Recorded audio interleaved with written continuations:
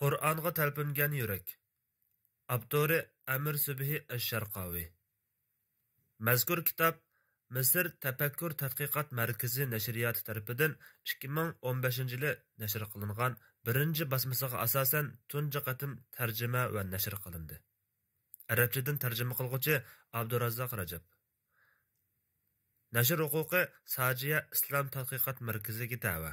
Har qanday o'rin yoki shaxsning xohlagancha ko'paytib tarqitishiga ruxsat qilinmaydi. Qur'on bajoyiki asalli o't oladigan parqiroq zaytun mayiga o'xshaydi. Mubodo u birli o't oldimi, undaqda sizga butun yaxshilik ato qiling'usi. Siz faqat toshni toshqa so'qishtirsangiz yoki sarangini yoqsangizli kifoya. U aziz kitobdir. Fussilat surasi 41-oyat. Qur'onning sirlari uning bilan uzun hamsuhbat bo'lgandila namoyon bo'ladi. Kimiki Qur'on haqiqatlarini nafsining yoshirin gunohlarini ko'ydirib tashlaydigan o'tli qalb bilan o'rganmaydi ekan, undaq kishi o'l Qur'on nuridan hech qanday nasiba ololmaydi. Tarjima qilg'uchidan. Shubhisizki, Alloh taolo islom dinining mo'jizasini xuddi burunqi dillardagidek Salih alayhissalomning tugisi yoki Musa alayhissalomning hassidek moddiy bir mo'jiza qilmadi.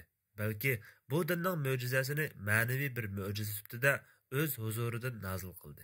Shuningdek, Alloh taolo bu kitobning aqlsiz, nodonlar uchun emas, balki aql, zehn va ilm tafakkur egalari bo'lgan qavmlar uchun xitob ekanligini nurg'un oyatlarda bayon qildi.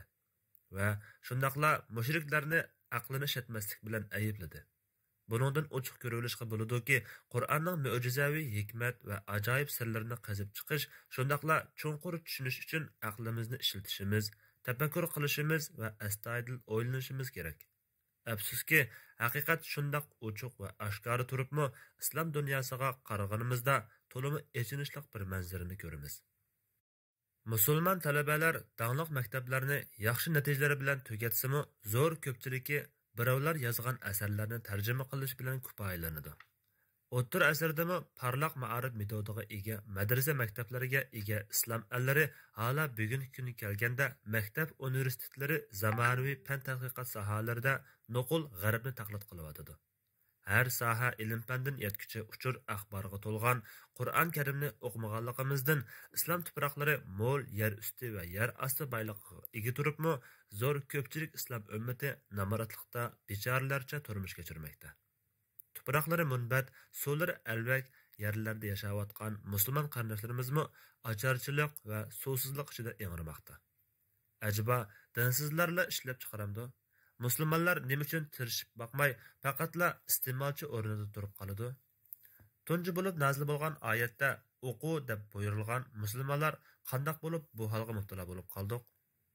Biz nima uchun Alloh taolaning aqlini ishlatmaydi, tushunmaydi degan sifatlarga loyiqdek bir holda ko'rinamiz?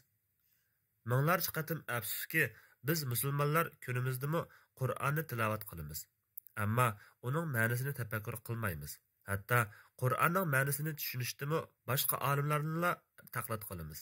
O'zimiz ijtihod qilib izlanmaymiz.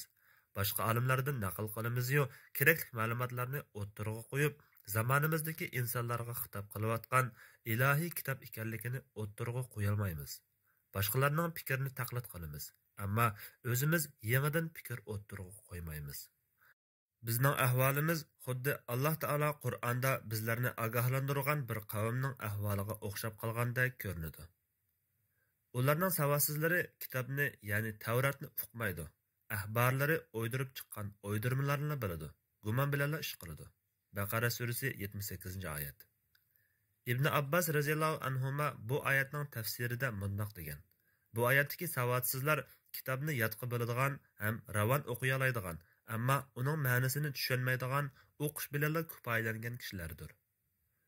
Islom dinining 4 asosining biri bo'lgan ijmo haqida Qur'on oyatlaridan birini dalil keltirish to'g'risida so'ralganda, Hazrati Imom Shafiiy rahimahulloh Qur'on Karimni 300 qatim tamom qilib, nihoyat buni oyatni o'qib bergan ekan. Kimki o'ziga mo'jizalar orqali to'g'ri yo'l aniq bo'lgandan keyin payg'ambarga, ya'ni uning amriga muxolifatchilik qiladigan, mo'minlarning yo'lidan g'ayriga ergishadigan, uni o'z yo'liga qo'yib beramiz. Uni oxiratda jahannamga kirgizamiz. Jahannam nima degan yomon joy? Sura Nisa 115-oyat.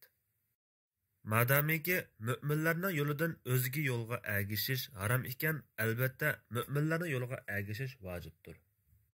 Mo'minlarning yo'li bo'lsa ijmodir. Bizchu zamonimizdagi masalalarga javob topish uchun qalblar shifosi, dardlar davosi, aqllar xaritasi bo'lmish sha'ni ulug' Qur'on Karimga qanchalik yuzlandik, o'zimizni qanchalik bag'ishladik. Barcha kishilar bilish uchun o'qigan bo'lsa, biz faqatla o'qish uchun o'rganadigandak o'ylanish va tafakkurdan to'limi yiroqmiz. Shunda qilib, aqlimizning ijodkorlik va ijtihod ruhini asta-asta yo'qotib, dinning ruhi sog'lom aql bilan ergishish, dunyoning ruhi bo'lsa ijodkorlik ekanligini unutib ketdik.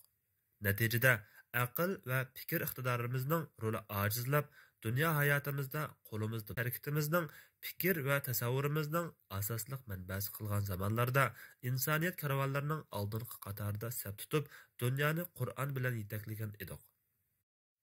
Vaholanki bugun biz Qur'ondan yuz o'rib, sog'lom aql bilan tafakkur qilishdan, cho'nqur tushunishdan va Qur'onni amaliy axloqimizga aylantirishdan yiroqlashib, Rabbimizni unutdik. Buning sababidan Rabbimiz bizlarga o'z kimligimizni unuttirdi. Bu vaqtda Alloh taolo: "Sizlar Allohni unutgan, shuning bilan Alloh ularga o'zlarini unuttirgan kishilardek bo'lmanglar.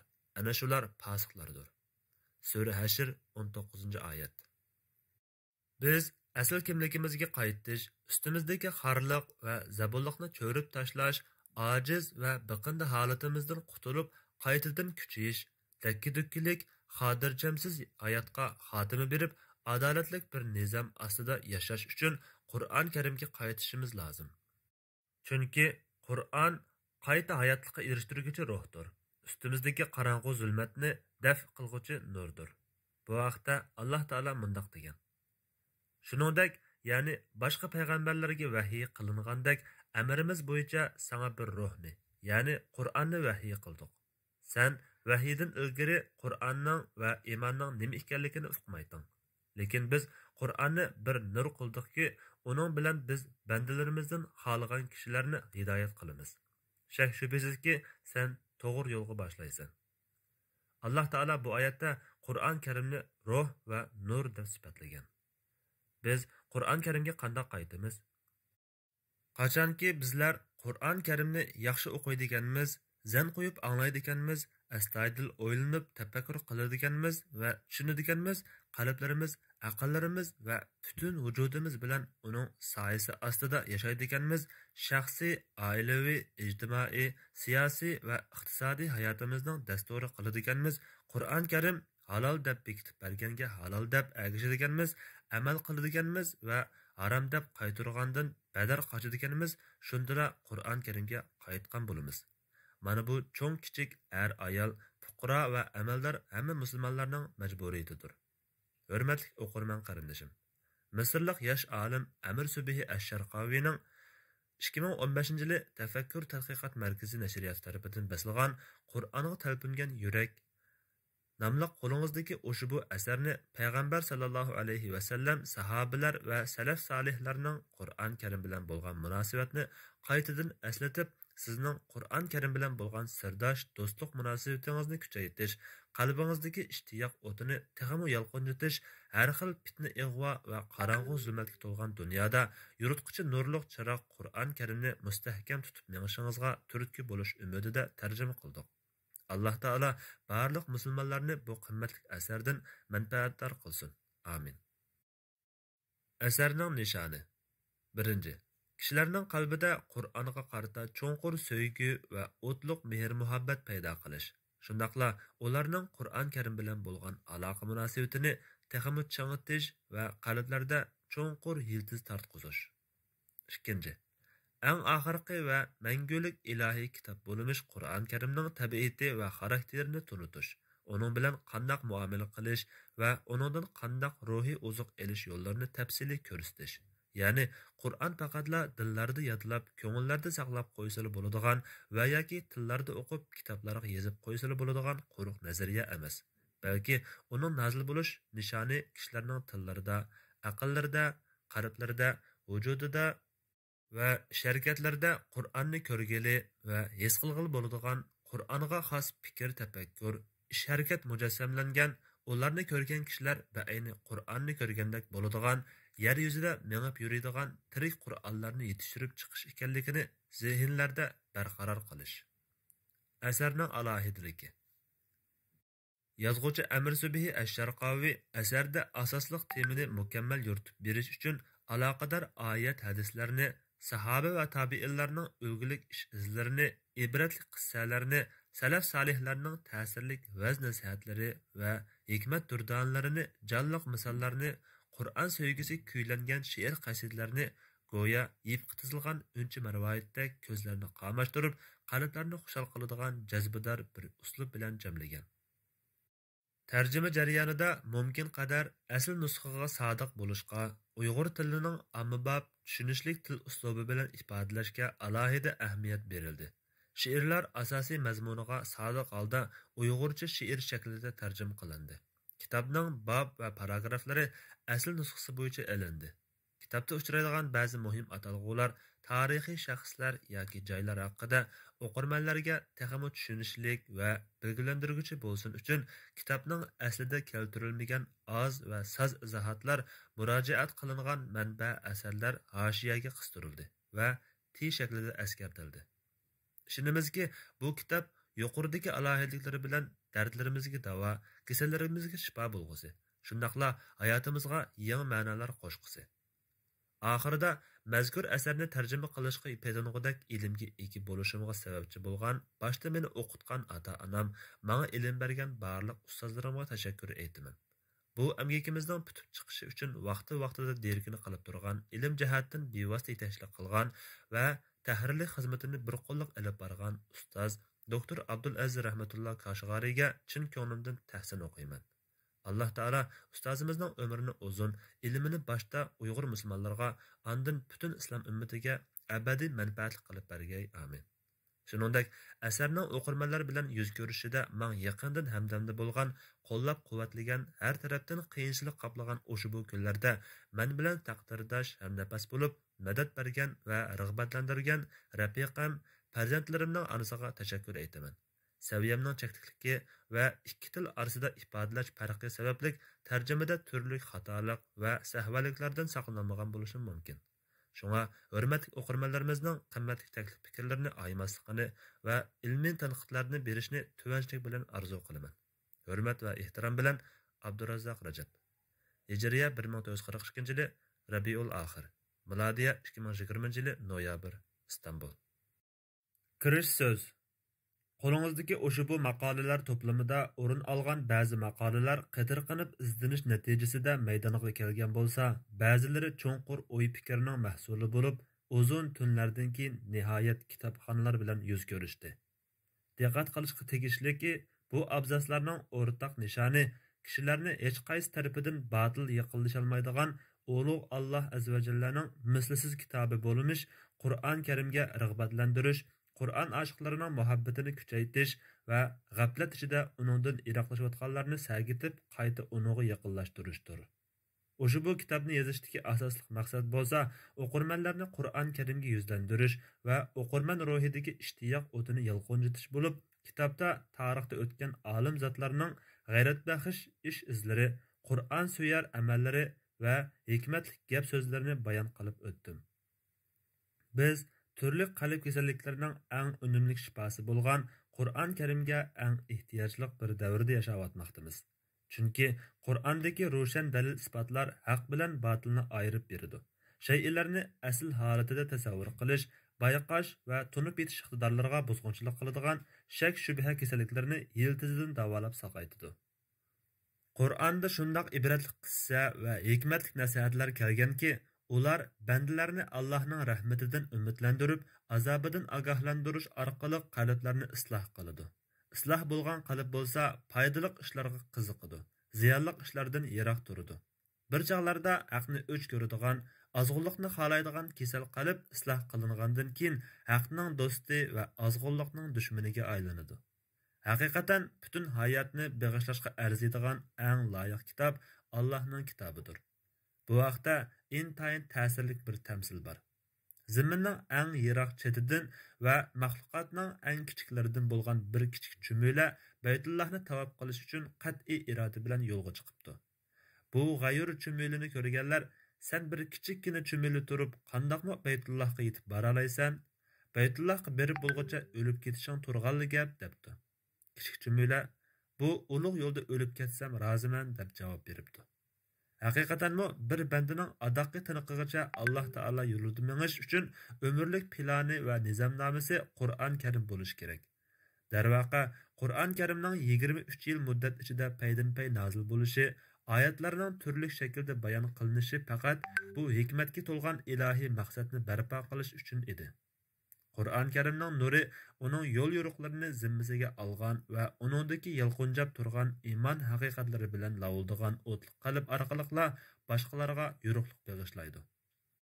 Ayyuhannas, ey islom ummatining zabardast yoshlari va navqiron arslanlari. Mana Alloh taolaning kitobi sizlarga nido qilmoqda. Ummat bo'lsa nola faryod ko'tarishmoqda. Bu sharafli vazifani birinchi bo'lib kimlar ustiga oladi? Kimlar joy-joylarda tang'irqash ishida yo'lni topolmayotgan kishilarga islom dinining yo'l yo'riqlarini yetkazish vazifasini ustiga olgan ixlosmand da'vatchilarning oldingi qatorida o'rin oladi? Kimlar Qur'on Karimning nuri uchun qalb panjarasini ochib, u orqali Parvardigorni atrofli bilish va mukammal tunish qizg'inligini oshiradi? Balkim ana shunday kishilar shahvat va shak-shubha kasalliklaridan iborat ma'naviy patqoqlar ichida tunjiqib ketayotgan millionlagan kishilarni qutqizish uchun Qur'on qutqizish atartida xizmat qilish sharafiga noil bo'lishi mumkin. Kimlar Qur'on Karimga amal qilishga bay'at berish uchun qo'llari titirmagan holda payg'ambar alayhisalomga qo'l sunalaydi. Kimlar Qur'on Karimning yo'l yo'riqlarini yetkazishdan iborat buyuk da'voning cho'g'ini siqimdayolaydi. Kimlar bu buyuk vazifa uchun "Men hozir ey Allohning payg'ambari" deb sharafli vazifani loyiqida ado qilib, ahdiga vafo qilalaydi. Ana shu kishilar payg'ambarlarning siddiqlarining izidan mengib, vahiyni yetkazuvchilarning yo'liga kirib ketalaydi. Alloh taolo mundaq deydi: Ular, ya'ni payg'ambarlar Allohning amr farmonlarini yetkazadi. Allohdan qo'rqadi. Allohdan boshqa hech kishidan qo'rqmaydi. Ey Muhammad, senmi Allohdan o'zga hech nimadan qo'rqmaslikda shu payg'ambarlarga ergashgin. Alloh hamma ishlardan hisob olishga yetarlikdir. Sura Ahzab 39-oyat. Kimki Alloh taolaning bandasi degan ismga loyiq ravishda hayotini Alloh taolaning diniga atayolaydi ekan va Alloh taolaning amr farmonlarini o'rganib boshqalarga yetkazalaydi ekan, u Alloh taolaning do'stligiga erishgan bo'ladi. Va ana shundoq bandiga Alloh taolo uning qo'li orqali butun yaxshiliklarning darvozasini ochishi mumkin. Alloh taolo mundaq deydi: Alloh haqiqatan har bir narsa uchun muayyan miqdor, muayyan vaqt belgiladi.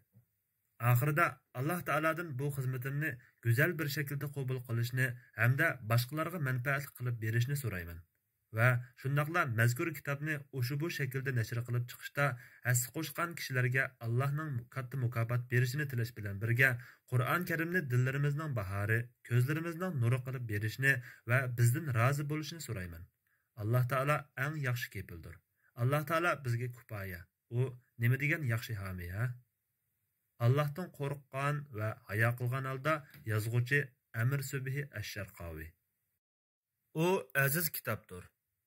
Aytibdilarki, Fuzayl ibn Iyaz Abyurt bilan Saraxas orasida qaroqchi edi. Uning bu noto'g'ri yo'ldan qaytishiga Sura Hadidning 16-oyatini anglab qilishi sabab bo'lgan edi.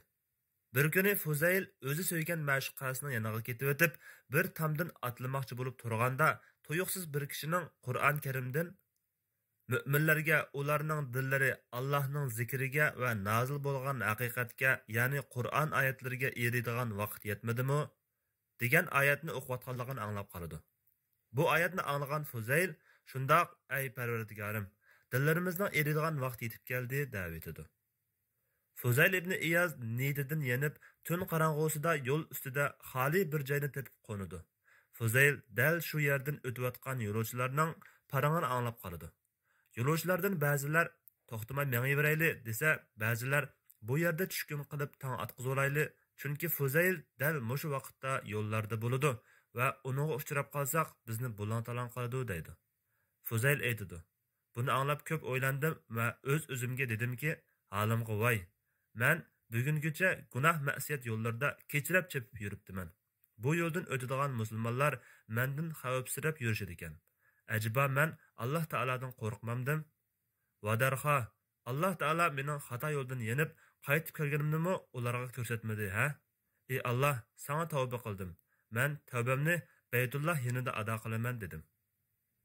Siz o'qigan yuqorqi qurlar Qur'ondagi bir oyat sababli gunohdan tavba qilish va Qur'on bilan yangidan do'stlik munosabatning boshlanish hikoyasidir. Yangidan boshlangan bu munosabat darvaqa Fuzaylning qalbida hayotining oxirigacha davom qilgan edi. Shundaqla bu munosabat sababli hatto Fuzayl rahimahullohning bu fazilatini o'zlashtirgan o'g'li Ali ibn Fuzayl Qur'on oyatlarining ajoyib ta'siridan jon taslim qilgan.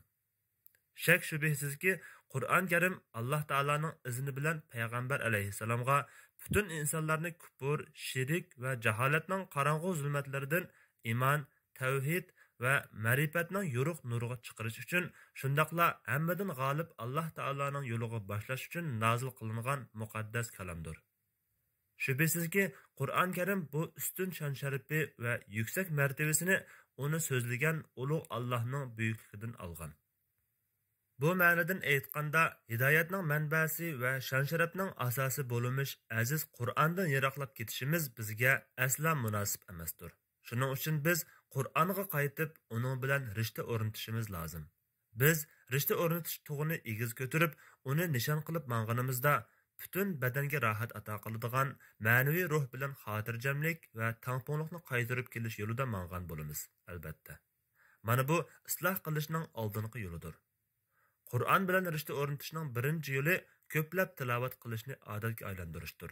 Bundaq deganimiz burunqidaklar tilovat qilish deganlik emas, balki tilovat qilayotganda boshqalarni saqlab turish yoki bir mashg'ulot ustida bo'lish degandek diqqatni chajadigan har qanday ishdan xoli holda o'qishdir. Chunki Qur'on mislsiz kitobdir. Shunga siz uningga eng qimmatli vaqtingizni ajratishingiz lozim. Shundaq ekan, siz uni butun diqqatingiz bilan o'qing. Vaqtingizga bixillik qilmang. Kimki bixillik qilsa, faqat o'zining zini uchun bixillik qiladi. Tilovat qilish uchun munosib vaqtni tanlash lozim. Bo'libmi, butun qalb bilan diqqat markazlashgan vaqt eng yaxshi vaqtdir. Ma'lumki, qalb markazlashgan vaqtda qilingan tilovatining va kecha ibodatlarning lazzati haqiqatan boshqacha bo'ladi. Afsus, chekdan oshgan materializmning tangma ta'sirlari tufayli bizning koinot haqiqatlari haqidagi tasavvurlarimiz o'zgarib ketyapmoqda. Halbuki kecha ayni kecha, kunduzmi ayni kunduzdir. Ey yo'lovchi, qorong'u kechada Qur'on hamrohing bo'lsin. Yodlagan oyatlarimni tilovat qilgan. Qur'onning cho'nqur hikmatlarini qazib chiqqan. Tun kechalarda Alloh taolaning kitobini tilovat qilib turadigan, ushbu ulug' kalamning egisiga doimo sajda qilib turadigan va hamisha Alloh taologa yaqin bo'lishni izlaydigan bedorlar qatoridan o'rin olgan. Qur'on bilan rishta o'rnatishning ikkinchi yo'li Qur'onni tushunishdir. Chunki inson ma'nosini tushunmagan so'zlardan huzur ololmaydi. Shuning uchun Alloh taolo Qur'onni tushunishga va haqiqatlarni bilishga targ'ib qildi. Shak shubhasizki, uyg'oq va sog'lom qalblar Qur'on Karimning ma'nolarini bilish uchun baygi maydonida chopadi. Ammo gunoh ma'siyatlar chirmib olgan kasal qalblar bo'lsa, birinchi qadamda erib qoladi. Biroq umidsiz bo'lmang. Siz Qur'on anglagan sari yoki o'qigan sari qalbni poklash, uni nurlantirish bilan va o'zingiz sodir qilgan yozuq ma'siyatlari sababli qardab ketgan qalbingizni oqartish yo'lida ilgirlagan bo'lasiz. Qalbingiz kirlardan adolanib pokiz bo'lganda, bara-bara nurlanib, Qur'on orqali hidoyat tepish borliqqa keladi.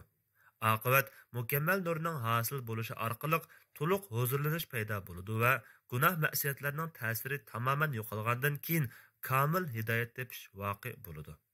Biroq nurg'un kishilar yozuq va g'ofillikning ta'sirini qalbdan yo'q qilib, Qur'on va namoz bilan huzurlana oladigan bo'lish uchun sabr taqat qilishga va uzun ham jafoliq kurash qilishga ehtiyojli ekanligini tushunmaydi.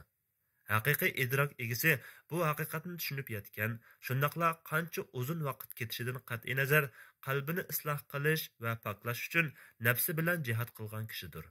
Shundaq bo'lgan ekan, siz Qur'ondan o'g'it nasihat oladigan aqlli odamlardan bo'lish uchun qisqa bir tafsir orqali bo'lsa-mu Qur'onni tushunishga hevasmand bo'ling. Qur'on bilan rishta o'rnatishning yana bir yo'li yaxshi ko'radigan kishilar bilan o'zaro o'rganish so'rinlari hozirlashdir.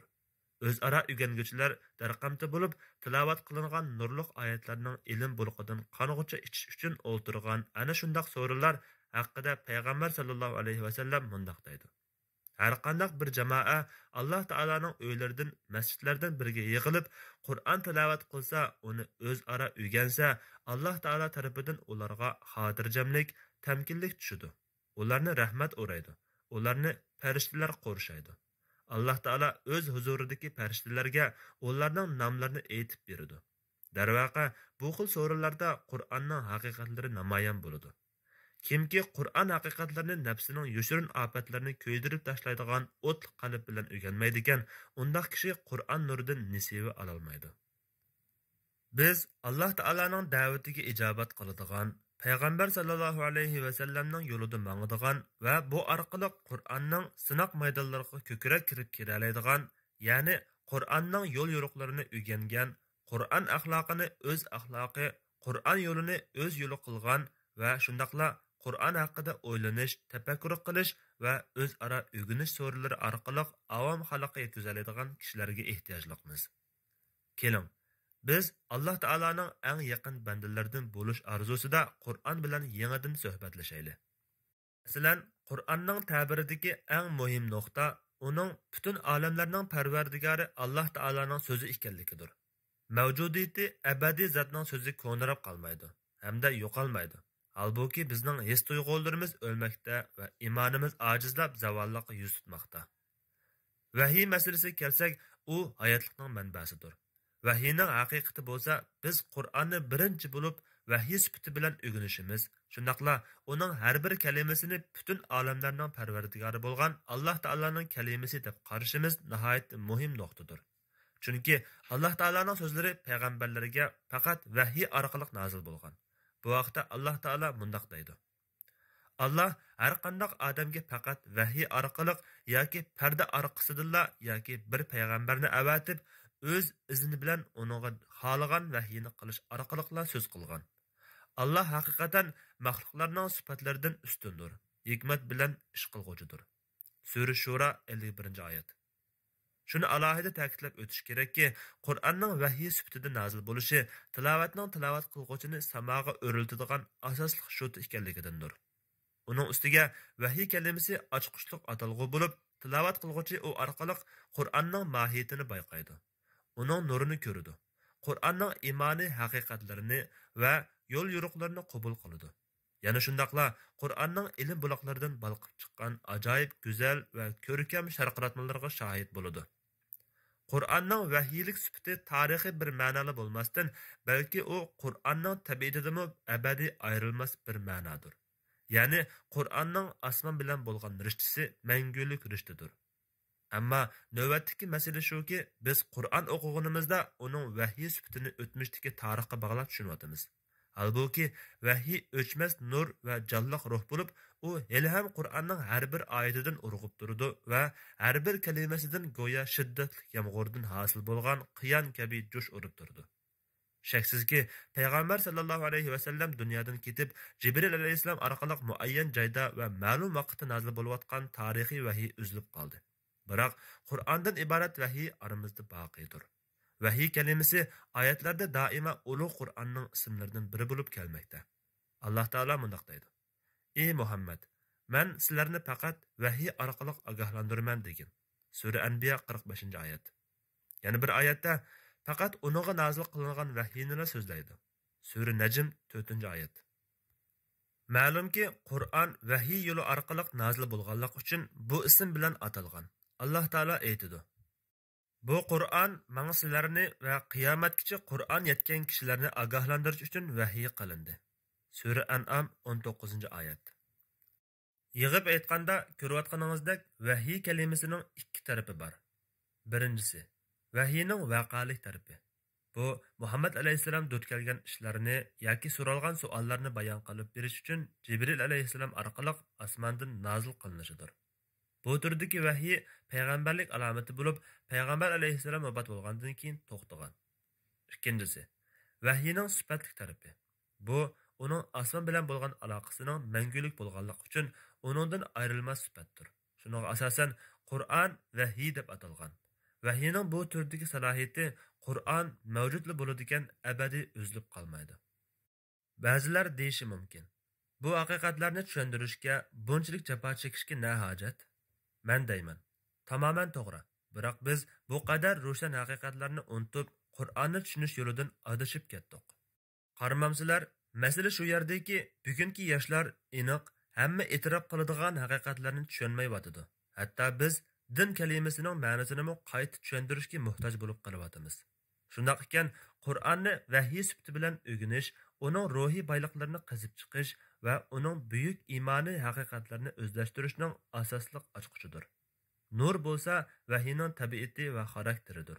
Shundaqla uning Qur'on uchun o'zgarmas sifati va negizlik haqiqatidir. Nur ruh demakdir. Lekin u Qur'on kalimalarida intayin yoshirin holda aylanib yuradi.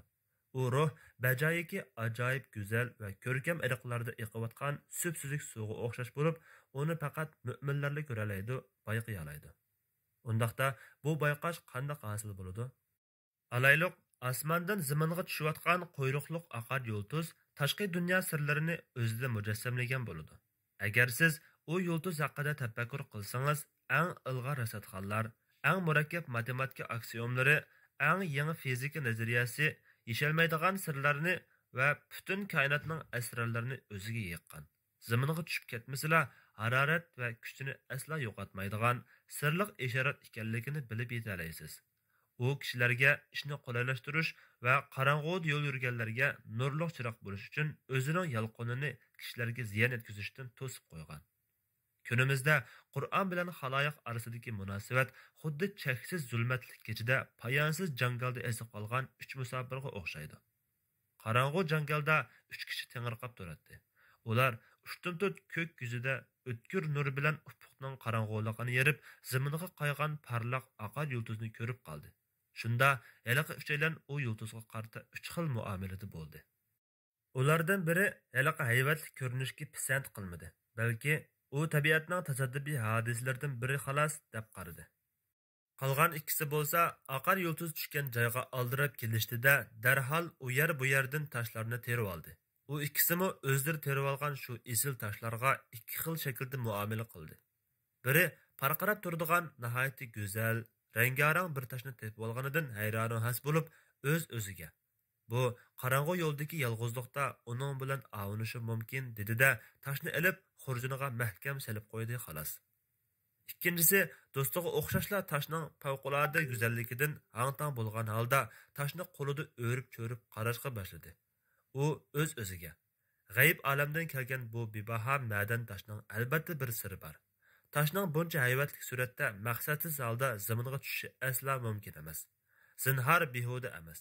Bu ishda cho'qim bir hikmat bor deb pishirildi va orqadanla u tosh parchalarini bir-biriga so'qishtirishga boshladi. Ayhat, bu ajoyib toshlardan o't uchquni chachirdi. Buni ko'rib u hayron bo'ldi-da, toshni bakrak so'qishtirib edi, uchqun chiqinga aylandi. Ma'dan tosh tadrijiy isishga boshladi.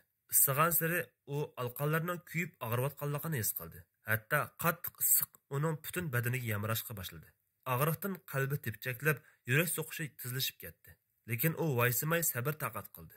Chunki uning qalbi bir tarafdan og'riq va mushaqqatni his qilsa-mu, yana bir tarafdan cheksiz saodat va aytib tugatkusiz ruhiy lazzat og'ushib cho'miyotdi. Uzun o'tmay uning qo'lidagi muborak tosh yorqin nurga to'ldi. Andan nur uning vujudiga kengayib, nihoyat uning butun jismi go'yo zaminga o'rnatilgan panus misoli nurga to'ldi. Uning yalqinjagan qalbidan barq urgan nur sholisi olam boshqaga ko'tarilib, o'rla-o'rla oxiri arsh a'loga yetdi. U kishi vujudidan samoga o'rlagan nurning yuqoriga ufqqa ulashganligini hayrat ichida tomosha qilayotganida, poyonsiz jangalni bosgan zulmatli kecha uning uchun beayni kunduzga aylangan edi. peshonasiga halok bo'lish kutilgan kishidan boshqasi ezib qolmaydigan darajada aydin va nihoyat ro'shan yo'l xaritasi o'z ko'zi oldida zohir bo'ldi. Shunda u cheksiz xushalliqdan bar ovozi bilan haliqi ikki hamrohiga nido qildi. Ey aziz qarindoshlarim, qashimga kelinglar, tez bo'linglar. Men oxir nijotlik yo'lini topdim. Alloh bizga bu jangaldan qutulishni nasib qildi, qarindoshlarim. Qaranglar, mana bu zulmat qorong'u jangaldan yo'riq nurga to'lgan dalaga chiqadigan yo'limiz. Arishdan tarqagan nurning sho'lisini ko'rdinglarmi? U bizga nijotlik yo'lini ro'shan ko'rsatib beryotidi. Alhamdulillah, biz nijotlikka erishadigan bo'ldik. Nijotlik u nihoyat ochiq qilib nijotlik tarafga ishorat qilyotdi. Nijotlik. Haliqi bir parcha toshni xurjini saqlab olgan kishiga kelsak, u qarindishiga agishishda va uning yo'lda mengishda hech ikkilanmadi. Chunki u madan toshning bir siri borligiga allaburun ishongan edi. Hamda u nurning yo'riqini o'z ko'zi bilan ko'rolmasimi, qarindishining ko'zi bilan ko'ryotdi. Ammo zaminga tushgan yulduzga parvasiz qaragan haliqi kishiga kelsak, qarindishi uningga har qancha nido qilgan bo'lsa-mu, u hidoyatni ko'rsatuvchi nurdan hech narsani ko'rmadi. Chunki uning qalbi buzuq aqida bilan pardlangan bo'lib, xiralashib ketgan qalb ayniki shuncha ro'shan nurnimi aks ettirolmagan edi. Shunga u qarindishining chaqiriqiga hech qanday gapiga ishonmadi. Aksicha uningga sarang elishib qolgan deb qara chapladi va o'zi yolg'iz qorong'u jangalda kezib, qarisiga yurib ketdi. Alloh taolo nima degan rost aytquchi, ha? Allah nur ato qilmasa, kim bo'lmasin nurni ko'rolmaydi. Ya'ni Allah hidoyat qilmagan odam hargiz hidoyat topolmaydi. Sura Nur 40-oyat. Qorong'u jangalda hidoyat topgan ikki kishi bo'lsa, biri yetakliguvchi, yana biri agashguchi bo'lib, nurliq yo'lda mengib ketdi. Yetakliguvchi bo'lsa, qiziq toshdan dardini tortgan va uning nurini ko'rib, Parvardigorning yo'lini ko'rsatish bilan mangan da'vatchidir. Agashguchi bo'lsa, nurga ishongan, qarindishining da'vatini qabul qilgan, uning iziga tushib, uning ko'rsatmasi bo'yicha mangan kishidir. Lekin u yo'l yurib o'tib, shaytonning vasvas qilishi va qalbiga qo'rqinish tashlash vajidan andisanda xatoliklar va ba'zi mag'lubiyatlarga yo'liqib turadi. Afsuski, uning shaytonning hiyla-mekriga qarshi turishda yetakliguvchisidan qabul qilgan narsadan boshqa dasmoyasi yo'q edi. Ular ana shunda xotirjam holda yo'lda ketayotganda tuyuqsiz agashguchi yetakliguvchidan mundoq so'radi. Qarindishim, Allohga qasam qilib turib sendan so'rayman. Bu muborak toshdagi nurning sirini qandoq yashkanligini menga deb bergin. Hayhot, o'sha bu nurning haqiqatini qarindishiga til bilan tasvirlab berishga ojizligini bilgan yetakliguvchi bir parcha toshni uning olqiniga silib qo'ydi. Agashguchi toshning ko'ydirguchi haroratidan varqirab tashladi. Toshni qo'lida uyan bu yoniga yumlatib beqib, darhol qarindishining olqiniga tashlab qo'ydi. Lekin yetakliguvchi intayin tamkin holda qiziq toshni ching siqimdab turardi. Agashguchi uningdan hayron bo'lib, "Sen bir cho'g'ni siqimlayotgansan nima?" deganida yetakliguvchi mundoq javob berdi. "Ha, qarindishim, uni tutqanlik ba'ayni cho'g'ni tutqanlikdir. Lekin qalb uningdagi nurni ko'rib, cheksiz saodatga cho'mishi bilan hosil bo'lgan ruhiy lazzat badandan og'riq tuyg'usini ineklatadi. Uning ko'ydirishini his qildirmaydi.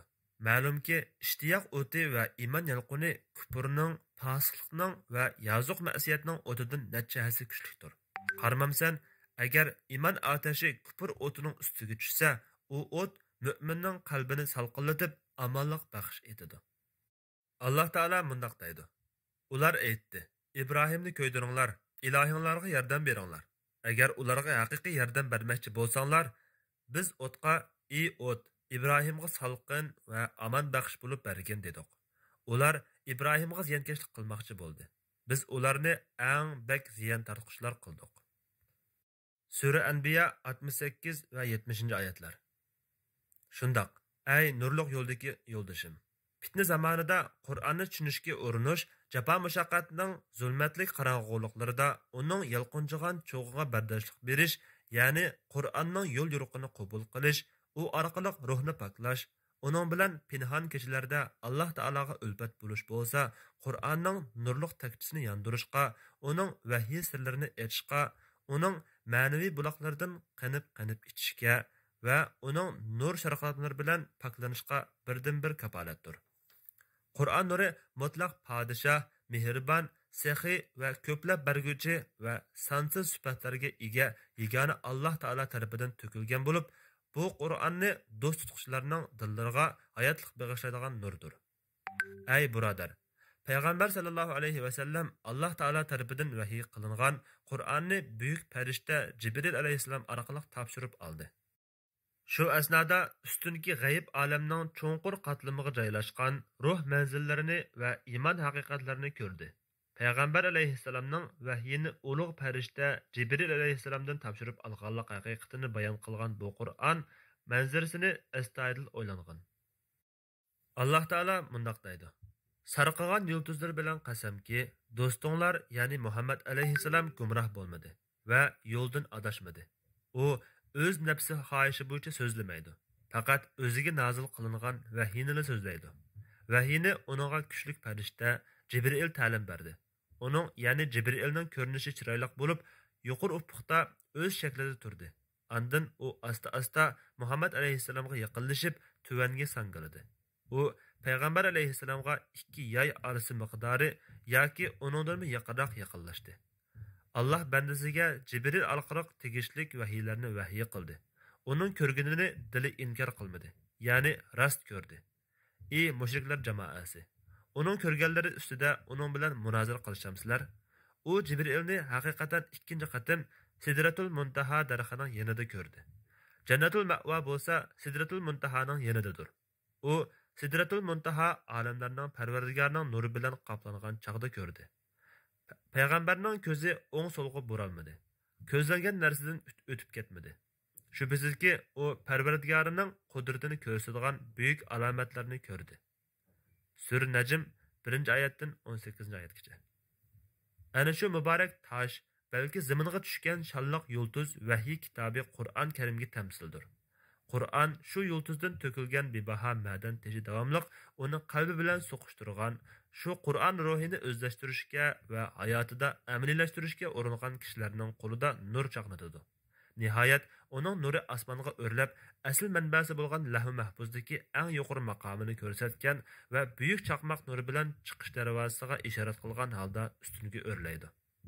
Undaq ekan, bu Qur'onga eslgan Qur'onning do'lqini qalbga tutashgan, uning nurliq sirlaridan bahramand bo'lgan, andan keyin zaminda shu Qur'onning adashtirmas nurlar ostida yo'l yurgan kishiga xush muborak bo'lsin. Shundaq, ana shu vahiy kitobi Qur'on o'zini o'qigan kishini tunji kalimasidan boshlab bevosita ruhoniy olamga ulaydi. Kishi bunda holda butun haqiqatlarni aniq bayon qiladigan, qo'shib qo'yish, ilm-fikr, o'ydirmalardan tamoman xoli bo'lgan Qur'onning ro'shan dalil va isbotlari bilan g'ayb olamning balkonidan bu dunyoga nazar soladi. Bilinglarki, Qur'on haq bilan botilni va to'g'ri bilan xatoni ayirg'uvchi nurdir. Alloh taolo mundaq deydi: Ey payg'ambar, aytqinki, sizlarga Parvardigoringlar tarafidan hidoyatni ozg'unlikdan ayirib ko'rsatadigan dalillar keldi. Kimiki uningdan ko'z yumsa, ya'ni bosh tortsa, o'ziga ziyon. Men sizlarga amalinglarni ko'rsatib turadigan kuzatchi emasman. Faqat sizlarni ogohlantiruvchi payg'ambarman. Sura An'am 104-oyat. Yana bir oyatda bundoq deydi: Ey mu'minlar, agar Allohdan qo'rqsanglar, Alloh sizlarga haq bilan botilni ayiradigan hidoyat ato qiladi. Gunohinglarni kechiradi, sizlarga mag'firat qiladi. Alloh katta fazl egasidir. Sura Anfal 29-oyat. Shundoq, ana shu vahiy kitobi Qur'ondir. Kimlar uni cho'g'ni puvlab, uning oyatlarining chiriqidan nur oladi, shundoqla u Qur'ondan iborat shota orqali ustungi olamga o'rlab, unda haq yo'lni ko'rgishlardan bo'lishi mumkin. Shuningdan keyin u yo'l xaritasini ko'ralaydi. Ey cho'g'ni siqimlig'uchilar, ey ko'kdagi oqar yulduzlarga ko'z tikayotganlar, bilinglarki, u nurliq vahiydir. O'zinglarni uningga bag'ishlanglar. Alloh taolo mundaq deydi: Ey mu'minlar, taat ibodatning mushaqqatlariga va sizlarga yetgan ig'irchiliklarga sabr qilinglar. Dushmanlarga ziyoda chidamchan bo'linglar. Chegaralaringlarni saqlab, jihodga tayyor turinglar. Maqsadlarga yetish uchun Allohdan qo'rqinglar. Ya'ni uning amriga muxolifatchilik qilmanglar. Sura Al-Imron 200-oyat. Ana shundoq kishilar faqat Alloh taolo muvaffaqiyat bergan kishilardir. Aziz Qur'oni Karimning shonliq tarixi haqida nuqtaliq bosqichlar. Shak shubhasiz shafaatchi ol Qur'on, mo'l mazmunliq boyliqimiz ol Qur'on, chin do'stimiz zerikmaymiz, qanmaymiz, o'qigancha shuncha go'zal ol Qur'on.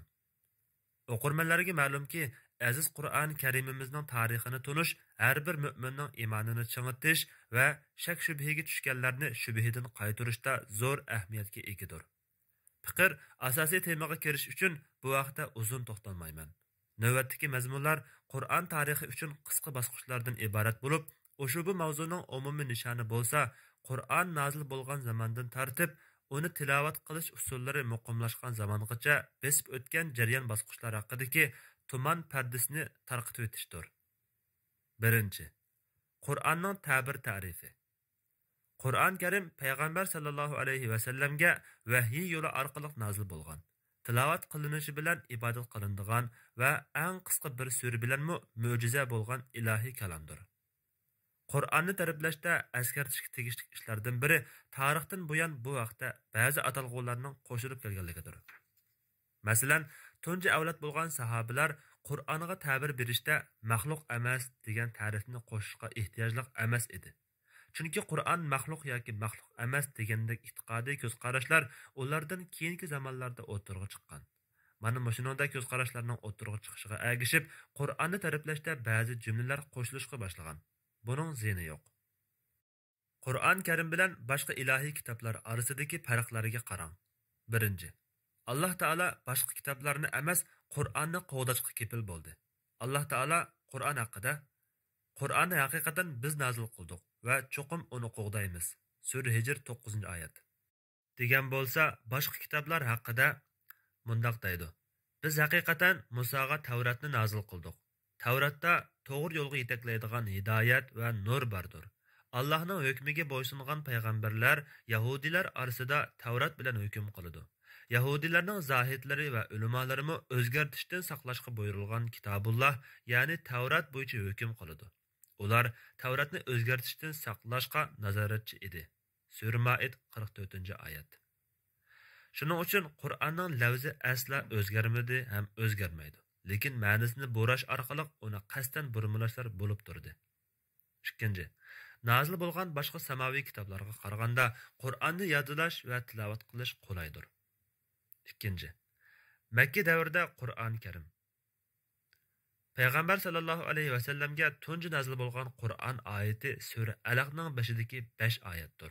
Shuningdan keyin bir mazgil vahiy to'xtab, keyinroq Muddassir surasining 5-dagi oyatlar nozil bo'ldi. Undan keyin Makki suralar deb tanilgan suralar Payg'ambar sallallohu alayhi va sallamga keyni-keynidan nozil bo'lishga boshladi.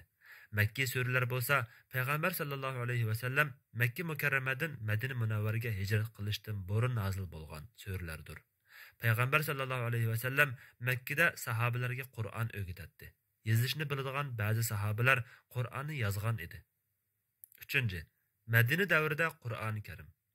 Payg'ambar sallallohu alayhi va sallam Madinaga kelib masjid barpo qilgan chog'larda omma ichida keng ko'lamda umumlashgan ishlardan biri Qur'on tilovat qilish bo'lgan edi. Qaraydigan bo'lsak, Payg'ambar sallallohu alayhi va sallam sahobalarga Qur'onni yetkazishga naqadar ahamiyat berganligini ko'rsatib beradigan nurg'un ko'rinishlar bor. Birinchi, namoz va xutbalarda tilovat qilish orqali ularga Qur'on anglatgan. Jumladan ba'zi sahobalar sura Qaf qatorliq ba'zi suralarni Payg'ambar sallallohu alayhi va sallamning juma xutbasida ko'p qatim takrar o'qishidan yodlab olgan edi. Ikkinchi, Qur'on tilovat qilishning o'ziga tushliq savobi borligi aniq. Shundaqdimi Baqara va Al-Imron suralaridagi ba'zi suralarni tilovat qilishga uningdan ziyoda alohida ajr bayon qilgan. Uchinchi, sahobalar Payg'ambar sallallohu alayhi va sallamdan ayrim o'rgangan. Masalan, Abdullah ibn Mas'ud va Zayd ibn Sabit radhiyallohu anhular Rasulullohga Qur'onni ayrim o'qib bergan. Kishilar ixtilofga tushganda Payg'ambar sallallohu alayhi va sallamning o'ziga murojaat qiladi. Shunga Qur'on haqida ixtilof bo'lmagan edi. Balki Qur'on harflarida, tavushlarda ixtilof tug'ilsa, Payg'ambar sallallohu alayhi va sallamning yoniga berish orqali hal bo'ladi. Bu xususda yozilgan, murojaat qilishga bo'ladigan mashhur asarlar bordir. 4. Ahamiyat berganligining unumi sahobalarda ko'rildi. Buning bir misoli Abdullah ibn Mas'ud radhiyallohu anhu Bani Isroil, Kahf, Maryam, Taha va Anbiya suralari haqida shubhisizki u suralar burun nozil bo'lgan suralardan bo'lib, ular men burun yodlagan suralardan edi degan. Shundaqla o'z davrida qorilar deb atalgan bir turkum kishilar yetishib chiqqan. Afsuski, Yamama g'azotida ulardan bak jiqi shehidlik maqomiga yetgan. Shuning bilan Abu Bakr radhiyallohu anhu Qur'onni to'plamoqchi bo'lgan. Madina davrida bir qism vahiy yozuvchi kishilar o'tirg'i chiqqan. Payg'ambar sallallohu alayhi vasallam o'ziga biror oyat nozil bo'lganda vahiy kotiblaridan birini chaqirardi. Shuning bilan vahiy kotibi oyatni yozadi. Rasulullohning vahiy kotiblari qatorida Hazrat Osman ibn Affan, Ali ibn Abi Talib, Ubay ibn Ka'b, Zayd ibn Sabit, Muaviya ibn Abi Sufyan qatorliq sahobalar bor edi. Alloh ulardan rozi bo'lsin. Sahobalar vahiylarni ustiga xat yozg'ili bo'ladigan raxit yoki teri parchalari, pokiz nepiz yaypang toshlar, taxtaylar va tag'oq so'ngaklarga o'xshagan narsalarga yozgan edi. Yig'ib aytganda Madina davriga xos ishlar tuvandikicha. Birinchi, Qur'on Karim payg'ambar sallallohu alayhi vasallam zamonida xotirlangan. Ikkinchi, Qur'on Karim parcha narsalarga yozilgan edi. Uchinchi, u davrda Qur'on Karimni texib bir kitob shaklida to'plashga ehtiyoj tug'ilmagan. Bo'libmi, uni ko'paytirish, nusxalash va hokazo ishlarga ehtiyoj yo'q edi. To'rtinchi, Abu Bakr radhiyallohu anhu davrida Qur'on Karim. Imom Buxoriy Abu Bakr radhiyallohu anhu davrida Qur'onning to'planishi va uning sababini rivoyat qilib, Yamami kunida ko'plagan qarilarning shahid qilinishi, shundaqla buningdan keyinmi yana nurg'un qarilarning ketib qolishidan ansirashdir deydi. Bu voqeadan keyin Umar radhiyallohu anhu Abu Bakr radhiyallohu anhuga Qur'onni jamlash haqida maslahat berdi. Abu Bakr radhiyallohu anhu bu fikrni Zayd ibn Sabit radhiyallohu anhuga maslahat soldi. U ikkilanmasdan qo'shildi. Zayd ibn Sabit aqlli yigit edi. Uning ustiga u o'z vaqtida payg'ambar sallallohu alayhi vasallamning vahiy xotirliguvchisi edi. Mana bu alohidaliklar uni bu shiraflik vazifani ustiga olishga loyiq qilgan edi. Shunda qilib Zayd ibn Sabit radhiyallohu anhu Qur'onni raxt yoki teri parchalari, tag'oq so'ngaklari, xurma shoxlari qatorliq narsalardan va qarilardan to'plashga kirishib ketdi. Nihoyat Qur'onni to'plash xizmati eng inchki shaklda izlanib tahqiqlash, eng sog'lom uslubda ilmiy tekshirish olib berish bilan sahobalarning ko'z oldida tamomlanadi. Abu Bakr radhiyallohu anhu davrida jamlangan Qur'on na uning zamonida, na Hazrat Umarning zamonida qo'llanilgan. Toki Hazrat Osmonning zamonida qayta jamlanganga qadar bevosita foydalanish quroli sifatida qo'llanilmagandi. Aslida Qur'onni to'plashdagi asosli maqsad uni mukammal saqlab qolish edi. Darvaqa o'z zamonasida Qur'on o'rganishdagi tub qoida bo'lsa, bevosita qorilarning og'zidan o'rganish edi. Abu Bakr va Umar radhiyallohu anhularning birarsiga o'z zamonlarida jamlangan Qur'onni qarab o'qishni buyurganligi ma'lum emas. Sahobalar payg'ambar sallallohu alayhi vasallam ularga o'qib bergandek bir-biriga yodga o'qib berganligi mashhurdir.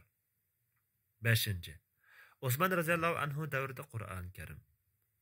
Osman radhiyallohu anhu davrida o'tirib chiqqan Qur'on tilovatidagi o'xshashmasliklar tufayli ba'zi ixtiloflar maydoniga keladi. Masalaning ta'xirsizligini ko'rgan Huzayfa radhiyallohu anhu darhol xalifa Osman radhiyallohu anhuning yoniga kelib ahvolni yetkazgan. Ro'shanki, ixtilof Qur'onning yozilishidan maydonga kelgandi. Bo'libmi, yangidan musulmon bo'lgan kishilar Qur'onni yodga o'qimasdan yozmalarni asos qilib o'qig'achqa oyatlarga qo'shib qo'yilgan kalimalarni ayriolmaganligi uchun bu xil ixtiloflar yuz bergan.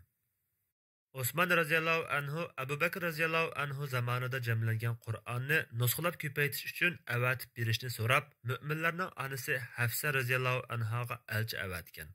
Dalillardan ko'rilishga bo'ladiki, Osman radhiyallohu anhu zamonida nusxalangan Qur'on Abu Bakr radhiyallohu anhu zamonida jamlangan Qur'onning tartibiga va boshqa taraflariga tamoman sodiq edi. Shuning uchun Abu Bakr radhiyallohu anhu zamonida jamlangan Qur'on ko'ydirilmagan. Chunki uning bilan Osman radhiyallohu anhu zamonida nusxalangan Qur'on orasida hech farq yo'q edi. Osman ibn Affan radhiyallohu anhu Qur'onni nusxalash xizmatiga Hazrati Zayd ibn Sabit, Abdullah ibn Zubayr, Said ibn As va Abdurrahman ibn Haris qatorliq sahobalarni tayinlagan. Allah ulardan rozi bo'lsin. Shuning bilan ular Qur'onni bir necha nusxa qilib ko'paytgan.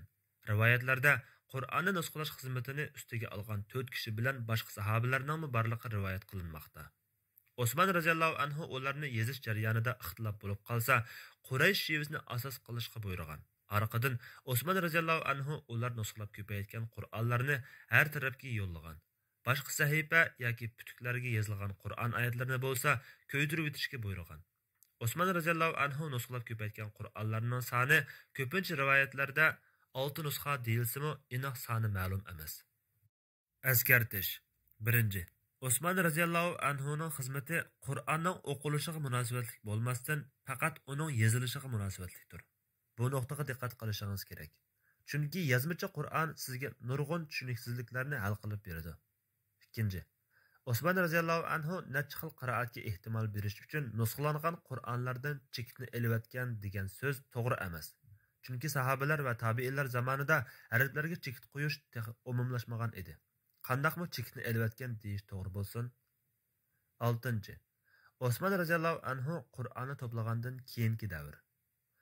Osman roziyallohu anhu nusxalangan Qur'onlarni shahar-shaharlarga yo'lladi. Shuningdan keyin Osman roziyallohu anhu avatgan Hazrati Abu Abdurrahman as-Sulami, Hazrati Zirru ibn Hubaysh qatorliq qiroat imomlari va ulardan boshqa qorilardek sanad silasi bir-biriga tutashgan qiroat olimlari borliqqa keldi. Shundan keyin qiroat turlarida ixtiyoriy tanlash o'tirg'i chiqqan bo'lib, boshqa babdagi tafsiliy ma'lumotlarga asoslanganda qiroat imomlarini Imom Abu Bakr ibn Mujohidni qo'shganda 7 yoki 8, hatto 10 deb tunishda ixtiyorlik bordir. 7. Umumiy qoidalar. Abu Jahil, Abu Lahablardek muttahamlardan keyin qandoqligi aljoqlar Qur'onga arab tili nuqtasidan til uzartadigan, bu bema'nilikdir. Chunki agar bu nuqtadan til uzartish, ayiblash mumkin bo'lsa edi, arab tilini buni aljoqlardan yaxshi biladigan, Qur'onga til uzartishga eng hirisman ashu Abu Jahillardek dushmanlar albatta bo'sh qo'ymagan bo'ladi. Qur'on Karimdan birmu kalima tushib qolgan emas. Qiroatlardagi o'xshashmaslik, masalan, Qur'ondagi tajri min tahtiha degan jumla boshqa bir qiroatda tajri tahtaha shaklda o'qilishi Qur'ondan ba'zi narsaning tushib qolganligiga dalil bo'la olmaydi. Chunki har kimki tajri tahtaha deb o'qisin yoki tajri min tahtiha deb o'qisin, Qur'onni to'liq o'qigan bo'ladi. Haqiqatda bu faqatla shakldagi o'xshashmaslik bo'lib, ma'no jihatda hech farq yo'qdir. Boshlashdan avval davolanish tajribaga boy tibobat va mahir tabib Ibn Taymiya rahimahullohdan so'rashdilar. Kasal chirmib olgan bemorlarning dorisi nima? Axloqi buzuq odamlarga na chora bor? O'rinlarga nima qilish kerak? Muvaffaqiyat qozonishning yo'li qaysi?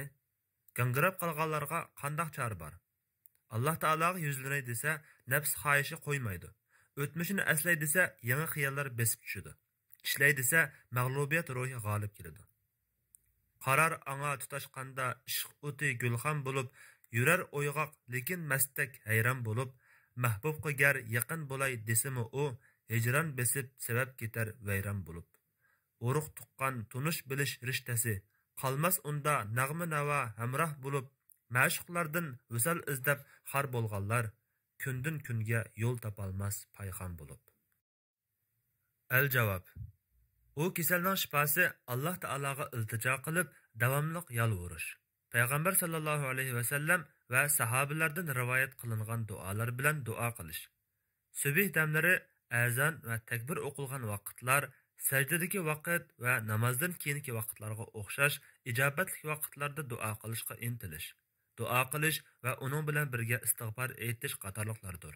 Chunki kimki Alloh taoladan gunohni tilab tavba qilsa, Alloh taolo uni umri oxirlashib, ajali kelguncha dunyo ne'matlaridan go'zal shaklda bahramand qiladi. Shundaqla atigan kechda uxlash vaqtida ma'lum zikrni o'ziga vazifa qilishi lozim. Zikrdan to'sqich amallarning ta'siriga sabr qilish kerak. Shundala uzun o'tmay Alloh taolo uni dargohidan bir nur bilan kuchlantiradi va qalbida iymonni mustahkam qiladi. Buning uchun butun vujudi bilan 5 vaqt namozni vaqtida komil ado qilishga hevesman bo'lish lozim. Chunki tush vaqtlarida yoki qattiq issiqlarda la havla va la quvvata illa billahil aliyyil azim. Yomonlikdan yuz o'rib, yaxshilikqa yuzlanishda kuch-quvvat faqat buyuk Allohning yordami bilandir degan duoni o'qishi lozim. Chunki kishi bu duo bilan og'ir besimlarni ko'tara oladi. Qo'rqinchoqlarga bardosh bera oladi. Oliy maqomlarga erishadi. Duo qilish va tilashdan zerikmaslik kerak. Chunki banda aldirabla qolmasa, duosi ijobat bo'ladi. Ma'lumki, banda aldirsa, duo qildim, ijobat bo'lmadi deb duoni tashlaydi. Bilish kerakki, sabr bilan g'alaba, azob bilan xushallik, qiyinchilik bilan osonlik doimo birgadir. Shundaqla mayli payg'ambar yoki boshqa kishi bo'lsin, har qanday odam buyuk yaxshilikqa faqat sabr taqat qilish bilan erishgan. Barliq hamd sana olamlarning parvardigori Alloh taologa xosdir. Bilginki, inson bir narsani ko'p tilga elishga o'zini zo'rlasa, nihoyat uni yaxshi ko'rib qoladi. Zikrmi shundoq. Dastlabda kishi o'zini zikriga zo'rlasa, oxiri zikr qiling'uchi bilan o'tirsida unis ulfat va sevgi hosil bo'ladi. Undan keyin zikr qilmay turolmaydigan bo'ladi-da, ko'p zikr qilishdan qo'lga keltirilgan mevaning o'zi boshqa bir xil meva beradigan bir daraxtga aylanadi. Bu so'zlar ayni ba'zi olimlarning 20 yil Qur'on o'rganishda jafo chekdim, andan uning bilan 20 yil huzur surdim degan so'zining ifodasidir. Mashq bilan huzur surish faqat unis ulfat va muhabbatdan barliqqa keladi. Unis ulfat bo'lsa, uzun mazgil o'zini zo'rlash, tabiiy holatiga aylang'ucha nafsini davomli zo'rlash va jafo chekishdan hosil bo'ladi. Bu ishlar qandoqmi mumkin bo'lmasin? Ba'zida inson dastlabda yegis kelmaydigan tamoqni yeyishda qiynaladi va jafo chekadi. Yeyishni davomlashtiraversa, tamoq uning tabiatiga yoqadi. Oxiri uningdan voz kecholmas holga keladi. Chunki nafs degan zo'rlangan narsaga ko'nadi. Nimaga odatlantirsangiz, shunga odatlanadi. Do'stim, Qur'ondan manfaatlanmoqchi bo'lsangiz, Qur'on tilovat qilgan va anglaganda butun diqqatingizni yig'ing. Ko'ngil qo'yib anglang. Qur'on bilan xitob qilayotgan Alloh taolaning huzurida ekanligingiz dilingizda hozir bo'lsin. Janobi Haq taolaning buningda haqiqat ustida fikr yurgizadigan, qalbga ega odam yoki vaz-nasihatga huzuri qalb bilan quloq soladigan odam uchun albatta vaz-nasihat bordir degan oyat karimasi shuni ko'rsatadiki, mukammal ta'sirlanish ta'sir ko'rsatuvchi omilga va ta'sirni qabul qiluvchi o'ringa bog'liqdir. Shundaqla ta'sirning hosil bo'lishi va ta'sirdan to'squchi omilning yo'q bo'lishi shartdir. Ushbu ma'no oyatda eng qisqa so'z bilan maqsadni aniq ko'rsatib beradigan shaklda bayon qilindi. Oyatdagi buningda albatta vaz-nasihat bordir degan so'z suraning boshdan boshlab mushu oyatgacha bo'lgan oyatlarda vaz-nasihat ta'siri borligiga ishoradir. Buningdan ma'lumki, ta'sir qiluvchi omil oyatlardir. Oyatdagi haqiqat ustida fikr yurgizadigan qalbga ega odam degan so'z bo'lsa, ta'sirni qabul qiladigan o'rinning insonning qalbi ekanligini ko'rsatmoqda. Bu oyatdagi qalbdan maqsad fikr yurgizadigan tirik qalb ko'zda tutilgan bo'lib, Alloh taolo bu haqda mundoq deydi. U faqat tiriklarni, ya'ni tirik qalb egallarini ogohlantirish uchun vaz-nasihatdir va ro'shan Qur'ondir. Sura Yasin 69-70 oyatlar. Shundaqla oyatda vaz-nasihatga huzuriy qalb bilan quloq soladigan odam deb kelgan so'z zan qo'yib anglash, butun diqqati bilan deyilayotgan so'zlarga quloq solish deganlik bo'lib, bu bo'lsa uningdan ta'sirlanishning shartidir. Shuningdek, huzuriy qalb bilan anglash bo'lsa, insonning qalbi va zehni g'ofil bo'lmagan holda Alloh taolaning kitobiga quloq solishdir. Deyilgan so'zlarni o'ylanish va muloyiza yurgizishdan qalbning g'ofil bo'lishi bo'lsa, unumli ta'sirning hosil bo'lishidan to'sqichi omil ekanligiga ishoradir. Qisqasi, Qur'on ta'sir qilguvchi o'qilsa, shundaqla tirik qalb ta'sirlanguchi hozir bo'lsa, hamda ko'ngil qo'yib anglashdan iborat shart topilsa va qalb o'qilgan oyatlarning ma'nosini tafakkur qilmay, boshqa narsalar bilan mashg'ul bo'lishdek ta'sirdan to'sqichi omillardan tozlansa, Qur'ondan manfaatlanish va vaz-nasihatga erishishdek yaxshi natija borliqqa keladi. Qur'on o'qishni davomlashtiringlar. Payg'ambar sallallohu alayhi va sallam Qur'onni davomli o'qib turgan bo'lsa-mu, Alloh taolo: "Ey Muhammad, sana vahiy qilingan Qur'onga ching esilgin. Sen haqiqatan to'g'ri yo'ldadirsan." Sura Zuhruf 43-oyat. Deyish orqali u zotni Qur'onga texim ching esilishga targ'ib qildi. Alloh taolo kitobni mahkam tutadiganlar, namoz o'qiydiganlar savobga erishadi. Biz yaxshi ish qilguvchilarning ajrini haqiqatan zoya qilib o'tmaymiz. A'rof surasi 170-oyat. Deyish orqali Qur'onga mahkam esilishni yaxshi ish qilguvchilarning belgisi qildi. Payg'ambar sallallohu alayhi va sallam Qur'onni tilovat qilish va o'zaro o'rganish orqali uningga mahkam yepishishga qiziqtirdi.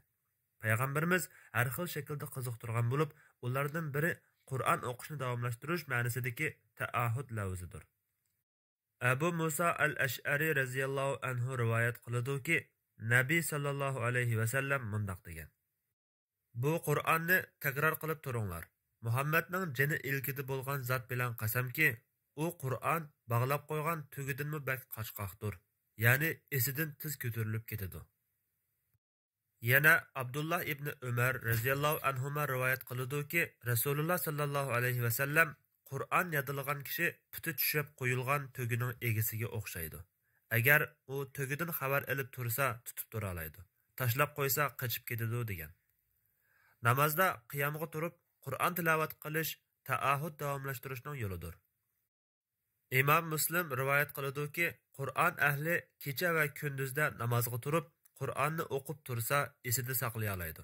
Agar namozda uni o'qimasa, unutib qoladi. Qur'on ahli Qur'onga odatlangan, Qur'onni o'ziga hamroh qilgan kishi degan ma'noda bo'lib, bu kalima xuddi Alloh taolaning jannat ahli degan so'ziga o'xshaydi. Qur'on mislsiz kitobdir. Uning sirlari faqat uzun mazgil hamsuhbat bo'lish bilan oshkorlang'usi.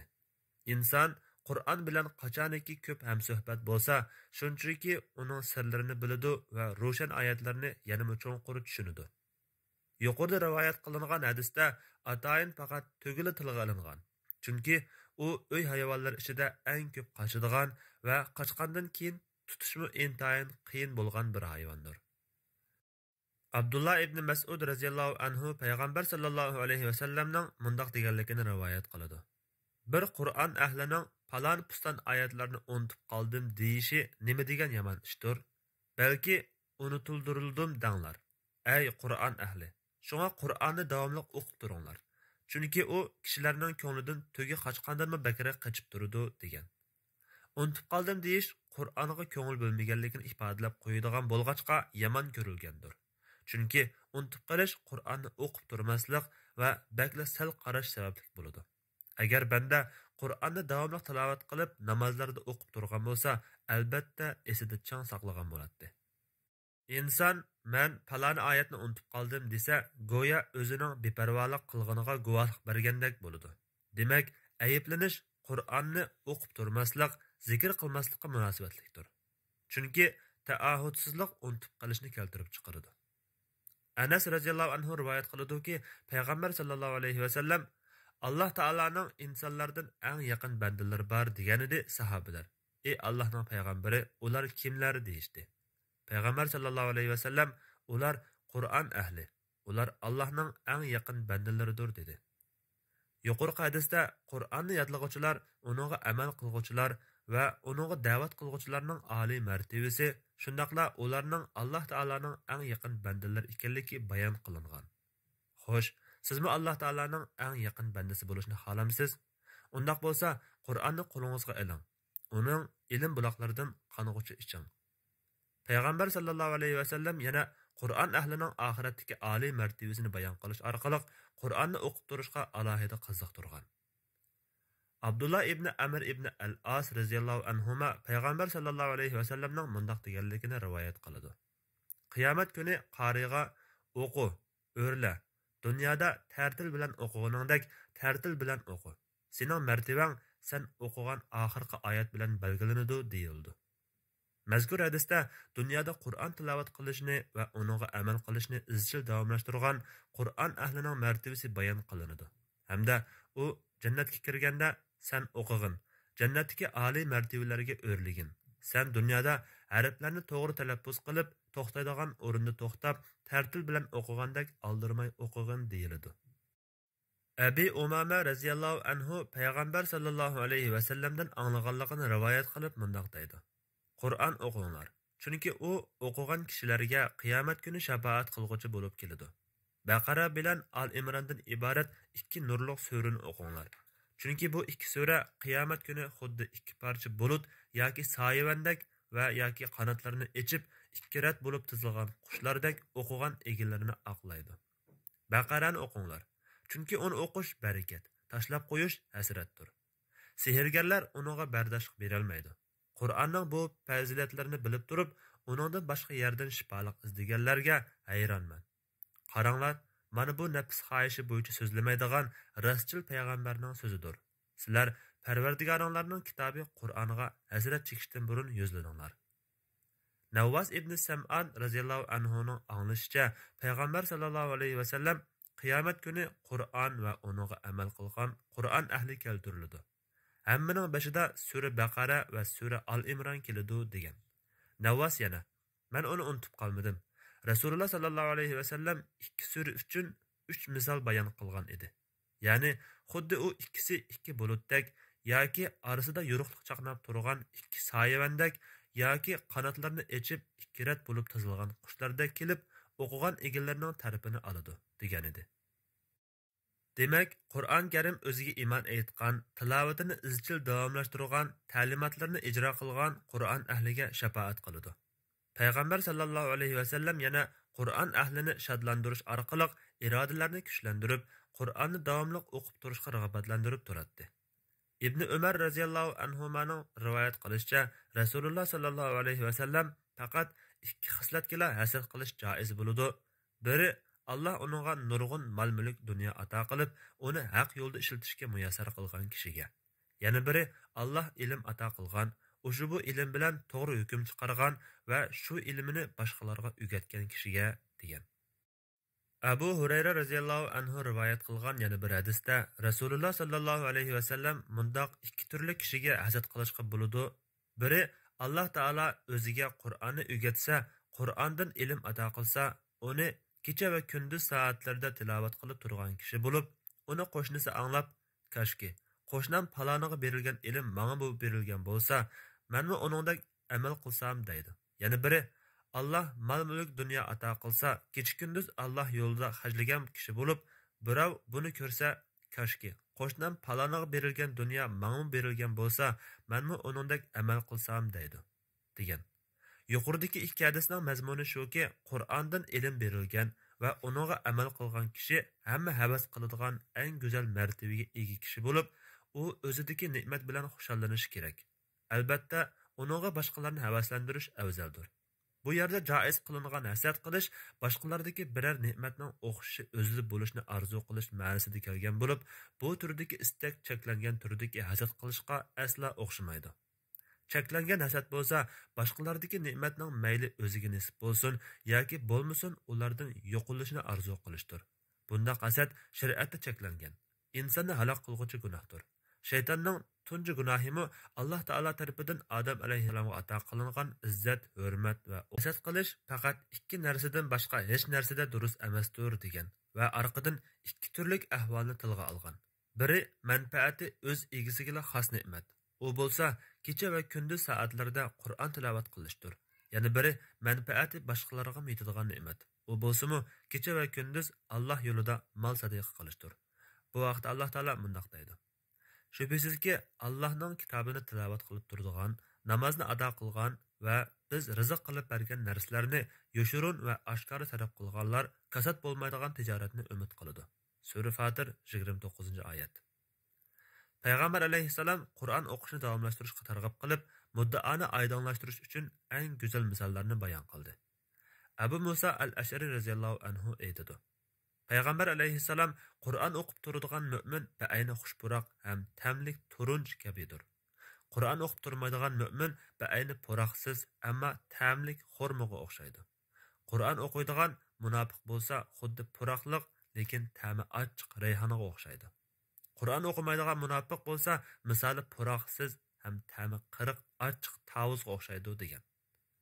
Yuqori hadis aqliy tasavvurga xos ma'naviy narsalarni real hayotdagi moddiy narsalarga o'xshatish bilan Qur'on o'qishni Payg'ambar alayhissalom kishilarning tasavvur va idrokiga tushunishli qilib sunish uchun ta'mi tatliq, xushpuroq, turunch mevasiga o'xshatdi. Mu'minning ruhidagi tatliq ta'm bo'lsa iymondir. Chunki go'yo turunch doimo shirin ta'mni saqlab turgandek, iymonmi sog'lom ruhda mustahkam yer oladi. Mu'minning ruhidagi xushpuroq bo'lsa Qur'on tilovat qilishdir. Chunki go'yo turunchning atrofini qoplab demoqqa urilayotgan xushpuroqidan kim pursa huzurlangandek, tilovatmi atrofga anglansa, anglagan kishilar uningdan manfaatlanadi. Payg'ambar alayhissalomning kelgusi zamon davomlashgan fe'l shakli bilan Qur'on o'qib turadigan degan so'zdan Qur'on o'qishni uzluksiz davomlashtirish maqsad qilingan. Chunki Qur'onni yodlashdan maqsad uning yo'l yo'riqlariga amal qilish, vaz nasihatlarni qabul qilish va ma'nilarining sirlarini bayqash uchun o'qishni izchil davomlashtirishdir. Suffa jamoatidan Uqba ibn Amir radhiyallohu anhu rivoyat qilib mundoq deydi: Biz suffada turayotgan vaqtimizda payg'ambar sallallohu alayhi vasallam yanimizga chiqib, qaysonlar gunoh o'tkazmagan ham sil rahimni uzib qo'ymagan holda har kuni atigini buthan yoki aqiq degan yerga berib, lokkisi yo'g'on ikki tuyoq tugini elib qaytib kelishni xohlaydi deb so'ragan edi biz. Ey Rasululloh, buni hammamiz xohlaymiz dedik. Payg'ambar alayhissalom undaqda kimiki adiganda masjidga berib, Alloh azza va jallaning kitobidan 2 oyat o'rganib yoki o'qib kelsa, bu uning uchun 2 tuyoq tugidanmi xayrlikdir. 3 oyat 3 tuyoq tugidan, 4 oyat 4 tuyoq tugidan xayrlikdir. Ya'ni qancha oyat o'qigan bo'lsa, shuncha tuyoq tugisi bo'lganidanmi xayrlikdir dedi. Abu Hurayra radhiyallohu anhu mundaq rivoyat qiladi.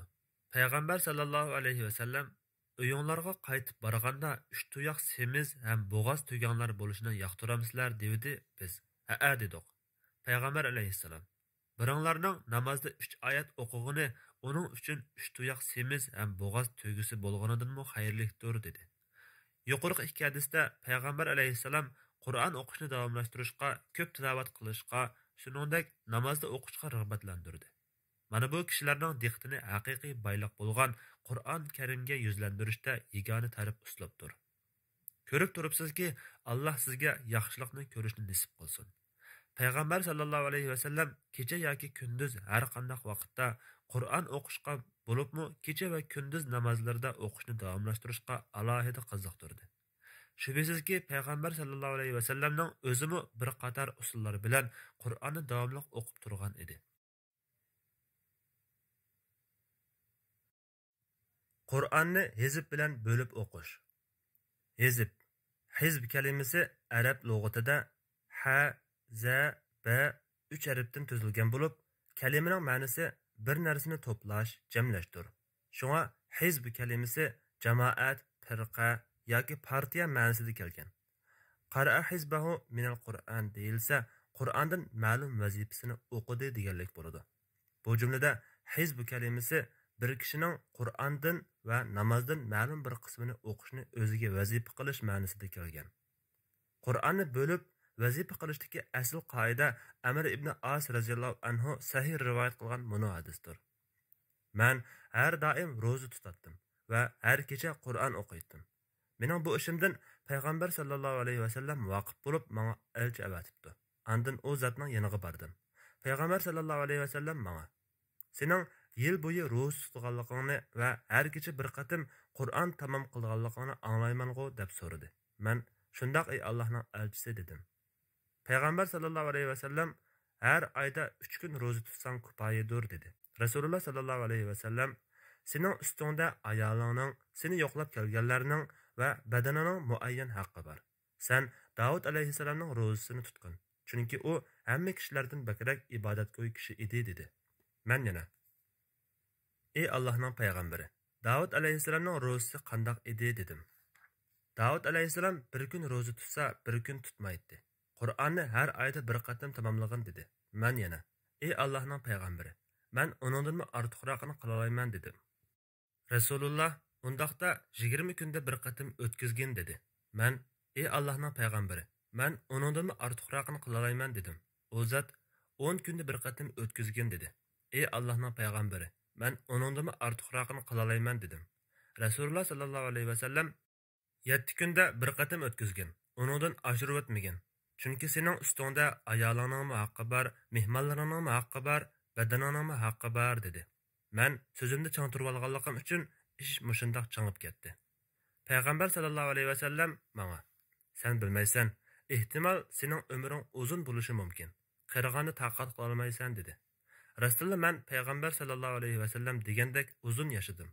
Yosh cho'ngaygan sari attang payg'ambar alayhissalomning ruxsatini qabul qilgan bo'lsam-chu deb pushaymon qilib ketdim. Avs ibn Huzayfa radhiyallohu anhu mundaq deydi: Biz Saqif qabilasining umiki bilan payg'ambar sallallohu alayhi vasallamning qashig'iga keldik. Kishilar Saqif jamoatini Mughira ibn Shu'ba radhiyallohu anhuning uyiga tushirdi. Payg'ambar sallallohu alayhi vasallam Bani Malik qabilasini o'zining chadiriga yerlashtirdi. Arqadan Payg'ambar alayhissalom har oqshom xubdandan keyin yanimizga kelib, o'ri turib tavliq qilardi. Uzun o'ri turib putlar talg'anliqdan putlarni pat-pat almashtirib turardi. U bizga eng ko'p so'zlab bergan ishlar o'z qavmi bo'lgan Quraysh qabilasidan chekkan aziyatlar bo'ldi. Payg'ambar alayhissalom yana mundaq dedi: Biz Makkada bo'zaq qilingan va haq-huquqlarimiz dafsanni qilingan kishilar edik. Mana endi ahvolimiz u chog'dagiga o'xshamaydi. Biz Madinaga kelganimizda ular bilan aramizdagi urushlarda goh biz ularning ustidan g'alaba qildik, goh ular bizni yengdi. Bir kun oqshimi Payg'ambar sallallohu alayhi vasallam har doimdagidan kechikib keldi. Men: "Ey Allohning elchisi, bugun oqshom kechikib qoldirg'u" degan edim. Payg'ambar sallallohu alayhi vasallam: "Qur'ondan o'qiydigan ma'lum vazifam bor edi, uni tamomlamay turib chiqishni xolamadim" dedi. Men Avs ibn Huzayfa radhiyallohu anhu sahobalardan: "Sizlar Qur'onni qandoq bo'lib vazifa qilib o'qiytinglar?" deb so'ragan edim. Ular: "Bizning vazifalarimiz tunji 3 sura, Baqara, Al-Imron, Nisa. Ikkinchi 5 sura, Maidadan Tavbaning oxirigacha. Uchinchi 7 sura, Yunusdan Nahlning oxirigacha. To'rtinchi 9 sura, Isrodan Furqonning oxirigacha. Beshinchi 11 sura, Shuaradan Yasinning oxirigacha. Oltinchi 13 sura, Saffatdan Hujratning oxirigacha. Yettinchi qisqa suralar, Qafdan Qur'onning oxirigacha edi deb javob berishdi. Yuqorqi ikki hadisda Qur'onni suralarga bo'lib o'qishning asosi bordir. Bo'lib o'qish Qur'on o'qishni davomlashtirishni osonlashtirish uchundir. Darvaqa Qur'onni suralarga bo'lib o'qish sahobalar orasida umumlashgan ish edi. Bu vaqtda Aisha radhiyallohu anha mundaq deydi: "Men Qur'ondan kundalik o'qiydigan vazifamni karvatda yetibmi o'qiyveraman." Abdullah ibn Mas'ud radhiyallohu anhu mundaq degan: "Qur'on Karim 3 kundan oz vaqtda tamom qilinmaydi. Sizlar uni 7 kunda tamom qilinglar. Kishi har kecha kunduzda vazifasini o'qishni davomlashtirsin." Ibn Taymiya rahimahulloh sahobalar Qur'onni biror surani bo'lmasdan bir qancha surani bir guruh qilib o'qigan edi deydi. U yana sahobalarning Qur'onni suralarga bo'lib o'qiganligi mutawatir hadislar bilan ma'lumdir. Suralarning va paralarning beshidagi harflar bo'yicha Qur'onni 28 va 63 qismga bo'lib o'qish ishi bilishimizcha dastlabda Hajjaj va uningdan keyingi zamonlarda borliqqa kelgan. Hajjaj shuningga buyurgan deb rivoyat qilinmoqda. Qur'onni harflarga bo'lib o'qish Iroqda keng yayildi. Madinaliklar bo'lsa uni bilmaydi. Qur'onni harflarga bo'lish Hajjaj zamonida Iroqda paydo bo'lganligiga qaraganda ma'lumki Payg'ambar sallallohu alayhi vasallamning davrida va uningdan keyin sahobalarning boshqa bir bo'lib o'qish yo'li bor. Chunki sahobalar bir qatim oyatlar bilan o'lchab 50 oyat, 60 oyat desa, yana bir qatim suralar bilan o'lchaydi. Biroq Qur'onni oyatlar bo'yicha 7 qismga bo'lishni hech bir kishi rivoyat qilmadi. Undaq bo'lgan ekan, Qur'onni suralarga bo'lib o'qish muayyanlashgan edi. Xulosa kalam, harflarga va oyatlarga bo'lib o'qishdan suralar bo'yicha bo'lib o'qish afzaldir degan. Qarilarda suralarga bo'lib o'qish umumlashgan bo'lib, bu ularning sunnatga uyg'un holda bo'lib o'qish usulidir. Bu ular orasida Famiya bishavqin degan ibora bilan mashhur bo'lib, har bir harf Qur'onning bir qismini ifodalaydi. Fi Fatiha surasi, Fatihaning beshidan sura Nisoning oxirigacha. Ikkinchisi Mi, Maida sura, Maidaning beshidan sura Tavbaning oxirigacha. Uchinchi Ye, sura Yunusning beshidan sura Nahlning oxirigacha. To'rtinchisi B, Isra sura, ya'ni Bani Isroilning beshidan Furqonning oxirigacha. Beshinchisi Shi, Shuara surasining beshidan sura Yasinning oxirigacha. Saffatning beshidan sura Hujratning oxirigacha. Yettinchisi Qaf, sura Qafning beshidan sura Nasning oxirigacha, ya'ni Qur'onning oxirigacha demakdir.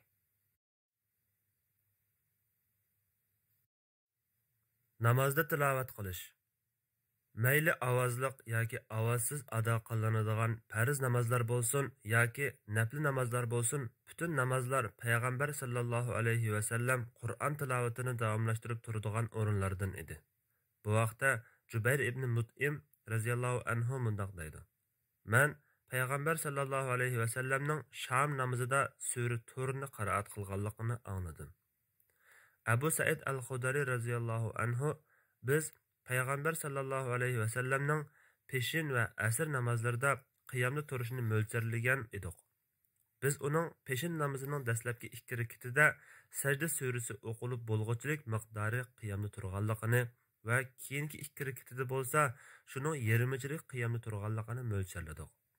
Biz payg'ambar sallallohu alayhi vasallamning peshin namozining keyingi 2 rakatida qiyomda turganchilik, asr namozining dastlabki 2 rakatida qiyomda turganligini va keyingi 2 rakatida bo'lsa, shuning yarmichilik qiyomda turganligini mo'ljalladik degan. Abu Barza radhiyallohu anhu mundaq rivoyat qiladi. Payg'ambar sallallohu alayhi vasallam bomdod namozini yanimizda o'ltirgan kishining dunyoligidek aydonliq bo'lg'uchi o'qib bo'ladi. Bu namozda 60 bilan 100 orasida oyat o'qiydi. Bu vaqtdagi hadislar ko'pdir. Qur'on tilovati bilan kechida qiyomda turish. Alloh taolo Qur'on o'qishni davomlashtirish yo'llarining bo'libmi qarilar uchun muhim ahamiyatga ega yo'llarining eng yaxshisi yodga olgan Qur'on suralarini tilovat qilish bilan kechida qiyomda turish ekanligiga ishorat qilib mundoq dedi.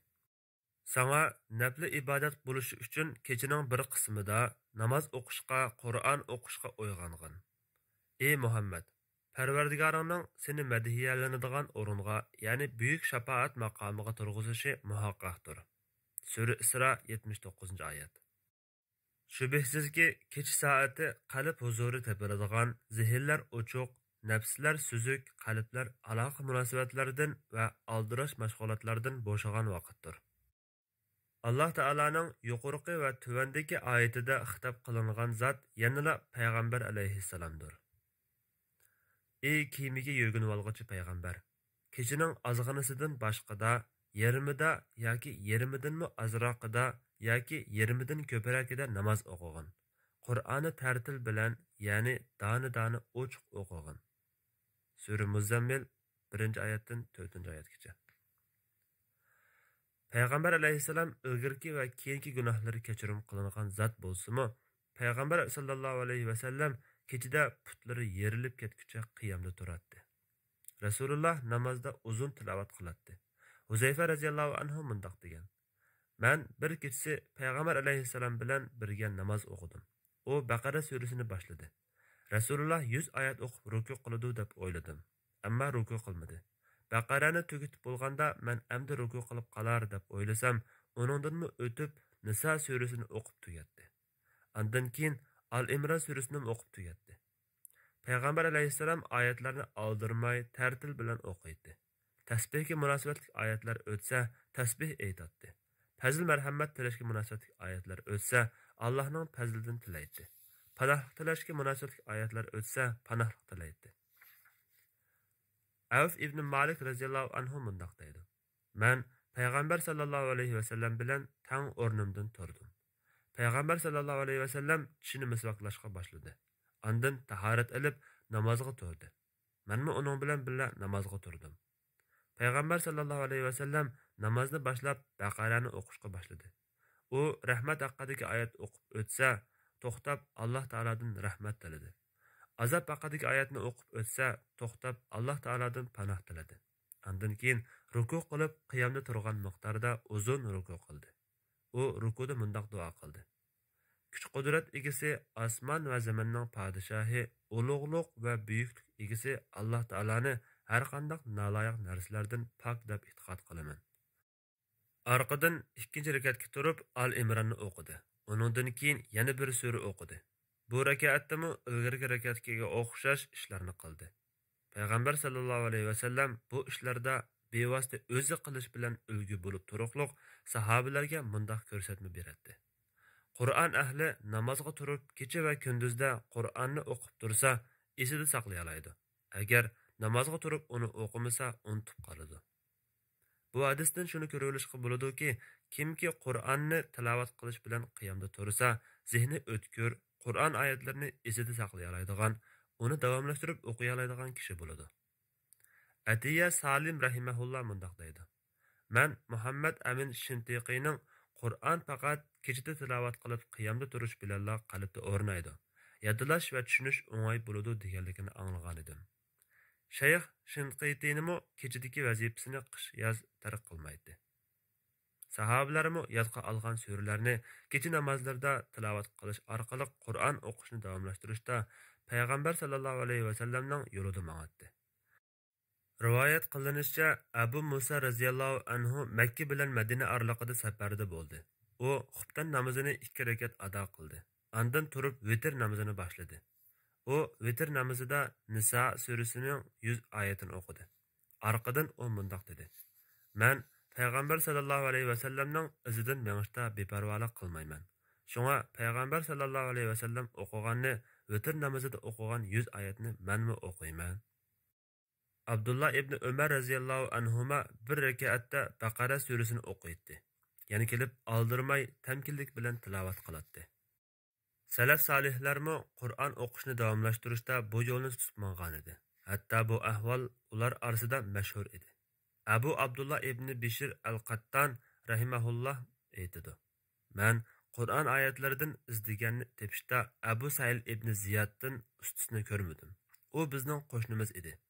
U kechada namoz o'qishni va tilovat qilishni uzluksiz davomlashtiradi. Qur'onni ko'p o'rganganligi uchun go'yo Qur'on hamisha uning ko'z oldida turgandek edi.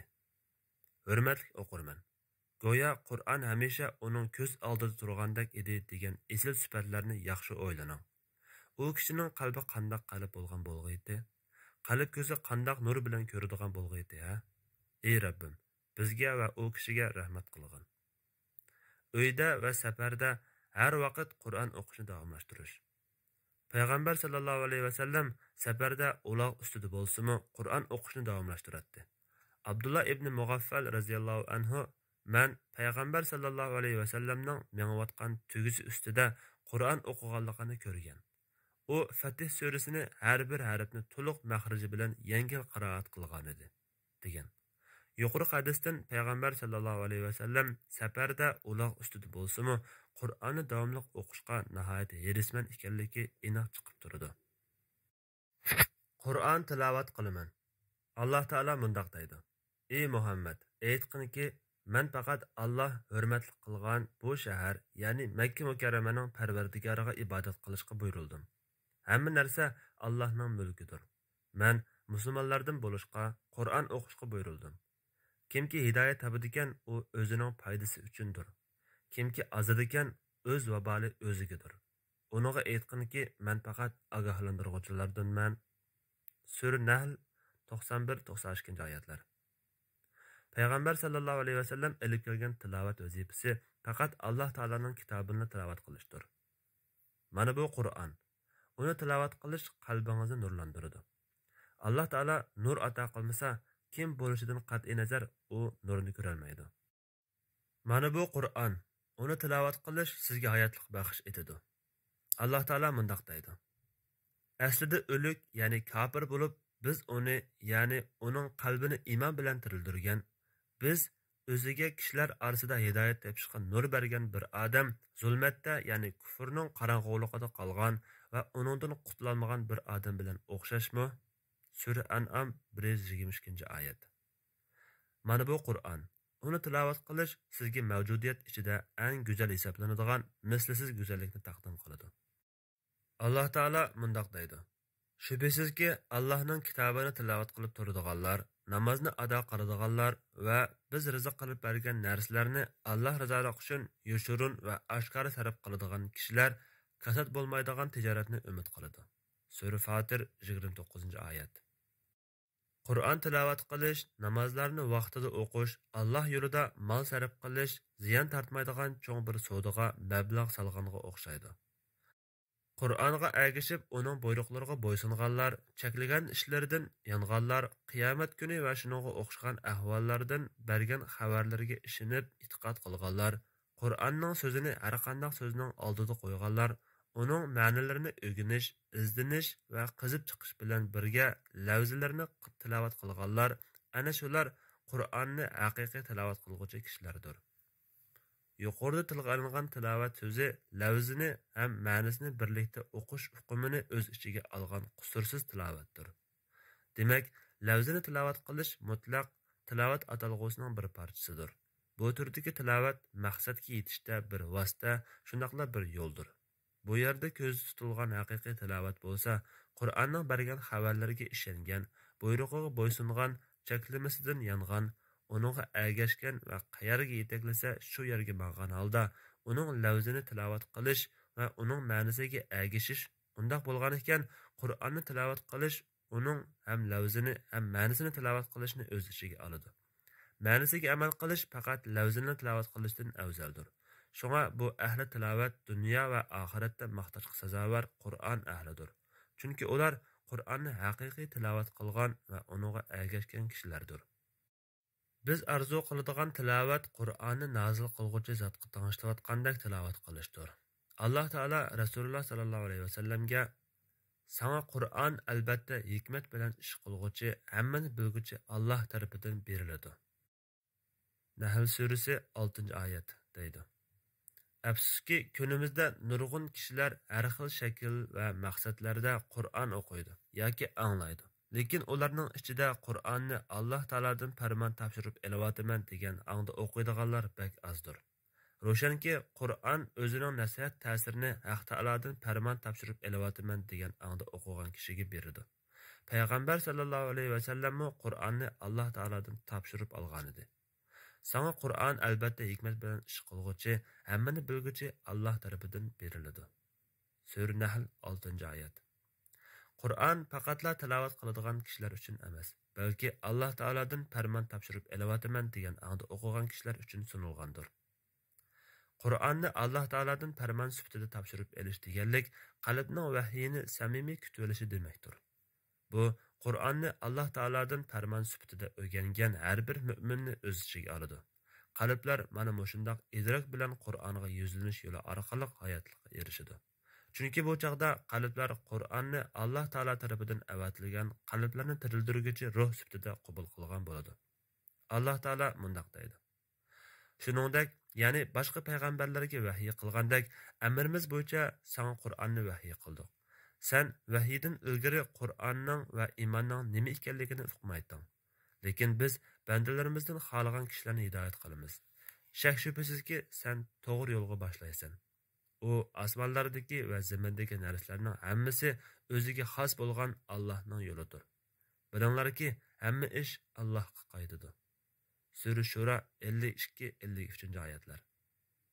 Qalbning vahiyni samimiy kutib olishi faqatla bandaning Qur'onga go'yo Qur'on shu topning o'zida nozil bo'layotgandek muomala qilish orqali amalga oshadi.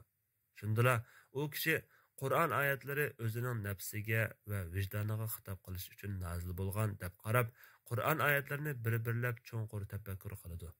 Orqadan Qur'on oyatlari u kishining qalbiga shu vaqtning o'zida hayotlik baxsh etadi. Bu sababdan Alloh taolo mushundoq tushuncha bilan Qur'onni topshirib olgan kishini Qur'onga huzuri qalb bilan quloq solgan odam deb sifatladi. Alloh taolo mundaq degan. Buningda haqiqat ustida fikr yurgizadigan qalbga ega odam yoki vaz nasihatga huzuri qalb bilan quloq soladigan odam uchun albatta vaz nasihat boridir. Qaf surasi 37-oyat. Bu kishi haqiqatan vaz nasihatga erishadi va qalbini g'aflat bosganlardan bo'lmaydi. Undaqda siz Qur'onni Alloh taolo tarafidan farmon sifatida topshirib olsangiz, sizga xitob qilayotgan Alloh taologa quloq solgan bo'lasiz.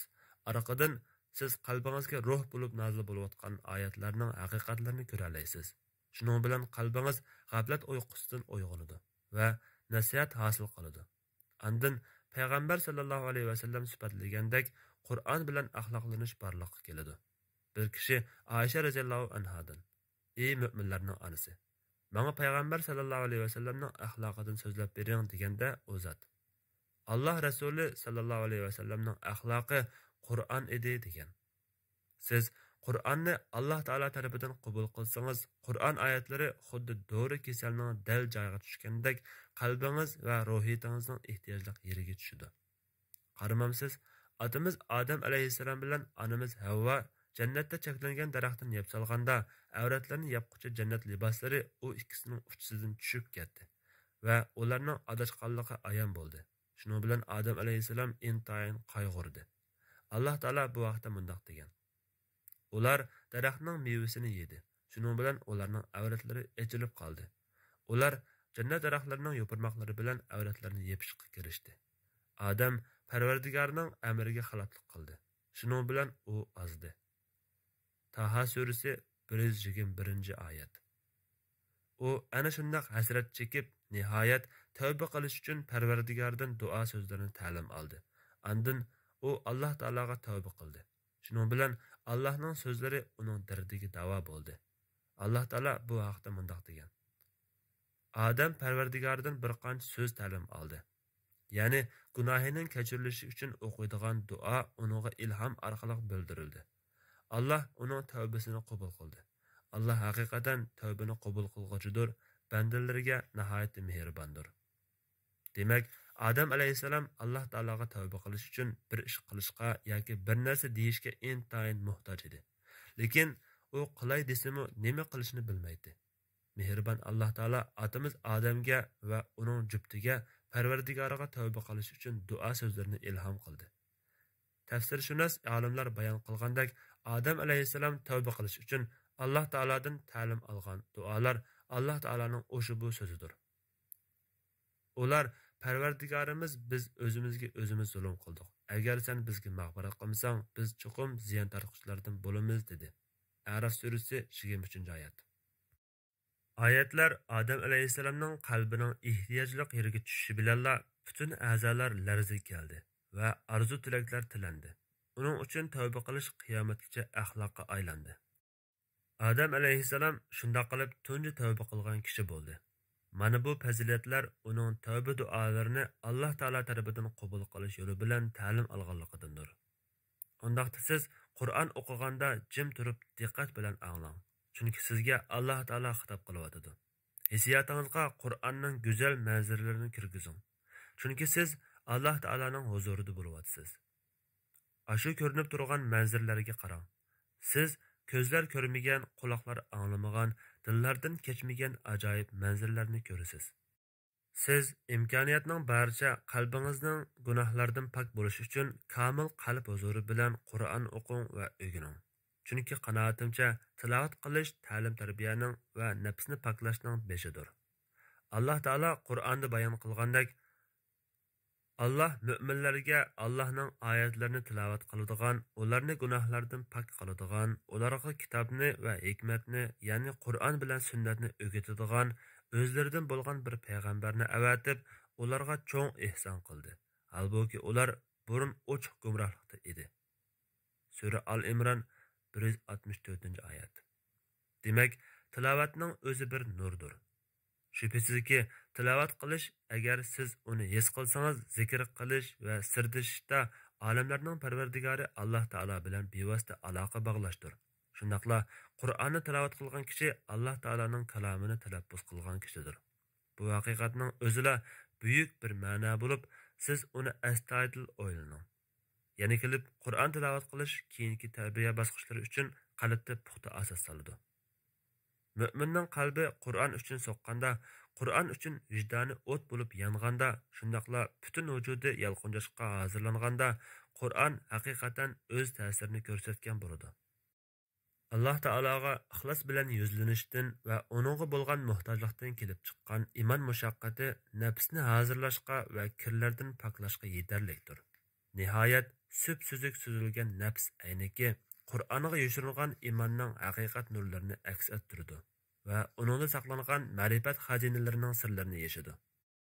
Iymon yo'lidagi mushaqqat rostchil mu'minning Qur'ondan iborat chaqmoqini yondirib, uning yalqinjab ko'yishga tayyor yaqilg'usiga o't yoqadi. Alloh taolo mu'minning qalbini iymonning paravuzini harakatlantiradigan motor qildi. Motorsiz harakat bo'lmaydi. Qalb qatib ketgan ham o'lik bo'lsa, uningdan talpinish shamollarimi chiqmaydi. Nur qandaqmi yo'ritmasin, Qur'on nuri qandaqmi chaqnasin. Demak, banda Qur'on bilan ta'sirlansa, u o'qilgan oyatga aloqador tasavvur osmonida parvoz qiladi.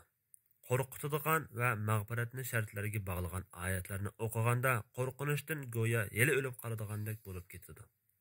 Kengchilik va mag'firat va'da qilingan oyatlarni o'qiganda so'yinib go'yo xushallikdan uchadigandek bo'lib ketadi. alloh taoloning ism va sifatlarini zikr qilgan oyatlarni o'qiganda uning ulug'ligiga bo'ysunib uning buyukligini his qilib beshini tuvan tutadi. Kafirlarning alloh taologa qilgan balo va xotin tuhmatlariga o'xshash alloh taologa naloyiq sifatlarni tilga olganligini zikr qilgan oyatlarni o'qiganda ularning so'zidagi nomussizlikdan hayo qilib ovozi pastlaydi va ichi urib ketadi. Jannatni sifatlagan oyatlarni o'qiganda uning ichida jannatga talpinish paydo bo'ladi. Do'zaxni sifatlagan oyatlarni o'qiganda uningdan qo'rqib lag'ildab titrab ketadi.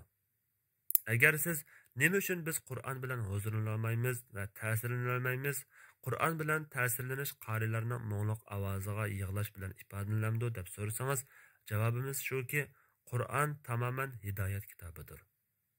Shundaqkim, Qur'on jahil mutakabbirdan boshqa qalbi kasal bo'lsin yoki bo'lmasin, har qanday anglag'uvchiga ta'sir ko'rsatadi. Agar Qur'on bilan ta'sirlanishning oldingi sharti qalbning har qanday kasaldan pok bo'lishi bo'lsa edi, albatta kishilarning Qur'on bilan hidoyat tepish yo'li to'silib qolgan bo'lardi.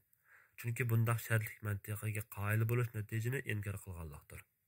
Masalan, Qur'onni anglashdan burun qalbni poklash shart bo'lsa, qalbni poklash uchunmi Qur'on anglash shart bo'lsa, bundaq to'qinoq mantiqsiz shartdan qandaqmi ijobiy natijaga erishgan bo'lsin? Amaliyotda kishi Qur'on anglaganda avval qalb ta'sirlanadi. Ondan uningga hidoyat yo'llari ochilishga boshlaydi. Shuning uchun siz nemishqa Qur'on tilovat qilganda yoki namoz asnosida qiroat qilganda uningdan ta'sirlanmaysiz degandek so'zlar mumkin bo'lmaydigan farazdir xolos.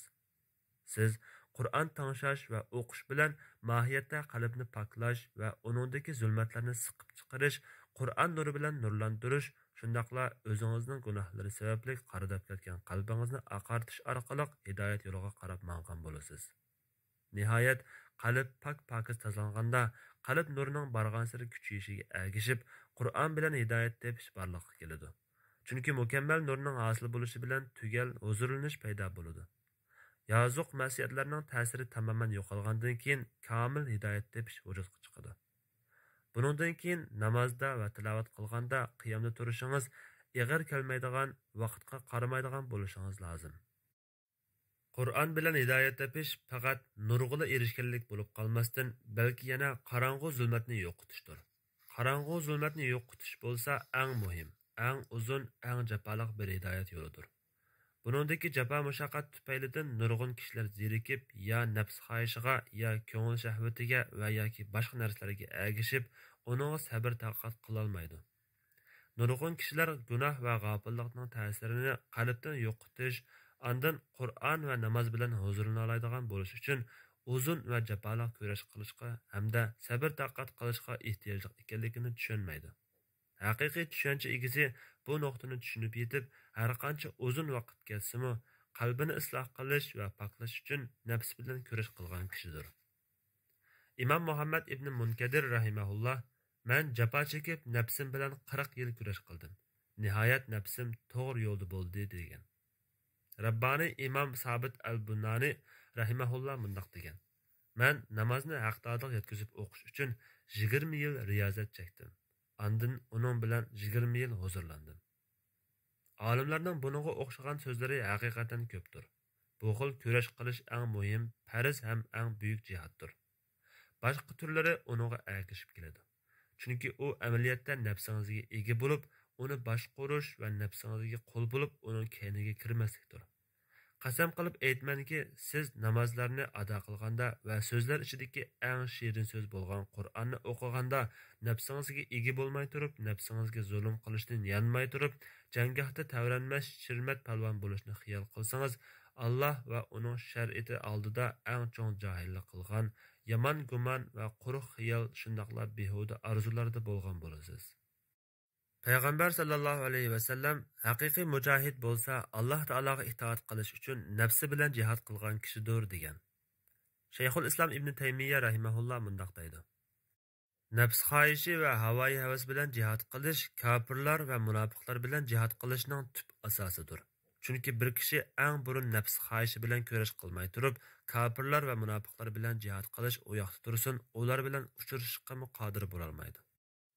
İbnul Qayyim rahimahulloh aytadi: "Farz qilingan jihadning cho'qqisi nafs xohish, shayton va dunyo muhabbati qatorliqlar bilan jihad qilishdir. Kimki bu to'rtiga qarshi Alloh rizoligi uchun jihad qiladi ekan, Alloh taolo uni o'zi rozi bo'ladigan jannatning yo'llariga hidoyat qiladi. Kimki jihad qilishni tark etadi ekan, buning evaziga hidoyatni qo'ldan berib qo'ydi. U yana mundoq dedi: bir bandaning Alloh taolaning dushmanlari bilan jihad qilishi Haq taolaning rizoligi uchun nafsi bilan jihad qilishining bir tarmoqidir. Xuddi payg'ambar sallallohu alayhi vasallam aytgandek, haqiqiy mujohid Alloh taolo uchun nafsi bilan jihad qilgan kishidir. Haqiqiy muhojir Alloh taolo to'sgan ishlardan yangan kishidir. Nafsi bilan jihad qilish sirtdagi dushmanlar bilan jihad qilishning oldida turadi. Hamda dushman bilan jihad qilishning tub asosi nafs bilan jihad qilishdir. Chunki kishi buyurilgan ishlarni ado qilish va to'silgan ishlardan yenish uchun tunji bo'lib nafsi bilan jihad qilmasa, tashqi dushman bilan jihad qilish mumkin bo'lmaydi. Bir kishining ikki biqinidagi dushmani nafsi uni yengan turib, Alloh taolo uchun uningga qarshi jihadmi qilmay turib, tashqi dushman bilan jihad qilib, uningdagi antini elish qandoqmi mumkin bo'lsin? Halbuki jihadga chiqish uchun nafsi bilan jihad qilmoqcha, dushman bilan jihad qilishga chiqish mumkin bo'lmaydi. Xulos kalom. Birinchi, nafsingiz bilan kurash qilishda sabrchan bo'ling. Bilingki, nafsini to'g'ri yo'lda qilish uzun va jafoliq ishdir.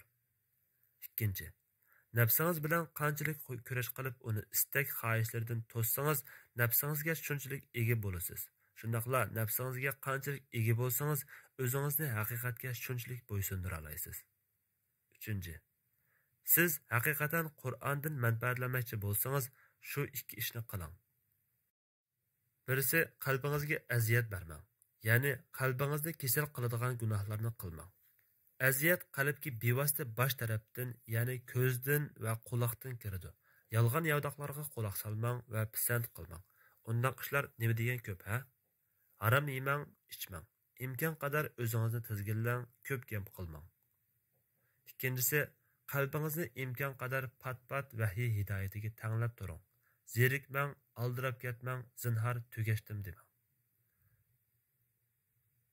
To'rtinchisi, Qur'ondan ta'sirlanish va huzurlanish chiroyli ovozda yig'lash bilan emas, men ba'zi arab emas kishilarning qiroatdan bir harfni tushunmay turib, qarilarning mo'ngloq ovozidan ta'sirlanib yig'laganligini ko'rdim. Amaliyotda bu yig'a qiroatning mo'ngloq kuyi bilan nafslarning xushallanishidir. Qur'on bilan huzurlangan kishilarning alomati garchi u mo'ngloq ovoz bilan qilingan qiroatdan taxminbak huzurlansimi, tajvid qoidasiga rioya qiladigan har qanday qorining qiroatidan huzur ola olishidir. To'g'ri, ba'zi masjidlar yiroqroq bo'lsa-mu, mo'ngloq qiroatni izlab berish xato emas. Lekin ba'zida bu bir tür ustuliq bilan o'zini aldashga olib boradi. Bu barda xatolashish yoki to'g'rini qilish kishining o'zini ustuliq bilan aldayotganligini sezib sezilmasligiga bog'liqdir. Shunga kishi yuksak sezgirlikda bo'lishi lozim. Darvaqa, ba'zi kishilarning o'zi istagan bir masjidga berish yo'lida kishilar Tavrat emas, Qur'on o'qiyotgan o'nlagan masjidlarni atlab o'tishlari, hatto atay ma'lum bir masjidga berish uchunla yarim kun yoki yarim kecha vaqtini zayi qilishlari chekidan eshib ketgan ishlar bo'lib, asla to'g'ri emas. Oxirida boshqa jihatlarga solishtirganda nafs xohish va shayton bilan jihad qilish faqat kishi o'lgandala oxirlashadi. Shuning uchun nafsingizni davomli kurash qilishga odatlantiring. Bilingki, ba'zida g'aflat qilish yoki uyqu besilishlar bo'lishi tabiiy, lekin g'aflat uyqungiz uzun bo'lmasin. Ibn Taymiya rahimahulloh nafs bilan jihad qilish pok qalb qiladigan ishlardandir. Buning bilan u texmi poklanadi degan. Qur'on Karim haqiqatan bir bandaning ta o'lganga qadar Alloh taolaning yo'lida menish uchun umrlik plani va nizomnomasidir. Maqsad sizning butun nishonni amalga oshirishingiz emas, balki haq yo'l ustida o'lib ketsangiz, shuning o'zi kifoyadir. Kimiki ilm talab qilsa, Qur'onni tadqiq qilsin. Tasvirul Qur'on, Qur'onni qazish, qadirish degan bu atalg'u Rasululloh sallallohu alayhi vasallamning sahobisi katta olim Abdullah ibn Mas'ud radhiyallohu anhu ishlatgan atalg'udir. Abdullah ibn Mas'ud radhiyallohu anhudan sahih isnad bilan mundaq rivoyat qilingan. Sizlar ilm talab qilmoqchi bo'lsanglar, Qur'onni o'qib, boyliqni qazinglar. Chunki uningda ilgirkilarning va keyingilarning ilmi saqlangandir. Bu atalg'u yana boshqa lafzlar bilan kelgan. Kimki ilgirkilarning va keyinkilarning ilmini o'rganishni iroda qilsa, Qur'ondan qazsin. Bu hadislarning hammasida tasvir, qazish, qidirish kalimasi ishlatilgan. Bu hadis salaf solihlarning Alloh ulardan rozi bo'lg'ay. Qur'on bilan qandoq muomala qilganligini bizga bayon qilib berdi. Qur'on Alloh taolaning mustahkam arg'amchisi tursa, qandoqmi undoq qilmasin? Sahobalar Qur'onni eng yaxshi biladigan kishilar edi. Abdullah ibn Abbas radhiyallohu anhuma bundoq degan: Agar men Fatiha surasining ma'no va hikmatlarini yozishni xohlagan bo'lsam edim, albatta bir tuga tasdi ko'tarilgudek kitob yoza olaydim. Tasvirul Qur'on, Qur'ondan izlash atalg'usi Qur'onni Alloh taolo tarafidan qabul qilish va loyiq ravishda tilovat qilish turlaridan biridir. Olimlar bu atalg'uni izohlashda ishlatgan so'z iboralar ma'no jihatdan o'xshash bo'lsa-mu, lavzlari farqli bo'ladi. Ibn Atayya rahmatulloh mundoq degan: Tasvirul Qur'on, Qur'onni muzokara qilish, o'zaro o'rganish, izdinish deganlik bo'lib, Qur'onning ma'nosimi ana shu ishlar orqali ma'lum bo'ladi. Imom Qurtubiy rahimahullohning naql qilishicha, ba'zi olimlar tasvirul Qur'on, Qur'on o'qish va olimlar bilan izdinish deganlik bo'ladi degan. Ibn Ajiba rahimahulloh Imom Abu Hamid al-G'azalidan mundoq naql qildi. Tasvirul Qur'on har bir oyatni loyiq ravishda tushunish demakdir. Chunki Qur'on Karim Alloh taolaning ism va sifatlarini, payg'ambarlarning va ularni inkor qilguvchilarning ahvolini, inkor qilguvchilarning qandoq halok qilinganligini, Alloh taolaning amrlarini va nahiylarini, jannat va do'zaxning hol axborlarini o'z ichiga oladi. Yuqorida bayon qilingan ma'nolardan shuni tizib ayta olamizki, Qur'onni izdinish va tushunish, uni astoydil tafakkur qilish turlaridan biridir. U tuvandiqlardan tarkib topadi. Oyatning ma'nosini bilish.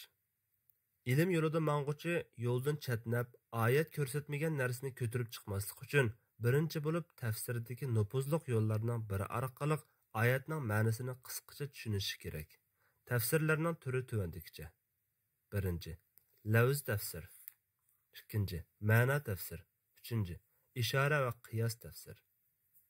Shunga Qur'onni tushunishni maqsad qilguvchi qisqacha ma'nosini tushunib bo'lib, texmi yuqori o'rlashni iroda qilsa, oyatlar haqidagi salaflarning so'zlari bilan tanishib chiqishi hamda munolarni qilishi lozim. Ikkinchi, o'ziga savol qo'yish. Bu qism Qur'on haqida izdanish bosqichlari ishida eng muhim bosqichdir. O'qirman Qur'onni cho'nqur tushunish uchun o'ziga savol qo'yishi kerak. Bu har bir o'qirmanning qilishga tegishli ishidir. O'qirman Fatiha surasini oyatning tekstini tegi-tegidan tushuna oladigan darajada cho'nqur mulohaza yurgizish bilan o'qiganda o'ziga tuvandagi savollarni qo'yishi mumkin. Alloh taolaning kitobining 5-i Alhamdulillahi Robbil alamin. Jami hamdu sana olamlarning parvardigori Allohga xosdir. Degan mutlaq maqtash va madhiya bilan boshlanishning hikmati nima? Hamdu sana tilga ilingan oyatlar qaysilar? Hamdu sana kalimasining siyoqlari qaysilar? Alloh taolo kitobining 5-ida Alhamdulillahi Robbil alamin. Jami hamdu sana olamlarning parvardigori Allohga xosdir dedi. Va yana bir joyda Alhamdulillahi fatiris samawati val ardi ja'ilil malaikati rusula. Jami hamdu sana osmonlarni va zaminni o'rnaksiz yaratquchi, farishtalarni elchilar qilguvchi Allohga xosdir.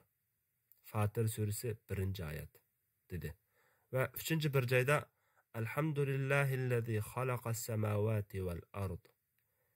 Jami hamdu sana osmonlarni va zaminni yaratgan Allohga xosdir. An'am surasi 1-oyat dedi. Alloh taolo nima uchun qiyomat kunining egisi deyishdan burun rahmat qilguvchi degan so'zni bayon qildi? Nima uchun inson ko'plik shakli bilan duo qiladi? Bizni to'g'ri yo'lga boshlagan degandek. To'g'ri va dag'dam yo'l qaysi? U yo'lda mang'uvchilarning sifatlari nimalar? 3. Oyatlarning tafsiri haqida olimlar bilan muzokara qilish va izdinish. Salaflar bu ishga intayin ahamiyat berishgan edi. Buning dalillaridan biri shuki, ular qori ham olim kishilarning qiroatini anglash uchun alohida so'rinlar hozirlaydi. Shayxul Islom Ibn Taymiya rahimahulloh shundoq degan: Qur'onni yodlashdan maqsad uning ma'nilarini tushunib amal qilishdir. Agar Qur'onni yodlag'uchining niyati tushunib amal qilish bo'lmasa, u ilm ahlidan bo'lolmaydi. İbn Taymiye rahimahullah yana Qur'onni bir-biridan anglash sahobalar va tabiinlardek islom ummatining salaflari, peshqadam oqsoqollar va hurmatga sazovor imomlarning anglash usuli edi. Shundoqla ulardan keyingi Ibrohim ibn Adham, Fuzayl ibn Iyaz, Abu Sulaymon ad-Darani, Imom Karxiy, Yusuf ibn Asbat, Huzayfa al-Mar'ashi qatorliq peshqadam olimlarga o'xshash islom ummatining sarxillarining anglash usuli bo'lgan edi. Umar ibn Xattob radhiyallohu anhu Abu Musa al-Ash'ari radhiyallohu anhuga bizga Rabbimizni aslatgin desa, Abu Musa uninga Qur'on o'qib beradi. Kishilar bo'lsa ko'zlaridan taramlab yoshlar to'kilgan holda anglashatdi. Sahobalar bir yerga jam bo'lganda orasidan birini Qur'on o'qib berishga taklif qilib, diqqat bilan quloq solib anglaydi. Bir sahih hadisda payg'ambar sallallohu alayhi va sallam Abu Musa al-Ash'ari radhiyallohu anhuning yeridan o'tayotgan paytda Abu Musa qiroat qilyotdi. Rasululloh uning qiroatini tinglab, Abu Musaga Davud alayhissalomning mo'ngloq ovozidek bir ovoz berilibdi degan. Rasululloh sallallohu alayhi va sallam Abu Musa al-Ash'ariga: "Men tungun yiningdan o'tgan edim. Sen qiroat qilib o'tib ekansan. Qiroatini angladim" deganda Abu Musa: "Sizlarning anglaganliklarini bilgan bo'lsam, o'zlariga texmo chiroyli o'qib beratdim" degan. Xuddi Qur'onni mulohaza qilib tushunishdan deb bo'lg'usiz mo'l bilim va kuchli iymon qo'lga kelganidek, Qur'on oyatlarini tanglashdanmi og'iz bilan so'zlab, qalam bilan yozib tugatgusiz zavq, tam va ajoyib kayfiyatlar hosil bo'ladi. Abu Musa radhiyallohu anhuning qiroati amaliyotda bir olimning Rabbining so'zlarini anglab tushunadigan va shu orqali kasallarga davo topa oladigan olim zotlarga o'qib berishi bo'lib, buning bilan u qiroat maqsad qilingan ta'sirni paydo qiladi. Sahobalar izdinish, muzokara qilish va oyatlar haqidagi tushunchlarini o'tirg'a qo'yish uchun so'rovlar tuzishadi. Jumladan Abdullah ibn Abbas radhiyallohu anhudan rivoyat qilingan hadis buni ko'rsatib beradi. U mundoq degan: Umar radhiyallohu anhu meni Badrga qatnashgan mo'ysifat sahobalar yig'ilgan so'rovlarga qatnashtirdi. So'rindagi ba'zilar xafa bo'lgan bo'lsa kerak Hazrati Umarga: "Bizning uning bilan tang bolalarimiz bor tursa, uni biz bilan bir so'rinda o'ltirg'izganlari nimasi?" deganida Umar ibn Xattob javoban: "U olim bo'lg'achqa shundoq qildim. Bunisi hammalarga tanishliq" deganida bir kuni u meni chaqirib ular bilan birga o'ltirg'izdi. Men ko'nglimda meni faqatla ularga bir ko'rsatib qo'yishga chaqirgandir deb o'ylagan edim. Hazrati Umar ulardan: Allohning yordami va g'albisi kelganda Sur Nasr 1-oyat degan oyat karimasi haqida nima deysizlar deb so'radi ulardan ba'zilar. Bu oyat bilan bizlarga nusrat ato qilinsa yoki g'albiga noil bo'lsak, Allohga hamd sano va istig'for aytishga buyurildik deyishdi. Ba'zilar bo'lsa bir narsa demay jim turishdi. Ondan Umar roziyallohu anhu mendan: "Ey Abbosning o'g'li Abdullah, senmi shundoq demsan?" deb so'radi. Men: "Yo'qso" dedim. U: "Undaqda sen deb baqana" dedi. Men: "Bu Rasululloh sallallohu alayhi va sallamning ajridir. Alloh bu orqali uningga ajrini bildirgandir. Alloh taolo Allohning nusrati va fathi kelganda" dedi. Ya'ni bu sening ajrining yaqinlashganligining alomatidir. Rabbingga hamd sano aytgan holda tasbih aytqin va uningdan mag'firat tilagin. Chunki Alloh haqiqatan tavbani bak qabul qilguchidir. Nasr surasi 3-oyat demoqchi deb javob berdim. Umar ibn Xattob: "Bu oyatni menmi sen tushungandek tushunaman" dedi. Sahobalar o'zaro o'rganish va muzokara qilish uchun so'rovlar tuzishadi. Tabiinlardan Abdurrahman ibn Zayd rahimahulloh Alloh taoloning uningga vaznasat qilinib, yomon so'z harakatlardan qaytib, Allohdan qo'rqqin deyilsa, g'ururi uningga gunoh yuklaydi. Ya'ni haqdan takabburlik bilan bosh tortib, fitna fasodda taxim azvaylaydi. Uningga jahannam yetarlikdir. Jahannam nihoyat yomon joydir. Ba'zi kishilar borki, ular Allohning rizosi uchun jinini tasadduq qiladi. Qilgan amali bilan faqat Allohning roziligini tilaydi. Alloh bandalariga to'liq marhamatlidir.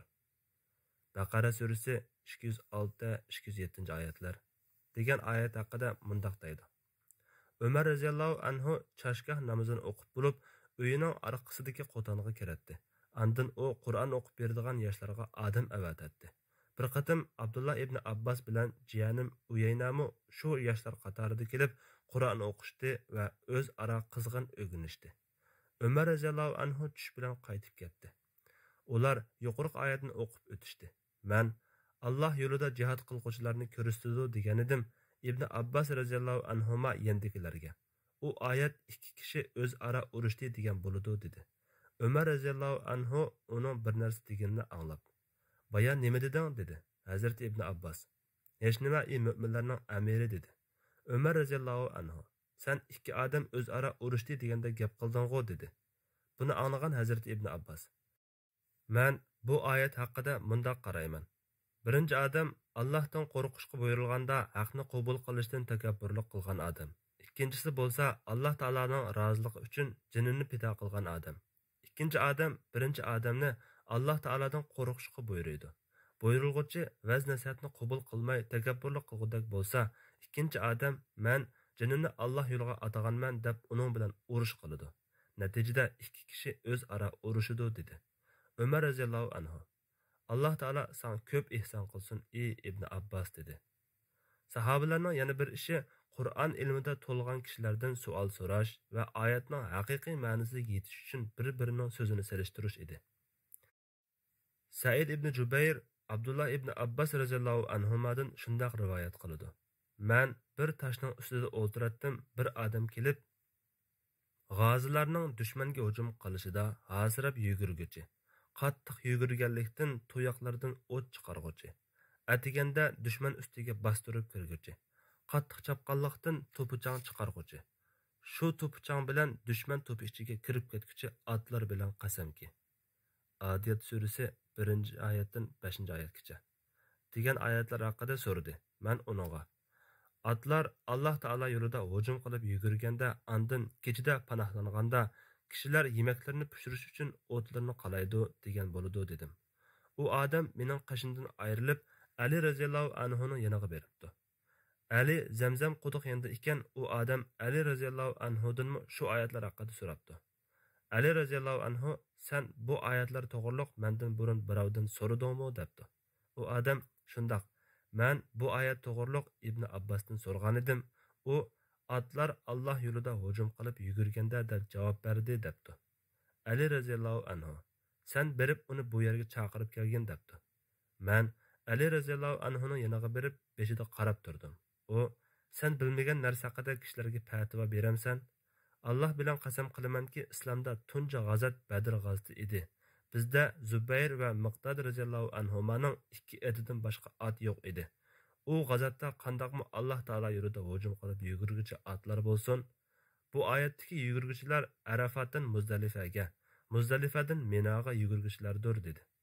Shunda Kamina ibn Abbas so'zimdan yenib, Ali radhiyallohu anhuning deganiga qo'shildim degan. 4. Chunqur o'ylanish bosqichi. Bu bosqichda yordamchi bo'ladigan ishlar. Sura va oyatga aloqador bilimlarga alohida ahamiyat berish. Suraga aloqador bilimlar tuvandikicha. 1. Suraning ismi yoki bar bo'lsa boshqa ismlari. 2. Sura nozil bo'lgan joy va zamon, Makki yoki Madani. 3. Suraning oyat soni, kalima va harflarning soni. 4. Bar bo'lsa suraning sahih hadislarda rivoyat qilingan fazilatlari. 5. Suraning oldingi sura bilan bo'lgan munosabati, bosh oxirining munosabati va surada kelgan temalarning bir-biri bilan bo'lgan munosabati. 6. Suraning asosli temalari.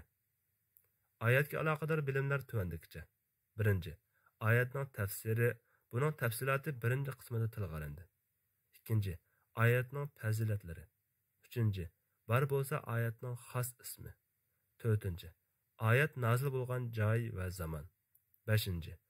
Oyat haqidagi o'xshashmagan qiroatlar. 6.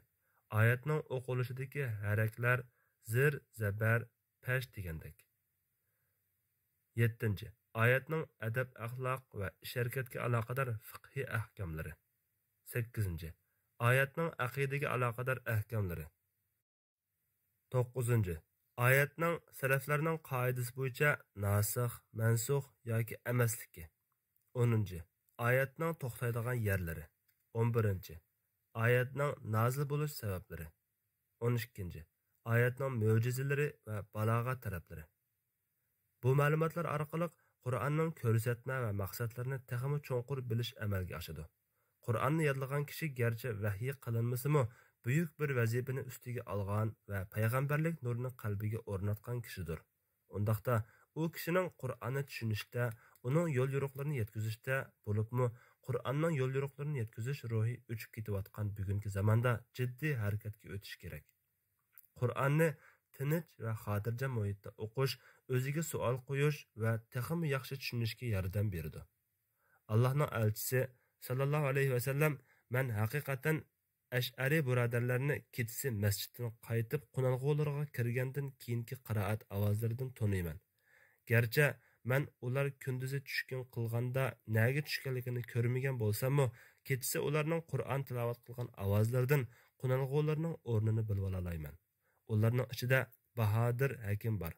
U biror otliq qo'shinga yoki dushmanga uchrab qolsa, ularga mardona taraffuzda mening piyoda hamrohlarim sizlarni kutib turishga buyurdi deydi" degan. Ma'lumki, zehni markazlashgan vaqtda tilovat qilishning va kecha ibodatlarining boshqacha bir halovati bo'ladi. Chekdan oshgan modizmchilik tarafidan tangilgan safsatalar bizning koinot haqiqatlari haqidagi tasavvurlarimizni o'zgartmoqda. Halbuki, kecha ayni kecha, kunduz ayni kunduzdir. Ey Qur'on bilan yo'l yurguchi, qorong'u kechada Qur'on hamrohing bo'lg'ay. Yodga olgan oyatlarni o'qig'in. Qur'onning cho'nqur hikmatlarini qizib chiqqin. Kecha damlarda Allohning kitobini tilovat qilib turadigan, o'sha bu ulug' bitigning egisiga sajda qilib turadigan, Alloh taologa yaqin bo'lishni izlaydigan kishilar qatoridan bo'lgan. Qur'on bilan adab topib, Qur'on bilan axloqlanish, Qur'onni tushunishga yordamchi bo'ladigan ishlar jumlasidandir. Chunki u mislsiz ulug' ham muqaddas kitob bo'lib, bu kitobga adab axloq bilan yuzlanish lozim. Qur'on o'quvchining kerakli adab axloqlari boshqa kitoblarda keng bayon qilingan bo'lib, qiziquvchilar u kitoblarga murojaat qilg'ay. Qur'onni tushunishga yordam beradigan ishlardan yana Qur'onni suralarga bo'lib, vazifa qilib o'qishga ahamiyat berishdir. Darvaqa, qorilarning sunnatga muvofiq bo'lib o'qish usuli bo'lgan bo'lib, bu ular orasida og'zim ishtiyoq bilan fami bishavqin degan iboralar bilan mashhur edi. Birinchisi Fatiha suraning 5dan sura Nisoning oxirigacha. Ikkinchisi sura Maidaning 5dan sura Tavbaning oxirigacha.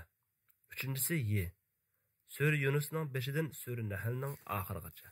To'rtinchisi Bani Isroil surasining 5dan sura Furqonning oxirigacha. Beshinchisi sura Shu'araning 5dan sura Yasinning oxirigacha. Va oltinchisi sura Saffatning 5dan sura Hujratning oxirigacha. Yettinchisi sura Qafning 5dan sura Nasning oxirigacha, ya'ni Qur'onning oxirigacha demakdir. Bu usul haftada bir qatim tamom qiladigan kishi uchun tuzilgan bo'lib, bir kishi o'ziga Qur'onni mulohaza qilib tamomlashni vazifa qilsa, hech qisi yo'q. Darhaqiqat o'tmishda Qur'onni 40 yilda tamomlagan olimlarmi o'tgan. Qur'onni qabul qilish va u vaqtda tafakkur qilishning usul yo'llari hamda buni qo'llaylashtiruvchi yoki uningdan to'squchi olimlar intayin ko'pdir. Shu vajidan bu yo'lning yo'lchisi bir yoki ikki kitobdan foydalanish bilan kifoyalansin. Shu kitoblar orqali dunyo hayotidagi o'sha bu ne'matni o'zi hal qilib ketgusi. Shubhasizki, bir turkum ilm ahli zotlarida saqlanayotgan eng chong masala vaz-nasihat nutqlarida Qur'on oyatlarini dalil keltirishda ojiz. Aksicha, g'arb yoki sharq olimlarining so'zlaridan dalil keltirish Allohning kalomini dalil keltirishdan bakrak yaqin bo'lib qolganligidir. Ma'lumki, Qur'on oyatlarini tafsiliy bilishda va uningga ishonishda hamma birdek emasdir. Shundaqla u bandaning ko'ngli bo'yicha bo'ladigan ishmi emas. Biroq Qur'on bajoyiki barcha xaloyiq ziyoratga keladigan bir buloqdir. Har kim Alloh taolo taqsim qilib bergan miqdorda uningdan nasibasini oladi. So'zlarimni bir kishi haqidagi rivoyatni tilga olish bilan tugatmoqchiman. Qur'on ilmida toza to'lgan bir kishi Nuh surasini to'liq bir yil tafsir qilibdi.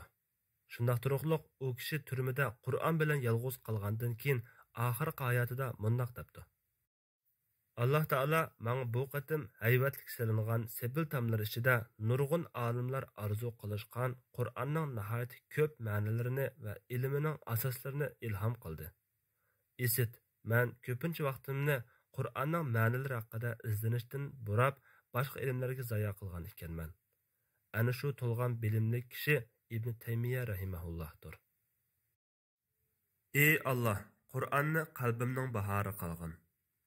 İbn Mas'ud radhiyallohu anhu payg'ambar sallallohu alayhi va sallamning mundaq deganligini rivoyat qiladi.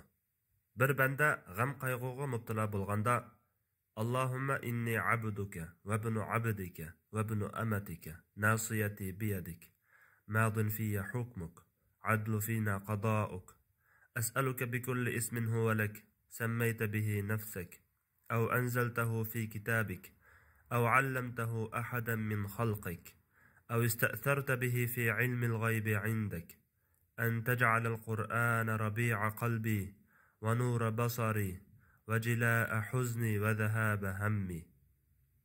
يعني إي الله، من سنن قلومن، أتمو سنن قلوندر، أنمو سنن قلوندر، منن كوكولم سنن قلوندر. Sening mening haqqimdagi hukming yurguchidir. Sening mening haqqimdagi taqdiring adildir. Sen o'zingni atagan, kitobingda payg'ambarlarga nozil qilgan, sening maxluqingdan birarsiga payg'ambar yoki farishtaga bildirgan yoki uni dargohingdagi g'ayb ilmiga xos qilgan har bir ismingning hurmati bilan so'raymanki, Qur'onni qalbimning bahori qilgan, ko'zimning nuri qilgan, dilimdagi g'am qayg'uni ko'tarib etadigan yo'riqlik qilgan desa, Alloh taolo uning g'am qayg'usini ko'tarib etib, o'rniga xushalliqni almashtirib berdi. Sahobalar: "Ey Rasululloh, hammamiz bu so'zlarni o'rganishimiz kerakmi?" degan edi. Payg'ambar sallallohu alayhi vasallam: "Shundoq, bu so'zlarni kim anglagan bo'lsa, o'rgansin" dedi. Musnad Ahmad 3712-hadis, Sahih Ibn Hibban 3228 Rasululloh sallallohu alayhi vasallamning yuqorqi duosidagi Qur'onni qalbimning bahori qilgan degan so'zini cho'nqur o'ylaning. Bu so'z dunyodagi asosli maqsad bo'lib, oldidagi duolar bu so'z uchun vositalardir.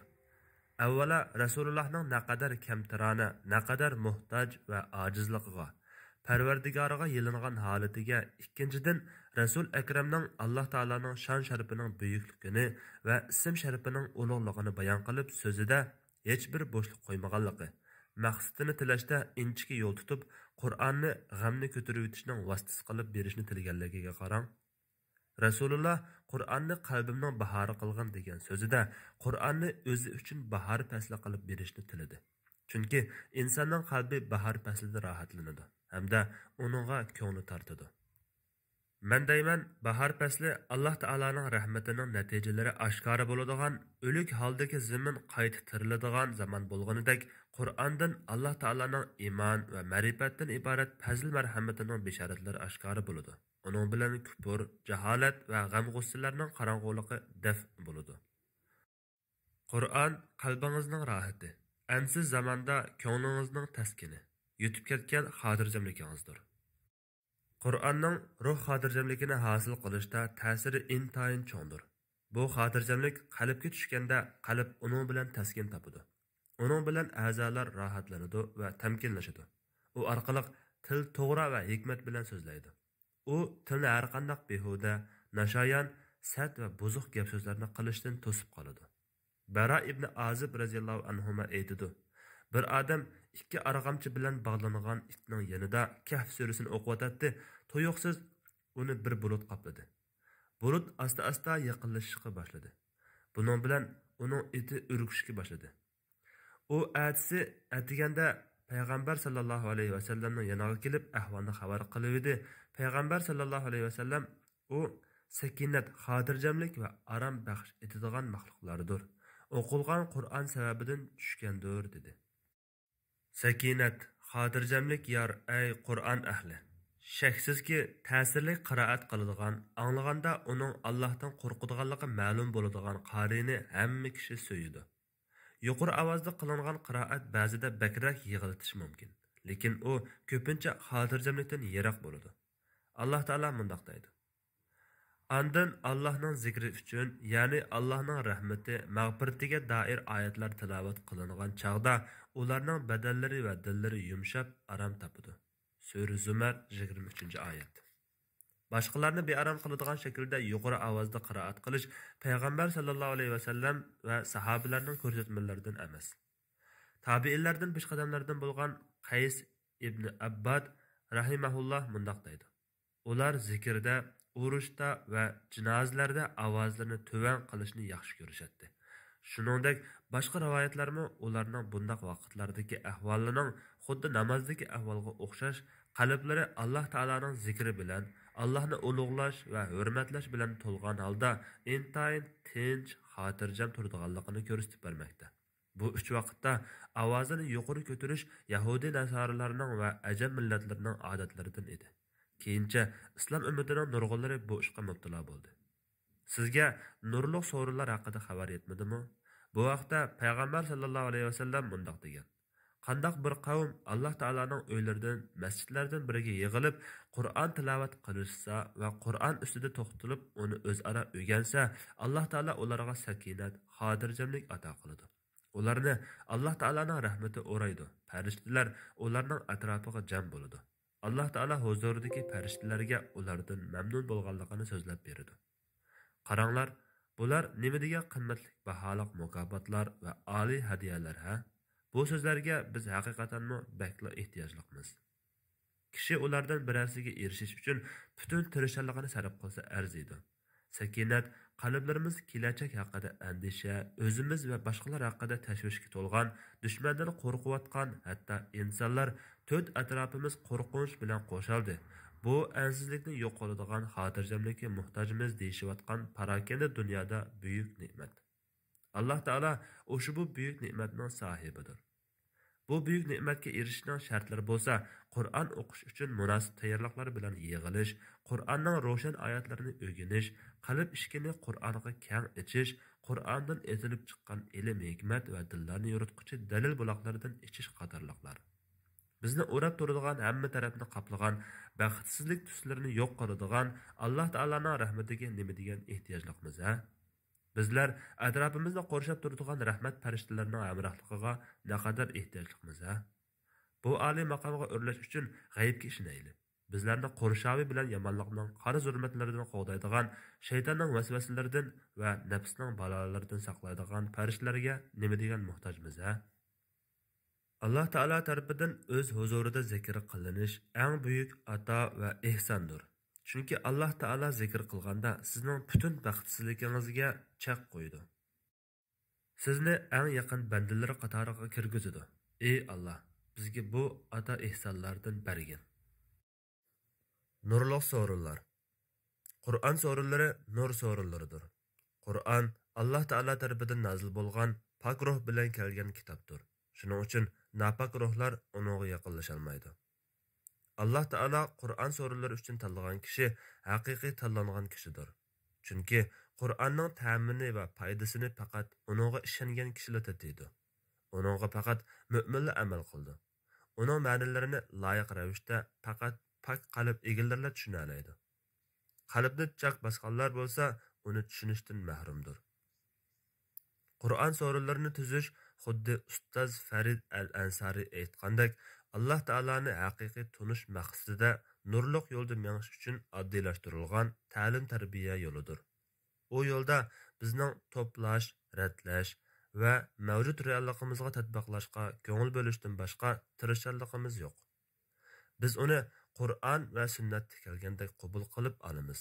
U yo'lda Alloh taoladan boshqa hech kimning minnat qilish haqqi yo'q.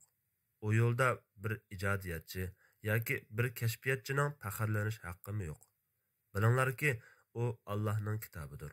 U yo'lda bir rahbar yoki bir yetakchiga allaqanday tashkilot yoki ma'lum partiyaga tava bo'lish yo'q.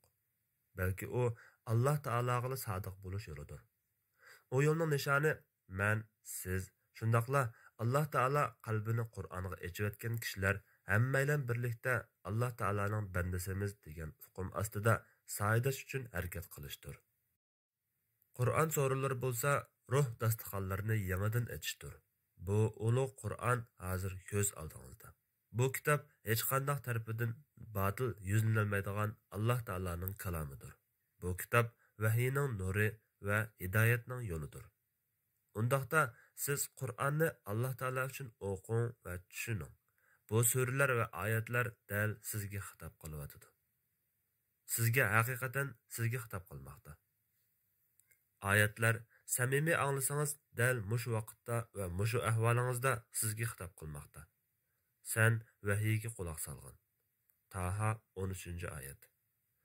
Siz Alloh taologa komil iymon etquchilardan, Alloh taolodan qabul qilishga samimiy qiziquvchilardan bo'lsangiz, astoydillik bilan anglang.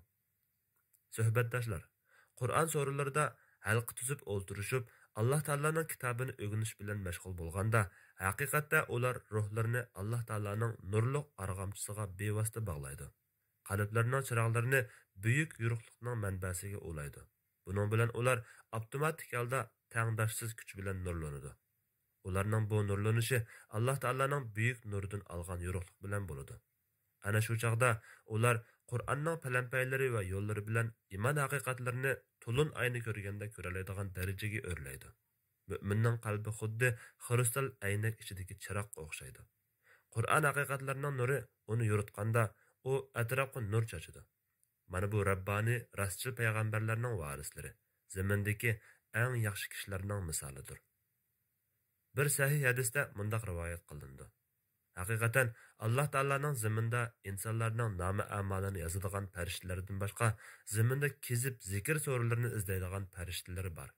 Ular zikr so'ralarini topganda biz izlayotgan so'rin mana bu yerda ekan, chapsan kelinglar deb bir-birini tovlashib, ularni birinchi osmonga qadar qanotlar bilan o'rib olishadi. Shu farishtalarning parvardigori ulardan obdan biladigan turuqliq ulardan. Bandilarim nima deyishyotidi deb so'raydi. Farishtalar ular sana tasbih aytiyotidi, takbir aytiyotidi, hamda aytiyotidi, seni ulug'layotidi deb javob berdi. Parvardigor ular meni ko'rib ekanmi deydi. Farishtalar yo'q, zoting bilan qasamki, ular seni ko'rib boqmagan deydi. Parvardigor navoda ular meni ko'rgan bo'lsa, qandoq zikr aytib ketar edi deydi. Farishtalar navoda ular seni ko'rgan bo'lsa, sana texmo qattiq ibodat qilgan bo'ladi.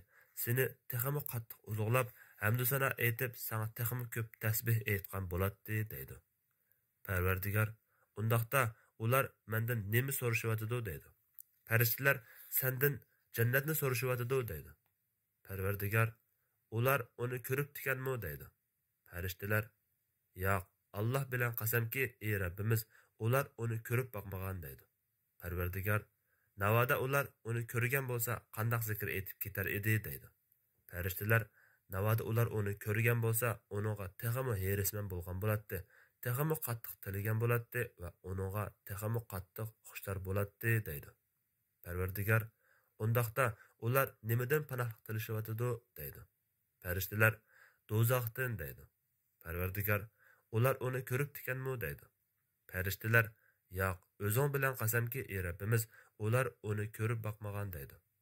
Parvardigor navoda ular uni ko'rgan bo'lsa, qandoq zikr aytib ketar edi deydi. Farishtalar navoda ular uni ko'rgan bo'lsa, do'zaxdan texmi baq qochgan bo'ladi, uningdan texmi qattiq qo'rqqan bo'ladi deydi. Parvardigor undaqda men sizlarni guvoh qilamanki, men ularni mag'firat qilyaptim deydi. Farishtalardan biri ularning ichida palonimi bor. U ulardan emas. U bir ish uchun kelib ularga qo'shilib qolgan deydi. Parvardigor ular so'rindashlardir. Ular bilan birga o'ltirgan kishi ularning haq hurmat uchun baxtsizlikka yo'liqmaydi deydi. Ustoz Farid al-Ansari Qur'on so'ralarining muvaffaqiyatli bo'lishi uchun bir qancha qoida tuzumlarni tuzgan va uni tuvandagidek xulosalagan. 1. So'rinning Allohning izni bilan farishtalar hozir bo'ladigan so'rin ustiga xotirjamlik tushadigan, rahmat qoplaydigan, Alloh taolo dargohidagi farishtalarga zikr qiladigan so'rin bo'lish uchun niyatni Alloh taologa xolis qilish shart. Bilingki, Qur'onning hikmatlari faqat uningga xolis niyat bilan yuzlanguchilarga ochiladi. Undaqda siz qachonki tilovat so'riniga berishni maqsad qilsangiz, cho'qim niyatni yangilishingiz lozim. Chunki u odatlanilgan so'rili bo'lmasdan, balki ibodat so'rinidir. Shunlashqa siz Qur'onni o'zaro o'rganish va mulohiza yurgizishni Alloh taolo uchun xolis niyat bilan qilganingizda, Qur'onning nurlari siz uchun chaqnab, qalbingizni Allohning ilmi bilan yoritadi.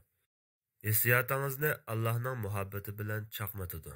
Shuningdan keyin siz Qur'onning haqiqiy go'zalligidan huzurga cho'misiz.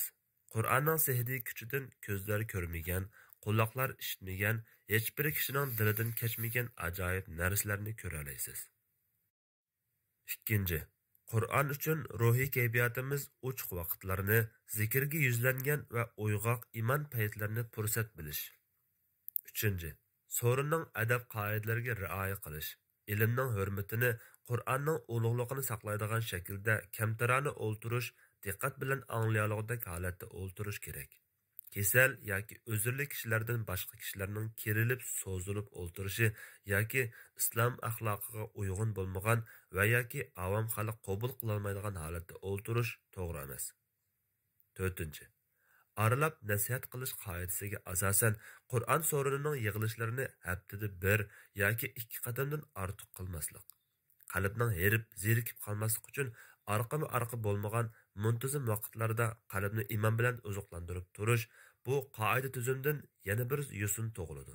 U bo'lsa-mu bir so'rinning vaqtini haddidan ziyoda uzartib o'tmaslik. 5.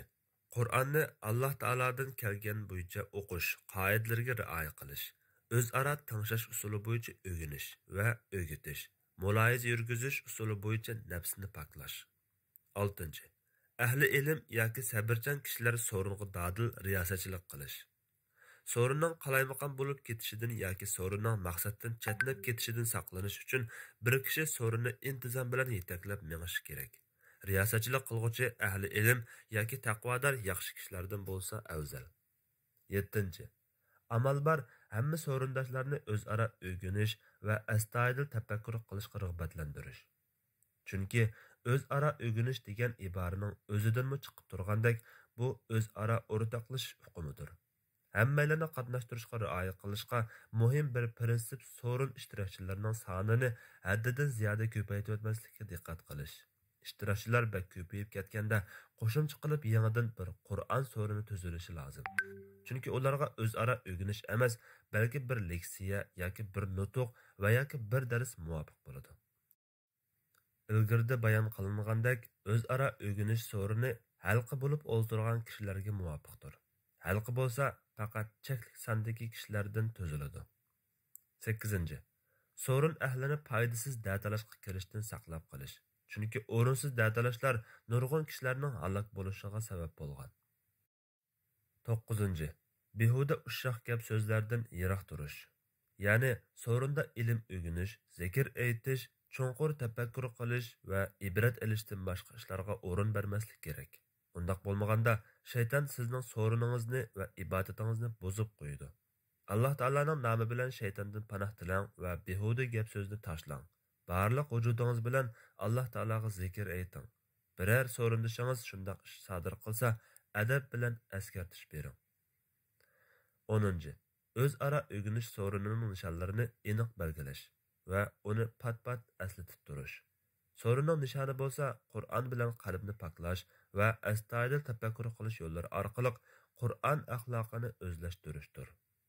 So'rin ahlini vaqtini behuda zayo qilishdan yoki astoydil g'oyani tashlab qo'yib, ikkilamchi omillarni o'rganishga berilib ketishdan yoki foydasiz da'talashlar, o'rinsiz ixtiloflarga g'arq bo'lib ketishdan qo'g'dab qoladigan ta'lim-tarbiya tuzumlarini biri so'rinda o'rindalg'usi mazmunlarga o'z ahamiyati bo'yicha muvofiq vaqt taqsim qilish, tilovat qilishdan boshlab o'zaro o'rganish va mulohiza yurgizishgacha har bir moddaning tegishli haqqini boshqasidan oshirib o'tmagan asosda berishdir. Shundoqdimi bu ishlar o'xshashmagan shaklda elib berilishi mumkin. Lekin muhimi qilgan ishning unimidir. Ya'ni qalblarni poklash uchun o'rganishda va o'ylanishda Qur'onning go'zalligi qalblarga bevosita kiralaydigan holga yetishdir. Bu sababdan riyosatchi inchiki planliq bo'lishi, bu sharaflik nishonni ro'yobga chiqarish uchun vaqtlarni belgilashda vosita bilan g'oya orasini o'lchayalaydigan bo'lishi lozimdir. 11. Bundaq so'rovlarda islom ummati qabul qilgan burunqi va keyingi olimlar mazmunining sog'lomligida birlikka kelgan qisqa bir tafsirni asos qilish. 12.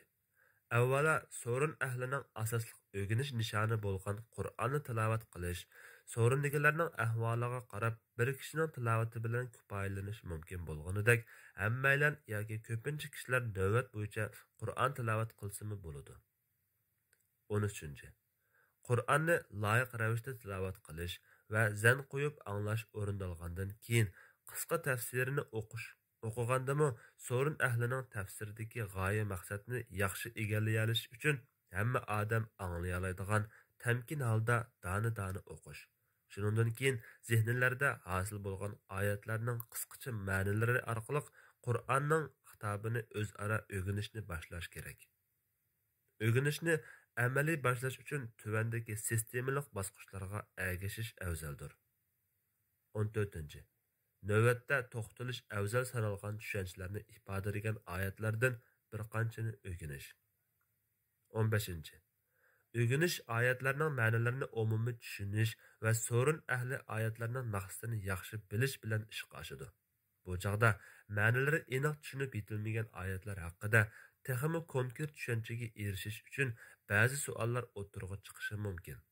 Buning uchun zaruriyatga qarab o'rganish maqsad qilingan oyatlarning tafsiriga bir qancha qatim murojaat qilish to'g'ridir. 16. Oyatlarning ma'nosi oydinlashgan hamon darhol oyatlarning sistemalik yetakchiligini farqlantirishga kirishish. Ana shu o'rganish talab qilingan hikmatlarning dal o'zidir. Alloh taolo mundaq deydi: U payg'ambar ularga Qur'onni va hikmatni, ya'ni Qur'onni tushuntirib beradigan sunnatni o'rgatadi. Baqara surasi 129-oyat. Bu oyatda dal payg'ambarlik vazifalaridan bir bayon qilingan. Bu ishlar oyatlar o'z ichiga olgan iymon haqiqatlarini qazib chiqarish, oyatlar ko'rsatgan esil axloqlarni bayqab chiqish, oyatlarni til bilan sanab, butun hissiyotimiz bilan statistika qilish, oyatlarning dilida mustahkam o'rin olib, o'ylanganda uning surati darhol namoyon bo'lish uchun suhbatdoshlar orasida navbat bo'yicha sanash olib berish qatorliqlar bilan ish qo'shadi. 17.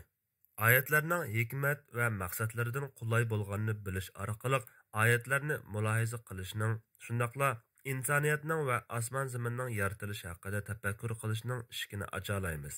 Bu ishlar Qur'on axloqini o'zlashtirish va uning buyuk hikmatlarini amaliy ish harakatga aylantirishning yuqori pallasidir. Chunki astoydillik bilan fikr yurgizish faqat Alloh uchunla xolis bo'lganda avtomatik holda Qur'on axloqini o'zlashtirishni keltirib chiqaradi. 18. Bu uslub orqali to'liq bir surani o'rganish tamomlangandan keyin o'zaro o'rganishning tuvandagidek mevalarini qo'lga keltirishga urinish lozim. A. Shu sura bir taraf qilgan asosli masalalarni bilish.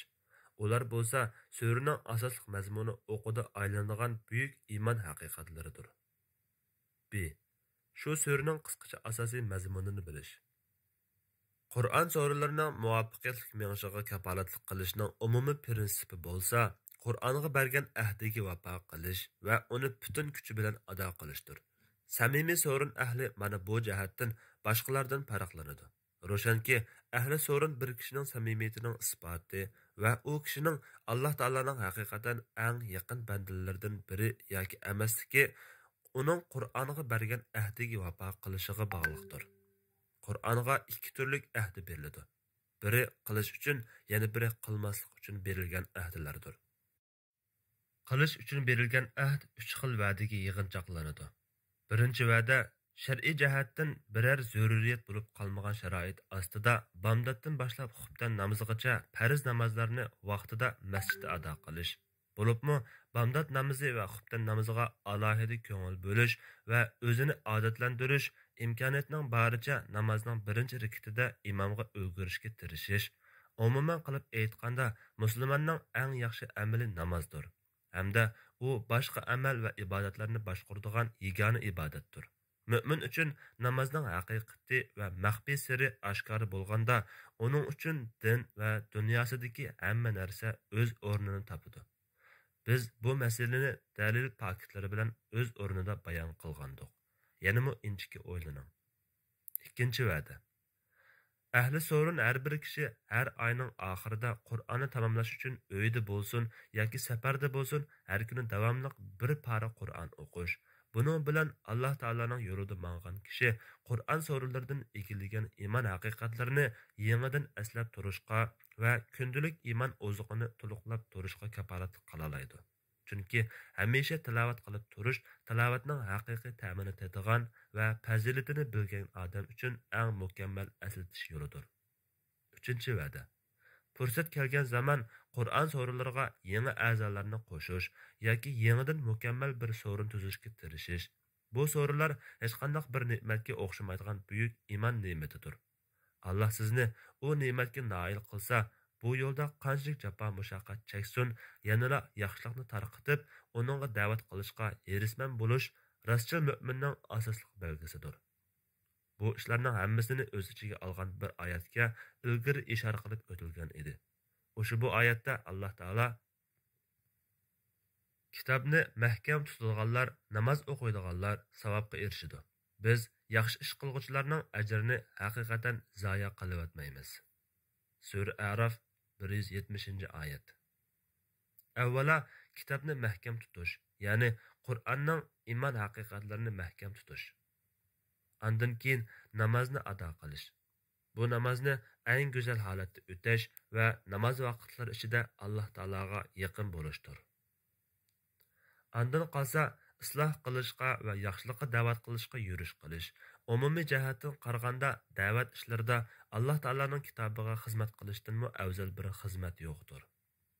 Oxirida Qur'onga xizmat qilishda Qur'on suralarini tuzish, kishilarni da'vat qilish halqalarini islom ummati ichida texmi ko'paytirish, mayli oila suralari bo'lsin yoki maxsus Qur'on o'rganadigan zallarda bo'lsin, oila, urug' tuqqan va do'st birodarlar orasida uni keng umumlashtirish orqali xizmat qilishdanmi afzal bir xizmat yo'qdir.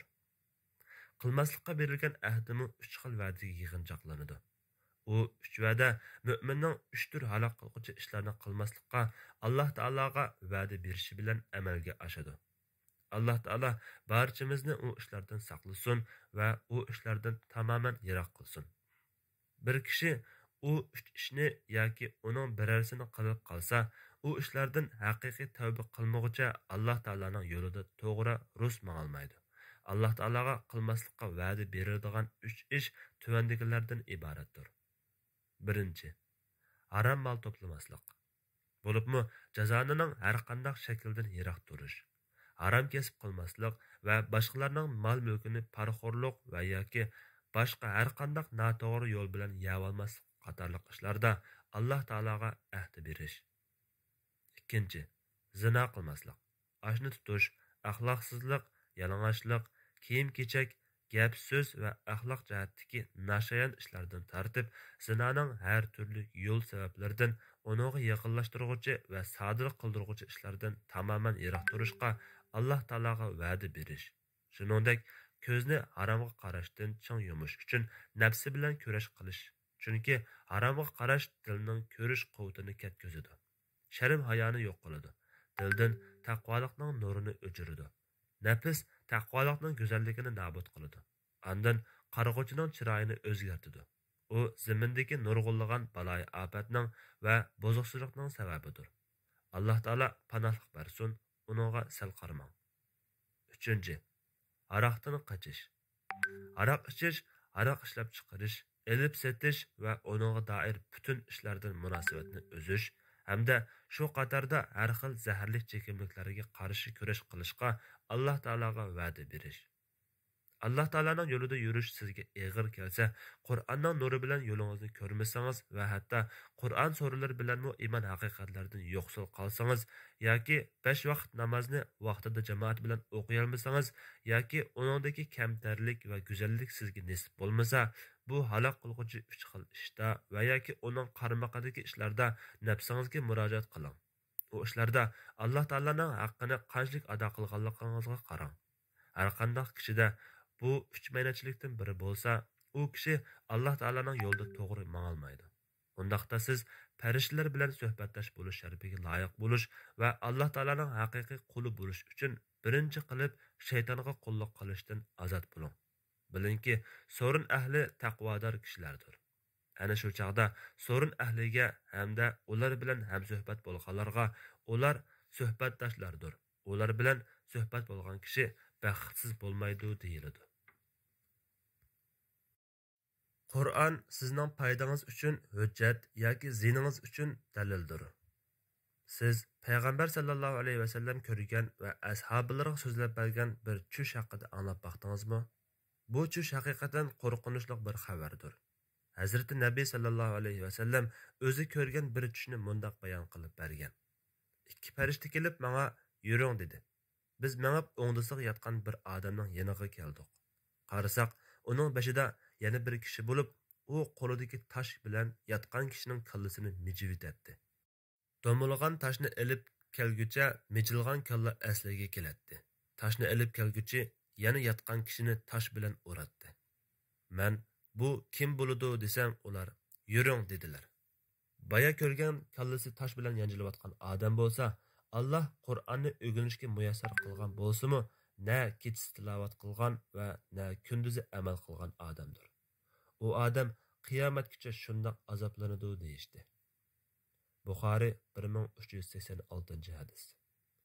Alloh taolo u kishiga bu yangilik buyuk ne'mat ato qilib, Qur'on ilmini bergan bo'lsa-mu, lekin u qo'lidagi ne'matni tark etdi. U Qur'onni tilovatmi qilmadi, Qur'onga amalmi qilmadi. Mana bu uning tegishli jazosi bo'ldi. Ey Alloh, bizni undaq ishlardan saqlagin. Qur'on dunyo va oxiratda sizning foydangiz uchun hujjatdir. Dunyodagi foydalarga kelsak, Amir ibn Vasila rahimahulloh rivoyat qiladi-ki, Nafi ibn Abdul Haris radhiyallohu anhu Usfan degan joyda Umar radhiyallohu anhu bilan uchrashib qoldi. Hazrat Umar uni Makka ga vali qilib tayinlagandi.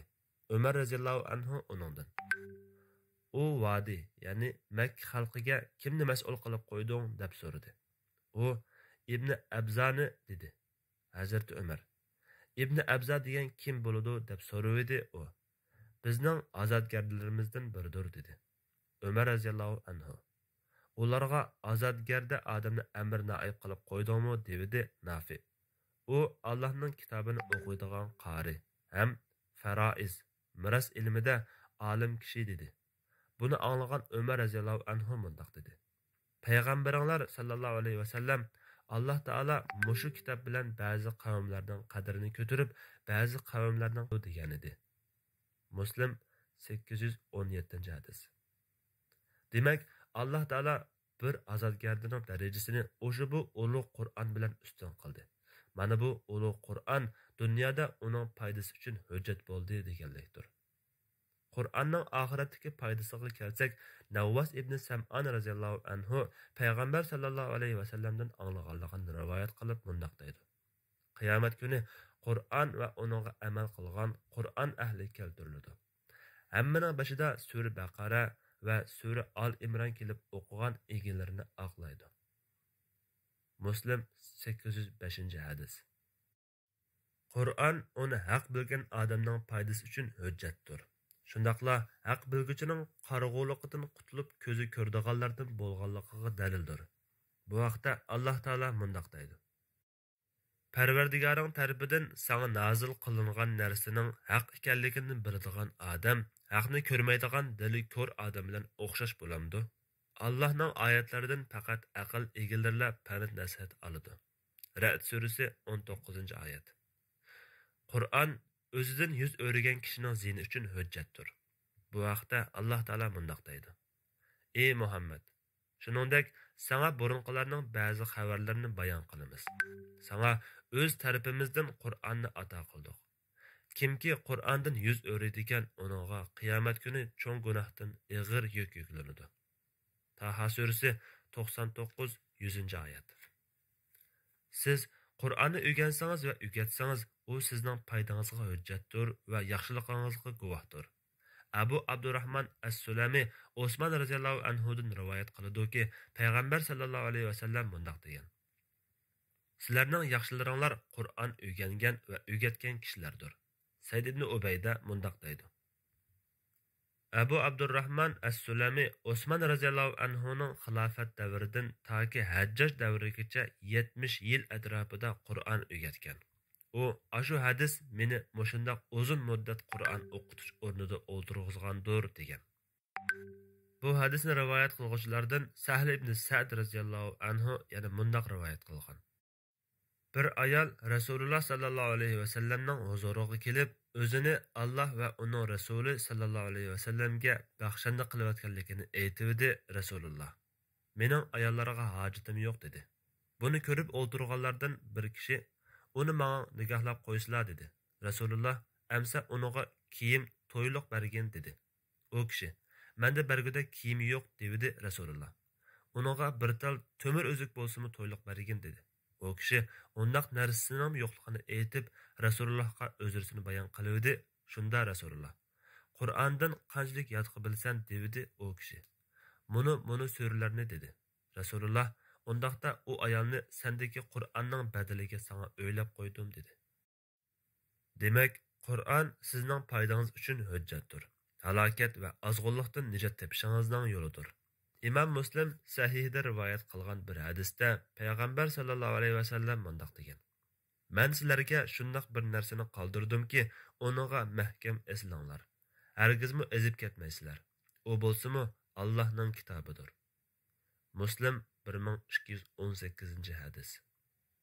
Qisqasi, Qur'on sizning foydangiz uchun hujjat yoki ziyoningiz uchun dalildir. Siz u ikkisidan qaysisiga erishadiganligingizga diqqat qiling. Biz sana mas'uliyati ig'ir bir so'z Qur'onni vahiy qilamiz. Kishilar qo'llanayotgan atalg'ularni tushunib olish yaxshi ishlardan bo'lib, atalg'ularning orasini farqlantirish va ularning chek-chegarasini bayon qilish xato tushunishlardan saqlanishga yordam beradi. Bu nuqtadan kamina tuvanda 3 atalg'u orasidagi farqni o'ttirg'a qo'yishga tirishmoqchiman. Ularni aralashtirib o'tish sabablik Alloh taolaning kitobiga qop yuraklik qilish, Allohning nomidan bilmasdan xohlagancha bildirlashlar yuz bermoqda. 3 atalg'u: tafsir, o'ylanish, at-tadabbur, ta'sirlanish, at-ta'assur. Fiqr bu temalarda masalaning tub yildizini tilga olishga tirishaman. Chunki ziyoda naqllar bilan gapni uzartib o'tish risolamning umumiy maqsadiga foyda olib kelmaydi. Gapimizga kelsak, tafsir Qur'on Karimning ma'nolarini bayon qilish demakdir. Mufassir Qur'onning ma'nolarini o'zining ijtihodi orqali yoki boshqa olimlarga ergashish orqali bayon qiladi. Ijtihod ikki turlik bo'ladi. Birinchi, oyatning ko'zda tutilgan ma'nosini bayon qilishda ijtihod qilish. Sahabeler, tabiinler ve tabi'i tabiinlerden ibaret mujtahid imamlarının bayonlari kuchga egidir. İkinci, o'tgan mujtahidlarning so'zlarini tanlashda yoki ularning so'zlarini asos qilishda ijtihod qilish.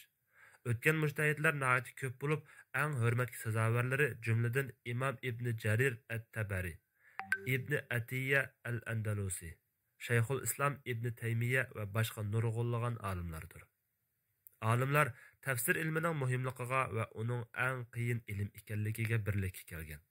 Ular bu orqali oyatlarning ma'nosiga qandoq yetishning mohiyatini va u ilm insonlar zo'r tirishchilik bilan erisha oladigan vositalarga muhtoj ekanligini maqsad qilgan. Jumladan Imom Ibn Atiyya rahimahullohning so'zi shuni ko'rsatib bermoqda: Men ilmning tarmoqlarini va ma'rifat degan so'zning to'limi cho'nqurligini his qilib yetganimda, ilm ma'rifatning cho'llarida kezib, har qayanda ishtirok qilgan salaflarning esil yig'ilish so'rilarida ko'rib yetdimki, ilm tahsil qilish uchun bel bog'lagan kishining yo'li uyquni nihoyat oz uxlab, har bir fandan tanlangan tarafni o'rganish ekan. Uyqudan bedor bo'lmoqcha, sabrning achchiq ta'mini tetimoqcha, tirishchanlikning jafosini yetguchi tortmoqcha bu sharafga erishgili bo'lmaydi. Yuksak maqomga o'rligili bo'lmaydi. Kamina navqiron yoshligimda ilm maydonida asov atdek chepib yurdim. Ma'rifatga tashna bo'lib, ba'zida ter to'kdim. Ba'zida arg'inlikdan yiqildim va oxiri Allohning marhamati bilan ishim iziga tushib, bu sharafli ilmdan Alloh taolo menga taqsimlab bergan nasibini oldim. Andan keyin ilm to'liq yo'rgangan va ilmlardan arzu qilganini tanlab o'rgangan kishi shariat ilmlaridan birini asos qilishi lozim deb qaradim.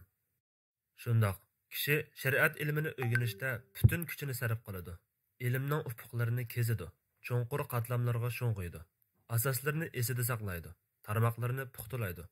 Uningdan chiqariladigan mazmunni yakunlaydi va uningga qarshi bildirilgan e'tirozlarga javob berishga ko'ngil bo'ladi. Nihoyat, u kishi shu sohadagi ilm ahli uchun xuddi egiz silingan qal'aga o'xshash yoki zapas bayliqqa o'xshash bo'ladi. Ular u kishining so'zlarini asos qiladi, uni ulgi qilib agishidi. O'zim uchun ilm tanlashni maqsad qilib, qabrimning qorong'uligini yo'ritib beradigan bir ilmga nazar tashlaganimda, ilmlarni turga ayirish va taqsim qilish orqali cho'nqur tekshirishga kirishdim. Shuning bilan har qanday ilmning shon sharafining o'rganmoqchi bo'lgan ilmga qarab bo'ldiganligini bilib yetdim. Shunda qilib, ilmlar ichida uzilmas eng mazmut arg'amchilar, yemirilmas eng mustahkam tog'lar, o'chmas eng ro'shan izlar va ko'z qamashtirg'uvchi eng yorqin nurlar bo'lsa, nomi sharifi muqaddas, qudrati cheksiz Alloh taolaning kitobi bo'lmish Qur'on Karim ilmi ekanligini tunib yetdim.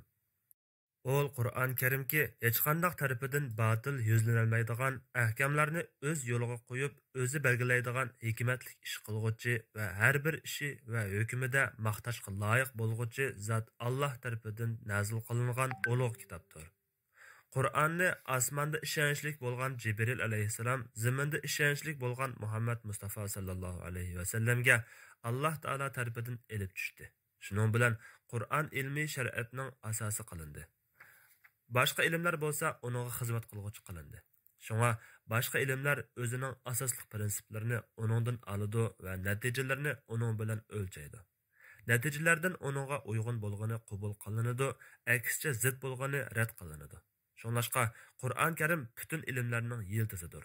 Yenib turgan mash'alidir va nur chechib turg'uvchi oydir. Yana shuningga cho'nqur jazm qildimki, Qur'on ilmi Alloh taologa yaqin qiladigan, niyatlarni xolis qiladigan va batildan to'sib, yaxshi ishlarga targ'ib qiladigan eng buyuk ilm ekan. Chunki Qur'on ilmi dunyo ilmlaridan emasdir. Shuning uchun Qur'on ilmini o'rganguchi dunyo ilmlarini o'rganguchiga o'xshash ilm makonlarida o'ylanishdan tashvishlanmaydi. U ilmlarni bilib olishda ehtiyot bilan asta-asta tamtirab mangmaydi. Va yana umid qildimki, Janobi Alloh azza va jalla Qur'onning ma'nilariga yetish uchun eng ko'p kuch chiqarguvchi tafakkurni, uning oyat va suralarini o'qishga ko'nib ketgan tilni, uning so'z qurilmasidagi puxtaligini ayirib chiqqan va uning yayloqlarda o'tlab yurgan nafsni do'zaxga harom qilg'ay. Andan keyin nazarimning tizginini uningga qaratdim. Faqat unini tafakkur qildim va uni foydali hayotga aylantirdim. Bu dunyoda yuz bergusi parakandachilik va herib charchash yoki boshqa ilmlardan ma'lum miqdorda o'rganish zaruriyatlaridan boshqa vaqtlarda Alloh taolaning ilmini, Qur'onni tirishib o'rganishdan bo'shashmadim. Alloh taolaning marhamati bilan Qur'on ilmining yo'llariga itoatmanlik bilan kirganimda va uni tushunish arzu umidlari dilimda tug'ilganda, uning inchiki nuqta va foydalarining asli saqlash kuchidan eshib ketadiganligini, faqat esida chang saqlashni niyat qilgan kishi uchunla qulay bo'ladiganligini bilib yetdim. Aydınlaşdiki, uning inchiki nuqtalari eg'irlikdan nesiva olgan ekan. Yana kelib, u nuqtalar xuddi to'gi bog'liqdan qochgandek dildan qochadi ekan. Alloh taolo biz sana mas'uliyati eg'ir bir so'z Qur'on vahiy qildik. Muzammil 5-oyat deydi. Mufassirlar aytadiki, bu oyatdagi eg'ir so'zning ma'nosi Qur'onning ma'nolarini bilish va uningga amal qilishdir.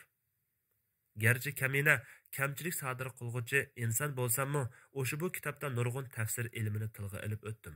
Bu kitobda eg'ir amgaklarga butun zehnimni qaratdim.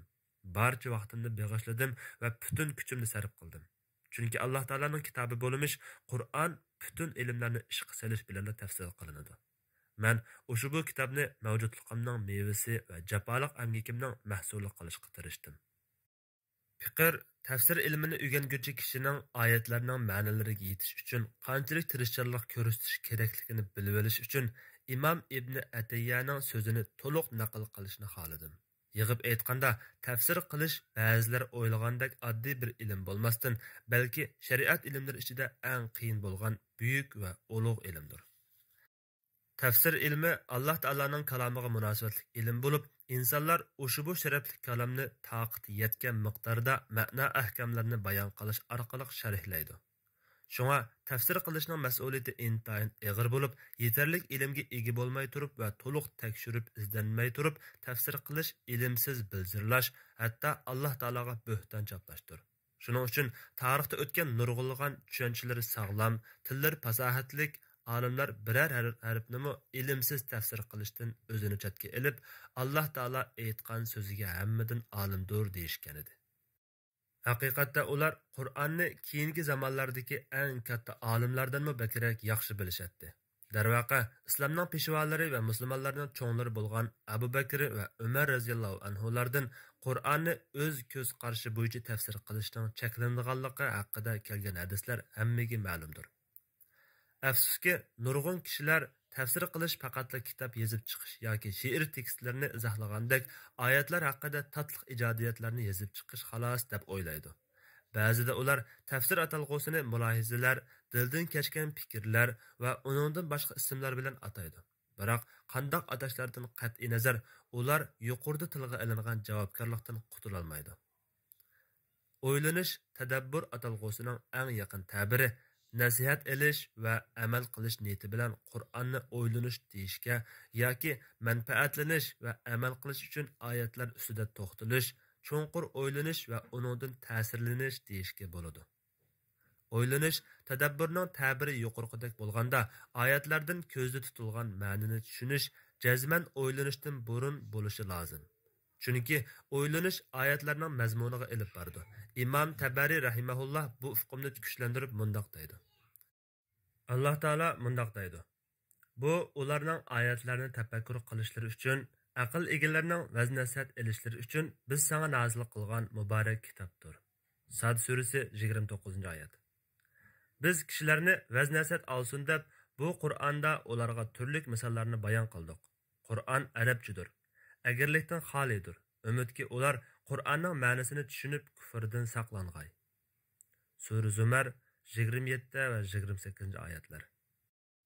Shundoq deyish orqali payg'ambar sallallohu alayhi va sallamga xitob qilib, bandalarni Qur'on oyatlaridagi ro'shan nasihatlardan ibrat olishga targ'ib qiladi. Buningga o'xshash oyatlarda Alloh taolo bandalarni Qur'on oyatlarida bayon qilingan misollar bilan ibrat olishga va hikmatli nasihatlarni qabul qilishga buyurib, targ'ib qilishi ular uchun Alloh taolaning o'zini biladigan xos oyatlardan boshqa oyatlarning tafsirini bilish vojib ekanligini ko'rsatib berdi. Chunki deyilgan so'zning ma'nosini bilmaydigan ham tushunmaydigan biriga sen bu so'zlardan ibrat ol deyish mumkin emas. Balki deyilgan so'zlardan u kishining dastlabida tushunishi, andan keyin uni o'ylanib ibrat olishga buyurilganligi bilinadi. Aksicha u kishining ma'nosini bilmaydigan narsani o'ylanishga buyurish aqlga uyg'un emas. Xuddi arab she'rlaridan misollarga boy, hikmatli nasihatlarga to'lgan bir kuplet she'r arab tilini bilmaydigan ham tushunmaydigan bir qavmga deklamatsiya qilinib, orqadan she'rdagi misollardan ibrat olinglar, nasihatlarni qabul qilinglar deyilsa, ularni arabcha so'zlarni tushunib, she'rdagi diqqatni tortadigan hikmatlardan ibrat olishga buyurilganligini tushunadi. Deyish mumkin bo'lmagandek bir ish albatta. Ular she'rdagi so'zlarning ma'nosini bilmasimi, ularni shu peti she'r mazmuni ifodalagan ibratli misollardan o'ylanib ibrat olinglar deb buyurish mumkin emas. Balkim ularni bu ishga buyurish bilan ba'zi hayvonlarni o'ylanib ibrat olishga buyurish orasida hech bir farq bo'lmasligi mumkin. Haqiqat shuki, o'ylanishga buyurish faqat deyilgan so'zning ma'nosini ro'shan bilgandan keyin mumkin bo'ladi. Shuningdek, Qur'on oyatlaridagi ibratlik misollardan va hikmatli nasihatlardan ibrat olgan deyish faqat uning ma'nolarini biladigan, arab tilini tushunadigan kishiga deyilsa to'g'ri bo'ladi. Agar u kishi uning ma'nolarini bilmagan ahvolda oldi bilan arab tilini o'rganib, undan keyin cho'nqur o'ylanib, Qur'onning hikmatlaridan va uning turli ibratlaridan nasihat olishga buyurish ma'nosi bilan to'g'ri bo'ladi. Halbuki Alloh taolo bandalarni Qur'onni cho'nqur o'ylanishga buyurdi va uningda bayon qilingan misollardan ibrat olishga targ'ib qildi. Lekin Alloh taolo Qur'on oyatlarining ma'nolarini bilmaydigan kishini uni o'ylanib ibrat olishga buyurmadi. Undaq bo'lgan ekan, Alloh taolaning o'zini biladigan xos oyatlardan boshqa barliq oyatlarining tafsirini bilish lozim bo'ladi. Tabari, Jamiul Bayan, Tafsiru Tabari, 1-tom 76-bet. Bu so'zlarga asoslanganda o'ylanish, tadabbur bilan tafsir qilishni mundaq bir necha xil yo'llar bilan farqlantirishga bo'ladi. Birinchi, tafsir qilish deganimiz oyatlardan ko'zda tutilgan ma'nolarni bayon qilishdir. O'ylanish, ya'ni tadabbur bo'lsa, ma'lum oyatlarning orqasidagi maqsad va mazmunlarni bilish. Shu oyatlarning ko'rsatmalarini qazib chiqarish, ular bilan ta'sirlanish va ularning ko'rsatmalariga ishonish ham amal qilishdir. Ikkinchi, bütün insonlar Qur'ondan foydalanish va uning bilan hidoyat tepish uchun uni cho'nqur o'ylanishga buyurildi. Shuning uchun o'ylanish haqida kelgan oyatlarda boshda kofirlarga xitob qilingan. O'ylanishda kishilar ilmiy saviyasi, imoniy va ta'sirlanishiga qarab bir qancha darajalarga bo'linadi. Tafsir qilish bo'lsa, insonlar toqat yetgunicha Alloh taolaning kitobini tushunish uchun ehtiyoj bo'yicha tafsir qilishga buyurildi. Shuning uchun kishilar Qur'onning tafsirini bilishda Ibn Abbos radhiyallohu anhuma degandek bir qancha darajaga bo'linadi. Tafsir 4 qismdir. Birinchi qism Qur'on arabcha nazil bo'lganligi uchun arablar o'zining tilidagi qoidalar va so'zliklar orqali ma'lum oyatlarning tafsirini biladi.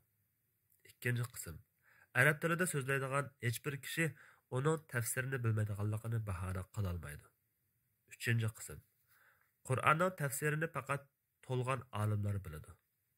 To'rtinchi qism Qur'onning haqiqiy tafsirini faqatla Alloh taolo biladi.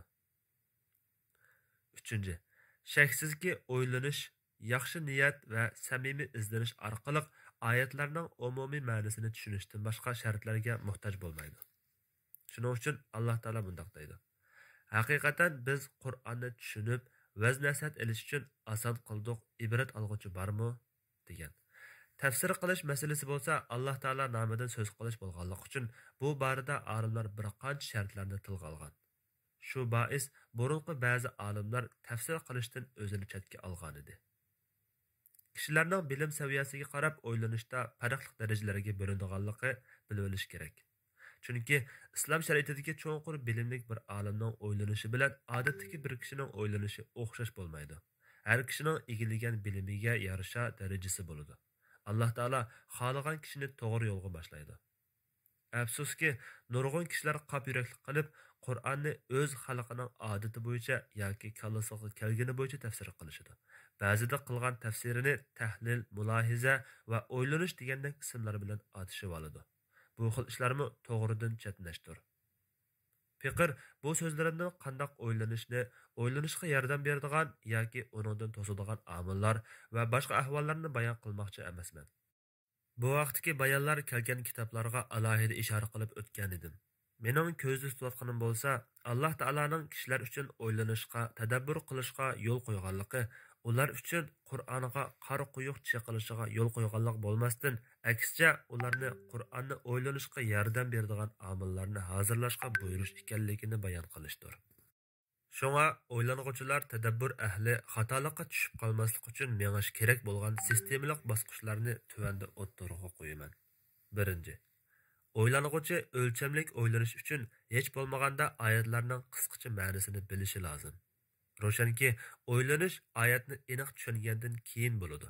Biroq o'ylanishga erishish uchun talab qilingan tushuncha bo'lsa, faqatla oyatni umumiy tarafdan tushunishdir. Bundaqcha aytganda, oddiy tushunishdir. Bu o'ylanishda mufassirlarning so'zini tahqiqlash va tafsir kitoblarining tagiga yetish shart emas. Bo'lmasa, Qur'on cheklik bir qism kishilarga yo'l ko'rsatuvchi kitob bo'lib qoladi. Shunga oyatning hammaga tunishli ma'nosini tafsirdan o'qib yoki anglab bilgandan keyin Qur'onni o'ylanish har qanday kishi uchun mumkindir. Ikkinchi, o'ylang'uvchi biror oyatni bilsa, shu oyatning nozil bo'lish sababi va fazilati haqida qancha ko'p bilimga ega bo'lsa, uning tadabburi shuncha cho'nqur bo'ladi. O'ylang'uvchi oyatning ma'nosini qisqacha bayon qilgan kitoblar bilan cheklanib qolmasdan, balki texmi keng ma'lumotli kitoblarga murojaat qilishi lozim. Uchinchi, Eng cho'ng o'ylanish yo'llarining biri Qur'onni tadqiq qilish va tushunmagan nuqtalarni yechishda biror tafsir kitobiga yoki tafsir ahliga murojaat qilishdir. 4. Kishi tadqiqotlarni qayta ko'zdan kechirish, inchiki ko'zitish va selishtirib ko'rishdan keyin andin e'lon qilish kerak. Mubada qilingan tadqiqotda xatolik bayqalib, boshqalar to'g'risini ko'rsatib eskartish bersa, haqni qabul qilishi cho'ngchilik qilmaslik kerak. Ta'sirlanish atalg'usiga kelsak, u ham o'ylanish turlarining biri bo'lib, ba'zi olimlar uni hissiyotlik o'ylanish deb atagan. Oyatning ma'nosi bilan ta'sirlanish o'ylanishga o'xshamaydi. Chunki ta'sirlanish ba'zida aqliy jihatdan o'ylanishga yoki oyatlarning cho'nqur mazmunlarini bilishga muhtoj bo'lmaydi. Shuni eskartib o'tish kerakki, ba'zi mushriklar yoki ba'zi arab bo'lmagan xalqlar Qur'onning ma'nosini bilmasimi, ularda Qur'ondan ta'sirlanish paydo bo'ladi. Buni eskartib o'tishim shuning uchunki, Qur'onning nafslarga ta'sir ko'rsatish kuchi bor. Ba'zi kishilar o'ylanish, tadabbur bilan Qur'on anglab ta'sirlanish ikkisini ayira olmay, insonlarning Qur'onning ta'sir ko'rsatishi sababli kelib chiqqan titrak besish va qo'rqishini o'ylanish natijasida vujudga kelgan deb qarab qoladi. Halbuki ish aslida undaq emas. O'ylanish bo'lsa, zehnida hosil bo'ladigan aqliy emgakdir. Ta'sirlanish bo'lsa, a'zolarda, bo'libmi qalbda paydo bo'ladigan alohida tuyg'udir. Ta'sirlanish ba'zida Qur'on haqida o'ylanish sababidan bo'lsa, ba'zida qiroatning go'zallik sababidan bo'ladi. Yana ba'zida kishining shu vaqtdagi ahvoli sababli bo'ladi. Alloh taolo eng yaxshi bilguchidir. Diqqat. 1. Siz tafsir bilan tafsir kitoblaridagi ma'lumotlarning farqini bilib oling. Tafsir kitoblaridagi ma'lumotlarning hammasi tafsir ilmining mohiyati qatoridan emasdir. Chunki tafsirga oid barliq ilm Qur'onga bog'langandir. Mufassir goh o'zi texmi yetilgan ilm bo'yicha davom qilib oyatlar haqida aytilgan so'zlarning mazmunini o'zi voyiq yetgan ilmga asoslanib so'zlaydi. Goh ba'zi inchiki nuqtalarni, foydalarni, uningdan boshqa narsalarni tilga oladi. Bu inchiki nuqta va foydalar mohiyatda Qur'onni tadabbur qilishning bir turidir. 2. Har olim yoki har mufassir o'ylang'uchidir, tadabbur qilg'uchidir. Ammo har o'ylang'uchi mufassir emas. Inchiki mulohiza qiling. Oxirida kishilarning og'zidagi tadabbur va dildan kechgan xiyollar degandek atalg'ular bo'lsa, haqiqatda quruq arzulardir. Ya'ni oyatning o'zi xiyol qilgandek bo'lishni arzu qilishdir. Halbuki u oyat mohiyatda undaq emas. Do'stim, oyatni xohlagan ma'noga bo'rashdan ehtiyot qiling. Chunki u nafs xohishiga ergashganlikdir. Alloh taolo bizni uningdan saqlasin. Ulug' Alloh taolodan bizni Qur'onni tushunishga va amal qilishga muvaffaq qilishini so'rayman. Bizni nafsimizning sharridan va yomon amallarimizdan saqlashini tilayman. Barliq hamd sana olamlarning parvardigori Alloh taologa xosdir. Qalbinglar pok bo'lsa, Qur'ondan asla zerikmaydi. Ilgirki olimlar Qur'onga har tarafdan intayin ko'ngil bo'lishadi. Bu ko'ngil bo'lish ularning payg'ambar sallallohu alayhi va sallamning ko'rsatmasiga ching ezilganligining bir namoyandasi edi. Ularning Qur'on o'qishini davomlashtirishi bir qancha taraflarda yorqin namoyon bo'lgandi. Ilgirki olimlarning Qur'onni so'yishi va uningga qiziqishi. Shaksizki, tilovatgo'y, cho'nqur o'ylanadigan va amal qiladigan Qur'ondan iborat ulug' ne'matni tunib yetgan, uni tegishli ravishda qadrlaydigan va uningga hamisha yurakdan bog'langan bir kishi Alloh taoladan u ne'matdan o'zini mahrum qilmaslikni va uning xayrlik barakatini uzib qo'ymaslikni so'raydi. Ne'mat uzilib qolsa, hasrat chekib uningga qayg'uradi. Mana bu chin muhabbatning va ich-ichidan chiqqan intilishning isbotidir. Anas ibn Malik radhiyallohu anhu aytadi. Payg'ambar sallallohu alayhi va sallam vafot bo'lgandan keyin Abu Bakr radhiyallohu anhu Umar radhiyallohu anhuga "Yur, Ummu Aymanni yo'qlab kelayli." Payg'ambar sallallohu alayhi va sallam u ayolni ziyorat qilib turadi dedi. Biz birlikda Ummu Aymanning qishig'iga keldik va u ayol yig'lab ketdi. Abu Bakr va Umar ikkisi Ummu Aymanga: "Nimishqa yig'laysiz?" Payg'ambar sallallohu alayhi va sallamga Allohning dargohidagi ne'matlar yaxshi-ku dedi. U ayol: "Men Payg'ambar sallallohu alayhi va sallamga Allohning dargohidagi ne'matlarning yaxshiligini bilmay yig'laganim yo'q. Men osmon tarafdan keladigan vahiyning o'zlib qolganligiga yig'layapman" dedi. Shuning bilan u ikkisini birga yig'lab ketdi. Abul Halal Rabi'a ibn Zurara rahimahullah kecha oxirida o'rnidan turib, Alloh taolaning oldida kamtar bo'lgan holda uzundan uzun sajda qilib namoz o'qiydi. Duo qiladi va Qur'on tilovat qiladi. U yashangan chaqda uningga sajda qilishi qulay bo'lsin uchun egizrak bir yer hozirlandi. U sajdada: "Ey Alloh, mendan Qur'onni tartib olmagan" deb duo qiladi. Rivoyat qilindirki, Sabit al-Bunani va yana bir kishi Mutarrif degan kishining yoniga kirdi. U hushsiz yotadi. Sabit al-Bunani mundoq dedi: "Uningdan 3 nur chaqnadi. Biri uning beshidan, yana biri uning o'ttiridan, yana biri bo'lsa uning 2 putidan chaqnayotdi. Bu ahvol bizni intayin qo'rqitibdi. Orqadan u hushiga keldi. Biz: "Ey Abu Abdullah, qandoq ahvolingiz?" degandiq u. "Ahvolim yaxshi" dedi. Andan uningga: "Biz qo'rqinchli bir narsa ko'rdik" dedik. U hayronlik bilan: "Nima ko'rdinglar?" dedi. Biz: "Sizdan chaqnagan nurlarni-chu" dedik. U: "Sizlar uni rasulda ko'rdinglarmi?" dedi. Biz: "Ha, ko'rdik" dedik. U: "Bu nur Sajda surasidir. Sajda surasi 30 oyat bo'lib, suraning bosh tarafi beshimdan, o'ttirisi belimdan va oxiri putumdan nur bo'lib chaqnadi. U sura menga shafaat qilish uchun shakliga kirgizildi. Mana bu meni qo'g'daydigan mukofotdir" dedi.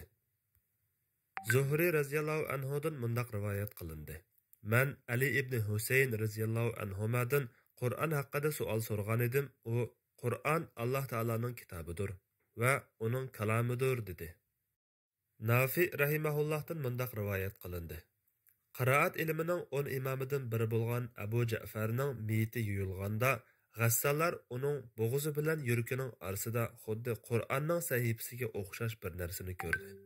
Yuyishga qatnashuvchilar u narsaning Qur'on nur ekanligidan hech shubhalanmadi. Sahnun rahimahullohdan mundaq rivoyat qilindi. Men Ibn Qosimini tushimni ko'rib, Alloh taolo senga qanday muomala qildi degan edim. U: "Men Alloh taolaning dargohida yaxshi ko'radigan narsani topdim" dedi. "Qaysi amalni topding?" degan edim. U: "Qur'on tilovat qilish" dedi. "Undaqda tilaklaring nima?" degan edim. U qo'li bilan ishorat qilib: "Hech narsa" dedi. Uningdan Ibn Vahb to'g'riliq so'ragan edim. U: "Ibn Vahb eng oliy o'rinda" dedi. Farva ibn Nawfal al-Ashja'i rahimahullah: "Men Habbab radhiyallohu anhu bilan qo'shni edim. Bir kuni uning bilan masjidga chiqqanimda u qo'limni tutib turib: 'Ey qarindishim, kuchingning yetishicha Alloh taologa yaqinlashqin. Sen Alloh taoloning kalomidanmi suyumlik bir narsa bilan u zotga yaqinlasholmaysan' dedi" deydi. Ularning Qur'onga ko'ngil bo'lishi. O'tgan olimlar tilovat qilish, yodlash va o'ylanish jihatda Qur'onga intayin ko'ngil bo'lishadi. Misol uchun, Nafi rahimahullah mundaq rivoyat qiladi. Ibn Umar radhiyallohu anhuma Qur'on o'qiganda ko'zlagan yerigacha o'qib bo'lmoqcha so'z qilmaydi. Yahya ibn Muaz rahimahullah: "Men dunyoda 2 narsa arzu qilaman. Biri tinch uy, yana biri men o'qiydiganga yaxshi yozilgan mushaf, ya'ni Qur'on Karimdir" degan. Ad-Dahak ibn Muzahim rahimahullah: "Qur'onni o'rganib, andan keyin unutgan kishi faqat o'zi ishlagan gunoh sababli unutadi. Chunki Alloh taolo aytganki, sizlarga, ya'ni jininglar yoki meninglar har qanday bir musibat yetsa, u sizlarning qilgan gunohinglar tufaylidan kelgan bo'ladi." Shura surasi 30-oyat. Shubhasizki, Qur'onni unutib qolish eng chong musibatdir degan. Abul Aliya rahimahullah mundaq degan: "Biz bir odam Qur'onni o'rganib, andan keyin uni unutib qolguncha g'aflatda uxlashni eng chong gunohlardan hisoblaydik." Abu Vail rahimahullah mundaq degan: "Abdullah ibn Mas'ud radhiyallohu anhuning yoniga oltin bilan hal berilgan bir Qur'on elib kelingan edi. U: Qur'onni zinatlashning eng yaxshi usuli uni loyiq ravishda go'zal o'qishdir" dedi. Ular Qur'on tilovat qilishda tirishchanlik ko'rsatdi. Hasan ibn Abul Hasan al-Basri rahimahullah mundaq deydi: "Sizlar halovatni 3 narsadan izdanglar. Biri namoz, yana biri Qur'on, uchinchisi bo'lsa duodir. Agar sizlar bu 3 narsada halovatni topa olsanglar, uni ching muhofazat qilinglar. Hamda bu ne'mat uchun Alloh taologa hamd sano aytinglar. Aksicha agar sizlar u halovatni topolmasanglar, bilinglarki yaxshilikning eshiklari sizlarga taqalgan demakdir." ibn Shavzab rahimahulloh aytadi. Urva ibn Zubayr radhiyallohu anhuma har kuni kunduzda Qur'onga qarab, uning 4dan birini tilovat qiladi. Kechida bo'lsa, uni namozda o'qiydi. U vazifasini faqat bir puti kesilgan kechida o'qiy olmagan edi. Urva ibn Zubayr atsi kashdan boshlab vazifasini yana davomlashtirdi. İbrahim Naxai Asvad rahimahullah Ramazan oyida har 2 kechada bir qatim Qur'on tamom qiladi. U sham namozi bilan xuftan namozi oralig'ida azroq uxlab oladi. Ramazondan boshqa oylarda har 6 kechada bir qatim Qur'on tamom qiladi degan. Amir ibn Abdurrahman ibn Muhayriz rahimahullah mundaq degan. Cho'ng dadam har juma kunida Qur'on tamom qiladi. Biz ba'zida uning uchun ko'rpi yostiq silib qo'ysaqmi uxlamaydi. Sallam ibn Abi Muti rahimahullah mundaq dedi. Qatada rahimahullah har 7 kunda bir qatim Qur'on tamom qiladi. Ramazon oyi kelganda har 3 kunda bir qatim tamom qiladi. Ramazonga 10 kun bo'lganda har kechada bir qatim tamom qiladi. Ibn Vahb rahimahullah aytadi. Imom Malikning qiz qarindishiga Imom Malik rahimahullah uyida qanday ishlar bilan mashg'ul bo'ladi deyilgan edi u. Qur'on tilovat qilish bilan mashg'ul bo'ladi dedi. Ahmad ibn Sa'laba rahimahullah Salim al-Xavvasdan mundaq anglaganligini rivoyat qiladi. Nafsimga, ey nafsim, go'yo Alloh taolo uni so'zlagan chaqda anglagandek Qur'on o'qigan dedim. Shundoq qilgandan keyin nafsimga halovat keldi. Husayn al-Anqazi rahimahullah İbn İdris rahimahullohga o'limning eng oxirgi minutlari yaqinlashib kelganda uning qizi yig'lab ketdi. U: "Ey qizim, yig'lama. Men mushu uyda Qur'onni 4000 qatim tamomladim" dedi. Rabi ibn Sulaymon rahimahullah İmam Shafiy rahimahullah Ramazon oyida Qur'onni 60 qatim tamom qiladi degan. Yana bir rivoyatda uning hammasini namozda o'qib tamomlagan edi deyilgan. Masabbih ibn Sa'd Muhammad ibn Ismoil İmam Buxoriy rahimahullah Ramazon oyida har kuni kunduzda bir qatim Qur'on tamom qiladi. Kechida tarovih namozidan keyin har 3 kechada bir qatim tamom qiladi degan. Abu Abdullah ibn al-Qattan rahimahullah aytadi. Men Qur'on oyatlaridan izdiganni tepishda Abu Sahil ibn Ziyoddan ustisini ko'rmadim. U bizning qo'shnimiz edi. U kechida namoz o'qishni va tilovat qilishni uzluksiz davomlashtiradi. Qur'onni ko'p o'rganganligi uchun go'yo Qur'on hamisha uning ko'z oldida turgandek edi.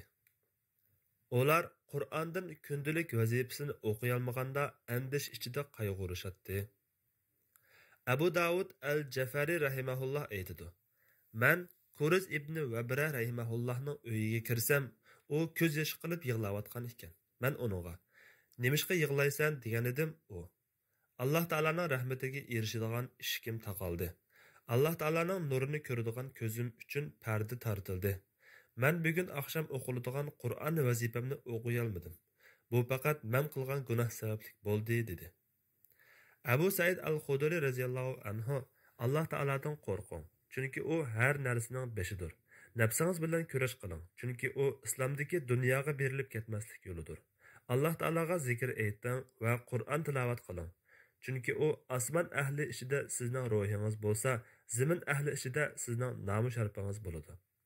Haqdan boshqa ishlarda sukut qiling. Shunda siz shayton ustidan g'alaba qilasiz" deydi. Abul Ahvas rahimahulloh aytadi. Abu Ishoq as-Sabi'i rahimahulloh bizlarga: "Ey yoshlar, kuchinglarni va yoshliqinglarni fursat beringlar.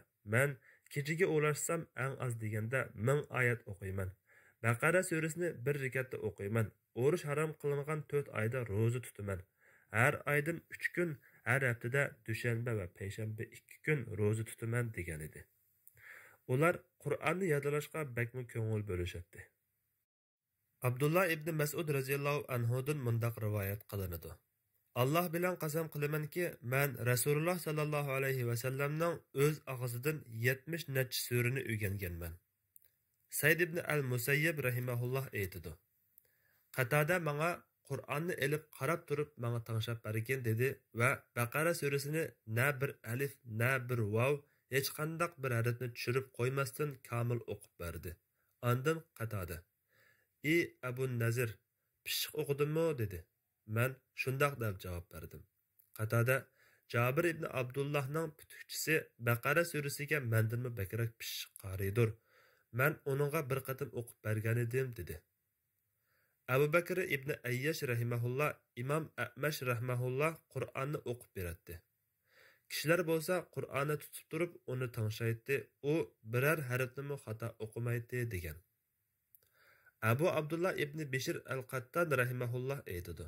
Men Qur'on oyatlaridan izdigani tepishda Abu Sahl ibn Ziyaddan ustisini ko'rmadim.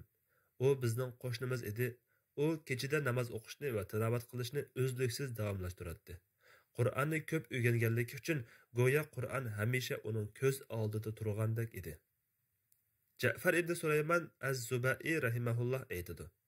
Imom Malik ibn Dinar kishilar ichida Qur'onga eng pishiq qari kishi edi. U Qur'onni tamomlaguncha bizga har kuni bir pora o'qib beradi. Agar u o'qib biror harfni tushirib qo'ysa, gunohlarim sababli bo'ldi. Alloh taolo bandalariga zulm qilguchi emasdir deydi.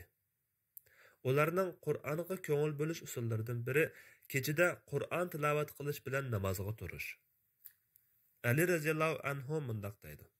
Men Payg'ambar sallallohu alayhi va sallamning sahoba kiramlaridan shundoq bir izni ko'rganki, hozir ularga o'xshaydigan birarsini ko'rmayapman. Alloh bilan qasamki, ular sajdani uzun qilganlikdan peshonlarida sajda izi chiqqan. Chochlari chuvuq, yuz boshlari to'pa, chiroylari o'ngan holatda tong atqizishadi. Kechisi goh so'l putiga, goh o'ng putiga tayanib turishadi. Allah zikr qilinsa, shamolloq kunda egilgan daraxtdek egilib, Allohning kitobini tilovat qilishadi. Natijada ko'zlaridan taramlangan yoshda kiyimlari ho'l bo'lib ketadi. Allah bilan qasamki, ular g'aflatda uxlab qolgan kishilardekli ko'rinishadi. Rabbi ibn Anas radhiyallohu anhu mundaq degan. Abu Bakr radhiyallohu anhu kechida namoz o'qiganda nihoyat tuvan ovozda qiroat qiladi. Umar radhiyallohu anhu bo'lsa namoz o'qiganda bakmi o'rlik ovozda qiroat qiladi. Umar radhiyallohu anhu: "Ey Abu Bakr, ovozingizni ozroq yuqori ko'tarsangiz yaxshi bo'ladi" degan edi. Abu Bakr radhiyallohu anhu: "Ey Umar, siz ovozingizni bir oz tuvan qilsangiz yaxshi bo'ladi" dedi. Ondan ikkalan payg'ambar sallallohu alayhi vasallamning yoniga kelib ahvolni bayon qilishdi. Uzun o'tmay Alloh taolo o'sha bu oyatni nozil qildi. Namozingda qiroatni yuqori ovoz bilanmi o'qimag'in, past ovoz bilanmi o'qimag'in. Isro surasi 110-oyat. Orqadan Rasululloh u ikkalarni chaqirtib keldi va: "Ey Abu Bakr, siz ovozingizni ozroq yuqori ko'taring. Ey Umar, siz ovozingizni bir oz tuvan qiling" dedi. Sufyan rahimahulloh deydi. Anglashimizcha Rabi ibn Husaymaning onasi o'g'lini chaqirib: "Ey o'g'lim, ey Rabi, uxlamamsan" deydi ekan. O'g'li bo'lsa: "Ey ana, to'yuqsiz hujumdan ansirgan kishi kechining qorong'uligiga kelsa uxlamasligi afzaldir" deydi ekan. Muaz ibn Jabal radhiyallohu anhuning o'limi qosh bilan kirpik orasida qolganda: "Ey Alloh, o'zing bilasan, men dunyoni va dunyoda o'stanlar chepib, daraxtlar tikib, uzun yashashni yaxshi ko'rmadim. Biroq yozning uzun kunlarida ro'za tutishni, qishning uzun kechalarida qiyamda turishni, zikr so'rinlarida olimlar bilan yaqin turishni yaxshi ko'rdim" deb duo qilgan ekan. Amr ibn Utba ibn Farqad rahimahulloh: "Men Alloh taoladan 3 narsani so'rdim. Alloh taolo menga ikkisini berdi, uchinchisini kutyapman. Alloh taoladan mendan dunyo muhabbatini ko'tarib o'tishni so'radim. Shuning bilan men dunyodan kelgan va yoki ketgan narsaga parvo qilmaydigan bo'ldim. Alloh taoladan meni namozga kuchli qilishini so'radim, u menga kuch-quvvatni rizq qilib berdi. Hamda Alloh taoladan shahid bo'lishni so'radim, haqiqatan umidvorman" degan. Ular vazifasini o'qish vaqti o'tib ketsa, to'liqlab ado qilishadi. Abdurrahman ibn Abd al-Qari rahimahulloh mundaq deydi. Men tush vaqtida Umar radhiyallohu anhuning yoniga kirish uchun ruxsat so'radim. U meni uzun saqlatgandan keyin andan kirishimga ruxsat qildi va o'tib ketgan vazifamni ado qilayotgan edim dedi. Haysama ibn Abdurrahman al-Ju'fi rahimahulloh mundaq degan. Men Abdullah ibn Amr radhiyallohu anhuning yoniga kirsam, u Qur'on o'qiyotgan ekan. Uningga gap qilgan edim, u "Bu o'qiyotganim kechida o'qiydigan vazifam edi" dedi. İbrahim Naxai rahmehullah ularning biri agar o'z vazifasidan bir narsa eshib qolsa, u o'zi tashabbuskorlik bilan kunduzda o'qiydi yoki boshqa bir kechada o'qiydi degan. U yana ba'zida oshirib ado qilishadi degan. Ular Qur'onni yoqimli ovoz bilan qoidalik o'qishga ko'ngil bo'lishadi. Said ibn Abdul Aziz rahimahullah mundaq degan. Muaviya radhiyallohu anhuning qo'g'dug'uchisi Abu Yusuf rivoyat qilib menga Abu Musa al-Ash'ari radhiyallohu anhu Muaviya radhiyallohu anhuning yoniga kelib, andin u Damashqdagi bir qo'rg'u joylashdi. Kecha kirganda Muaviya radhiyallohu anhu uning yoqimli qiroatini anglash uchun uyidan chiqdi degan edi. Abu Osman an-Nahdi rahimahullah man Abu Musa al-Ash'ari radhiyallohu anhuning qiroat qilgan ovozidanmi yoqimli ham mo'ngluq bir ovozni anglamadim.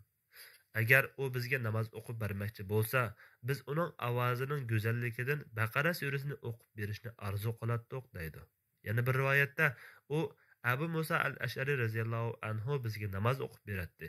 To'g'risini desam, men uning ovozidanmi yoqimli ham mo'ngluq hech bir ovozni anglab boqmadim degan. Al-Ijli rahimahullah bo'lsa, sahobalar ichida uningdanmi go'zal ovozli bir kishi yo'q edi degan. Salama ibn Asim rahimahullah aytadi.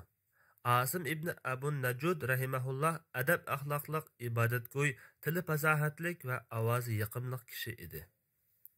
A'mash rahimahullah mundaq deydi. Yahya ibn Vassab rahimahullah kishilar ichida eng chiroyli qiroat qiladigan kishi edi. Ba'zida men uning qiroatining go'zalligidan beshiga so'yilishni arzu qilib qolatdim. U qiroat qilganda go'yo masjidda hech kim yo'qdek Qur'on tilovatidan boshqa biror ovozni anglamagan bo'lardingiz. Abu Abdurrahman al-Hubuli mundaq rivoyat qilgan. Uqba radhiyallohu anhu Qur'onni eng yoqimli o'qiydigan kishilardan edi.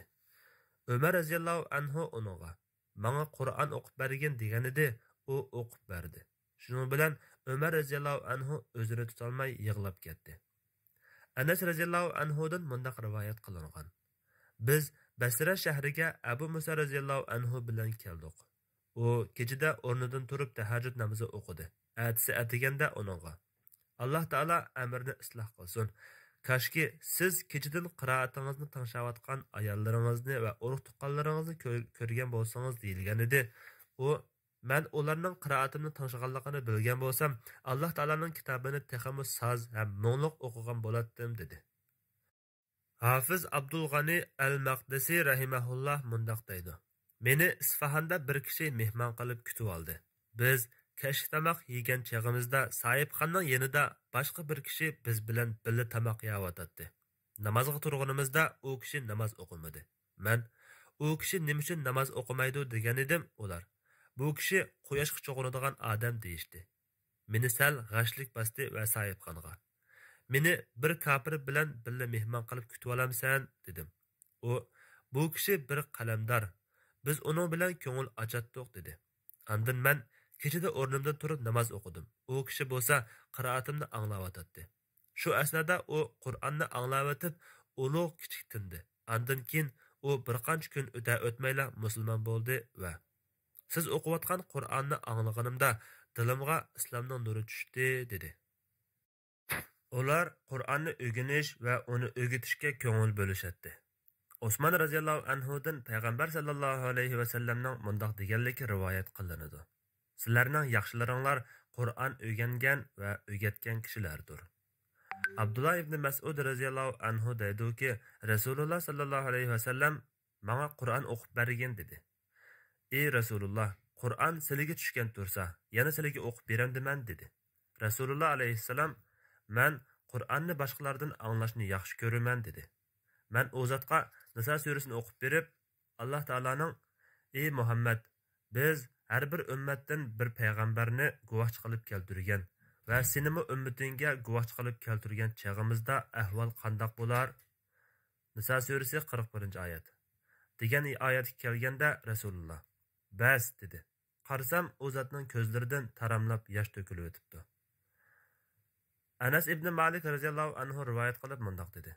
Payg'ambar sallallohu alayhi va sallam Ubay ibn Ka'bga Alloh meni sana ahli kitobdan, ya'ni Yahudilar va Nasaralardan kafir bo'lganlar Bayyina surasi 1-oyatni o'qib berishimni buyurdi degan edi. Ubay ibn Ka'b radhiyallohu anhu Allah mening ismimni atadimi dedi. Payg'ambar sallallohu alayhi vasallam ha dedi, u yig'lab ketdi. Ubada ibn Samit radhiyallohu anhu mundoq degan. Payg'ambar sallallohu alayhi vasallamning yoniga bir muhojir kelsa, uningga Qur'on o'rgatib qo'yish uchun aramizdan birini vazifalantirdi. Ular kishilarga Qur'on o'rgatish uchun o'ltirishadi. Anas ibn Malik radhiyallohu anhu dan mundoq rivoyat qilinadi. Abu Musa al-Ash'ari radhiyallohu anhu meni Umar radhiyallohu anhuning yoniga avatdi. Umar radhiyallohu anhu menga Abu Musa al-Ash'ari nima ish bilan qoldi degan edi. Men u kishilarga Qur'on o'rgatib qoldi dedim. Umar radhiyallohu anhu u intayin aqlliqdir, lekin uningga bu gapni demagin dedi. Osman radhiyallohu anhu rivoyat qiladi-ki, Payg'ambar sallallohu alayhi vasallam mundoq degan. Sizlarning yaxshilaringlar Qur'on o'rgangan va o'rgatgan kishilardir. Said ibn Ubayda mundoq deydi. Abu Abdurrahman as-Sulami Osman radhiyallohu anhuning xilofat davridan toki Hajjaj davrigacha 70 yil atrofida Qur'on o'rgatgan. U ashu hadis meni mushundoq uzun muddat Qur'on o'qitish o'rnida o'ltirg'izgandir degan. Ishaq ibn Ibrohim rahimahulloh mundoq degan. Imom Kisai rahimahulloh kishilarga Qur'onni 2 qatim o'qib berganligini anglagan edim. Muhammad ibn Ka'b al-Qurazi rahimahulloh rivoyat qiladi. Payg'ambar sallallohu alayhi vasallamning zamonida ansarlardan Muaz ibn Jabal, Ubada ibn Samit, Ubay ibn Ka'b, Abu Ayyub, Abu Darda radhiyallohu anhulardan iborat 5 nafar kishi Qur'onni yodlagan edi. Umar radhiyallohu anhuning xilofat zamonida Yazid ibn Abi Sufyan uningga maktub yozib, Sham diyoridagi kishilarning nasllari ko'payib, shaharni bir oldi. Amdilikda ular o'zlariga ham Qur'on o'rgatadigan, ham uni tushuntirib qo'yadigan kishilarga muhtoj bo'lyotdi. Ey mu'minlarning amiri, ularga Qur'onni o'rgatib qo'yadigan kishilarni avatishlarini o'tinaman deydi. Maktubni olgan Umar radhiyallohu anhu 5 nafar kishini chaqirib ularga Sham diyoridagi qarindoshlaringlar o'zlariga Qur'onni o'rgatib qo'yadigan hamda dinni tushuntirib qo'yadigan kishilarni avatishini talab qilib yordam so'rabdi. Alloh taolo sizlarga rahmat qilsin. Aranglardan 3 kishi menga yordam beringlar. Agar hammanglar boramiz desanglar, aranglarda chak tashlanglar. Natijada aranglardan tanlangan 3 kishi oldiga chiqsin deydi. Ular chak tashlashning keragi yo'q. Aramizda Abu Ayyub nihoyat yashinib qoldi. Ubay ibn Ka'b bo'lsa bakmu kasalchan deyishdi-da, Muaz, Ubada va Abu Darda radhiyallohu anhular oldiga chiqadi. Umar radhiyallohu anhu nasihatan, sizlar avval Hemis shahriga beringlar. Chunki sizlar o'xshashmagan saviyadagi kishilar bilan uchrashasizlar. Ularning ichida boshqalarga o'rgata oladigan kishilar bo'lishi mumkin. Agar shundoq kishilarni ko'rsanglar, bir turkum kishilarni ularga tutqizib qo'yinglar.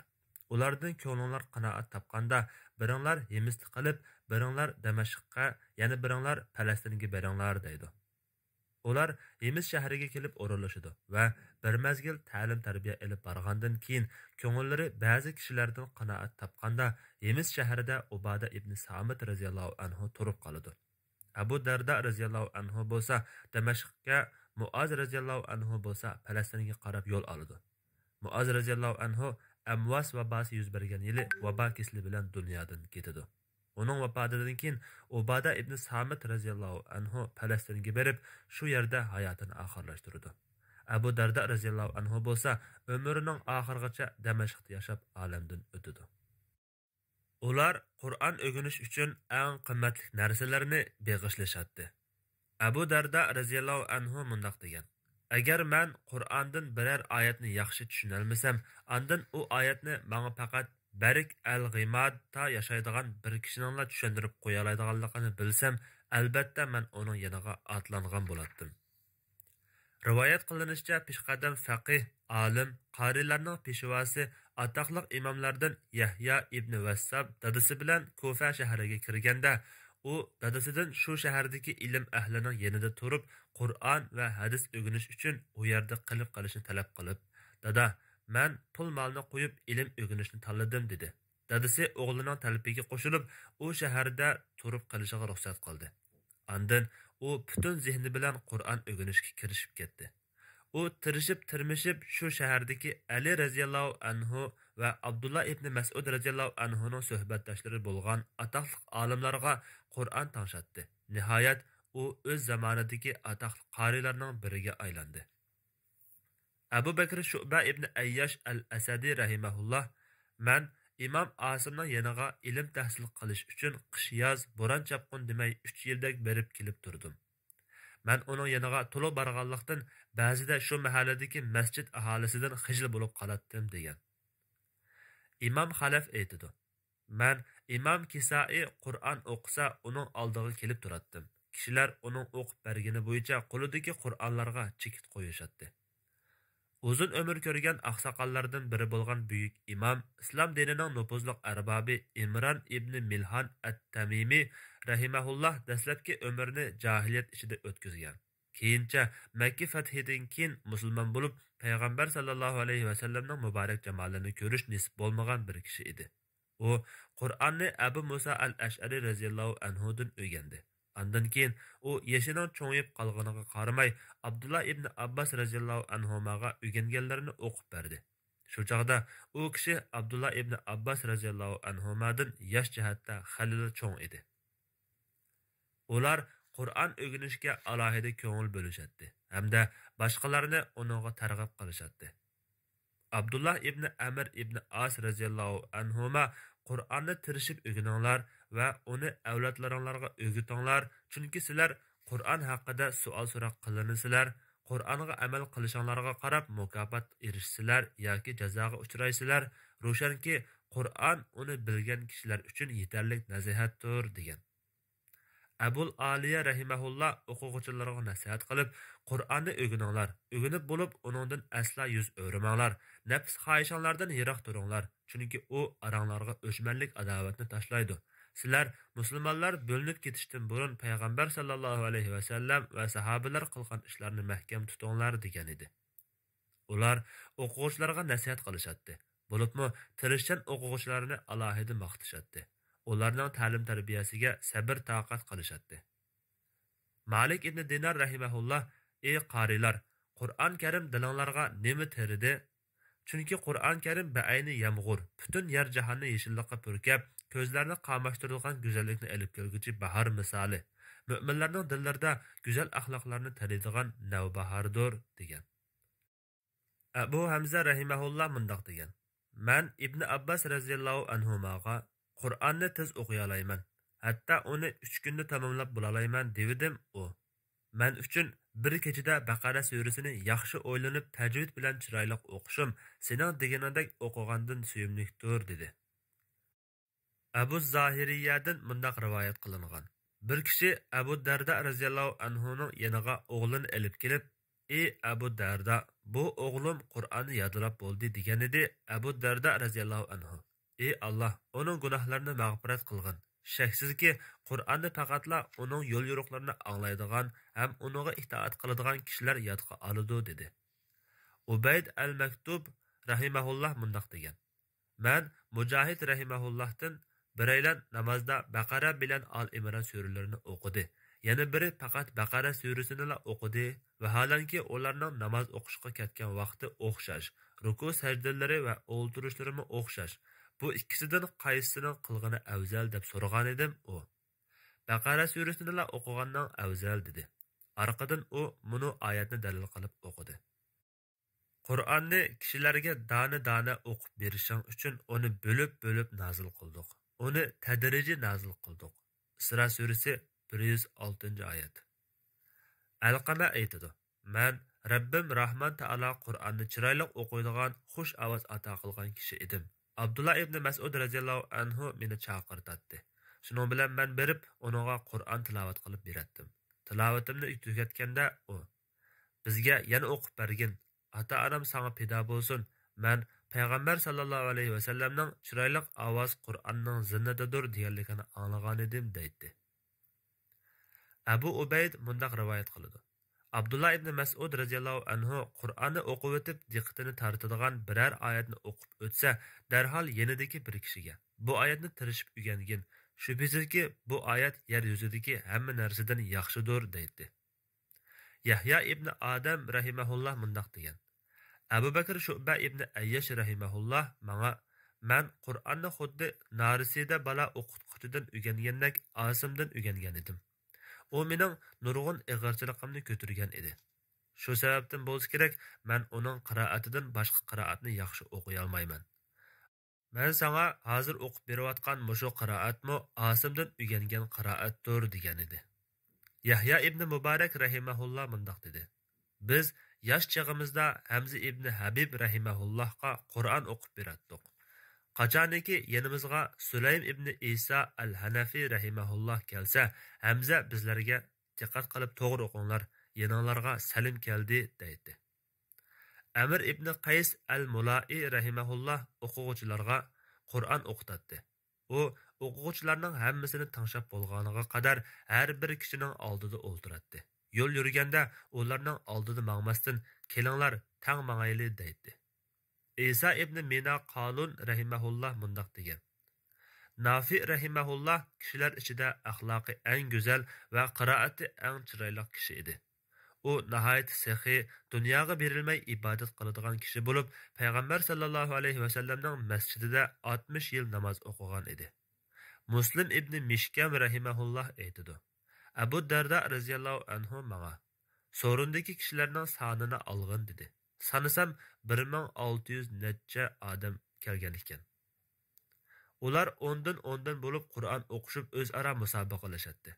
Abu Darda radhiyallohu anhu Bamdod namozini o'qib bo'lganda qaytib bir par Qur'on o'qiydi. Uning hikmat nasihatlarini anglash uchun kishilar uning atrofini o'rib oladi. Ibn Amir kishilarning oldida turadi. İmam Ahfash rahimahulloh mundoq dedi.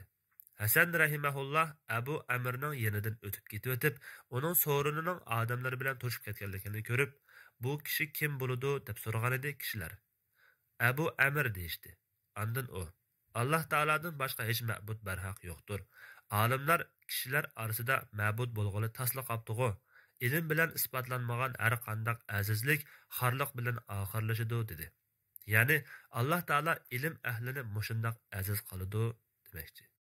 Damashqlik qori Harun al-Ahfashning shogirdi Alloma Abul Hasan Muhammad ibn Nazir rahimahullohning tarjimholida mundoq kelgan. U kishining Damashq jamoasida dabdabalik so'rovlari bor edi. Kishilar Bamdod namozidan keyin peshin namozigacha uningga Qur'on o'qib berishadi. Hafiz ibn Sulaymon rahimahulloh deydi. Qorilarning peshvosi Asim menga mundoq degan edi. Men sana o'rgatgan qiroat bo'lsa, Ali radhiyallohu anhuning shogirdi Abu Abdurrahman as-Sulaymiydan o'rgangan qiroatdir. Abu Bakr ibn Ayyashga o'rgatgan qiroatim bo'lsa, Abdullah ibn Mas'ud radhiyallohu anhuning shogirdi Zir ibn Hubayshdan o'rgangan qiroatdir. Ular o'quvchilarga Qur'onni yodlashning va uni takrorlab o'qib turishning eng yaxshi usulini ko'rsatib berishadi. Bu bo'lsa, ularning mo'l tajriba saboqlarining natijalaridan, jafoliq amgakining va tirishchanligining mevalaridan barliqqa kelgandir. Abul Aliya Rufay ibn Mihran ar-Riyahi rahimahulloh sizlar Qur'onni 5 oyatdan o'rganinglar. Chunki shuningda Qur'on sizlarning esinglarda bakrak turadi degan. Abu Abdurrahman as-Sulami rahimahulloh aytadi. Bizga Qur'on o'rgatgan Osman radhiyallohu anhu va Abdullah ibn Mas'ud radhiyallohu anhuga o'xshagan bir turkum sahobalar payg'ambar alayhissalomdan 10 oyat o'rganganda, u oyatning ma'nolarini va amal qilishini o'rganib bo'lmag'icha boshqa oyatlarni o'rganishga o'tmaydiganligini so'zlab bergan edi. Ular biz Qur'onni ma'nolarini bilib amal qilish bilan birlikda o'rgangan edik deyishgan edi. Abdullah ibn Mas'ud radhiyallohu anhu aramizdan biraylan 10 oyat o'rgansa, u oyatlarning ma'nolarini hamda uninga amal qilishni bilib bo'lmag'icha boshqa oyatlarni o'rganishga o'tmaydi degan. Muhammad ibn Ali as-Sulami rahimahulloh men Imom ibn Ahramga Qur'on o'qib berish navbatimni tutish uchun subhidan o'rnimdan turib borsam, alla burun mendan ilgari berib bo'lgan 30 qarini ko'rdim degan. U yana mundoq degan. Namoz asrgacha menga navbat kelmadi. A'mash rahimahulloh men asla Talha ibn Musarrif rahimahullohdek birini ko'rmadim. Uning oldida o'ri turgan chag'imda o'ltirsam yoki o'ltirgan holatimni o'zgartsammi, meni zeriktirib qo'ymaslik uchun qiroatini to'xtatdi deydi. U yana Talha ibn Musarrif aralab uyimga kelib turadi. Men uni qiroat qildiratdim. Men tala tuziga chiqsam yoki gelimni qirg'udak bo'lsam o'rnidan to'ratdi. Sufyan ibn Said as-Sarvi rahimahulloh mundoq degan: Amir ibn Qays al-Mulai rahimahulloh menga Qur'on o'qishni va miros ilmini o'rgatgan kishi edi. Men uni hamisha ilm maydonlarida izlaydim.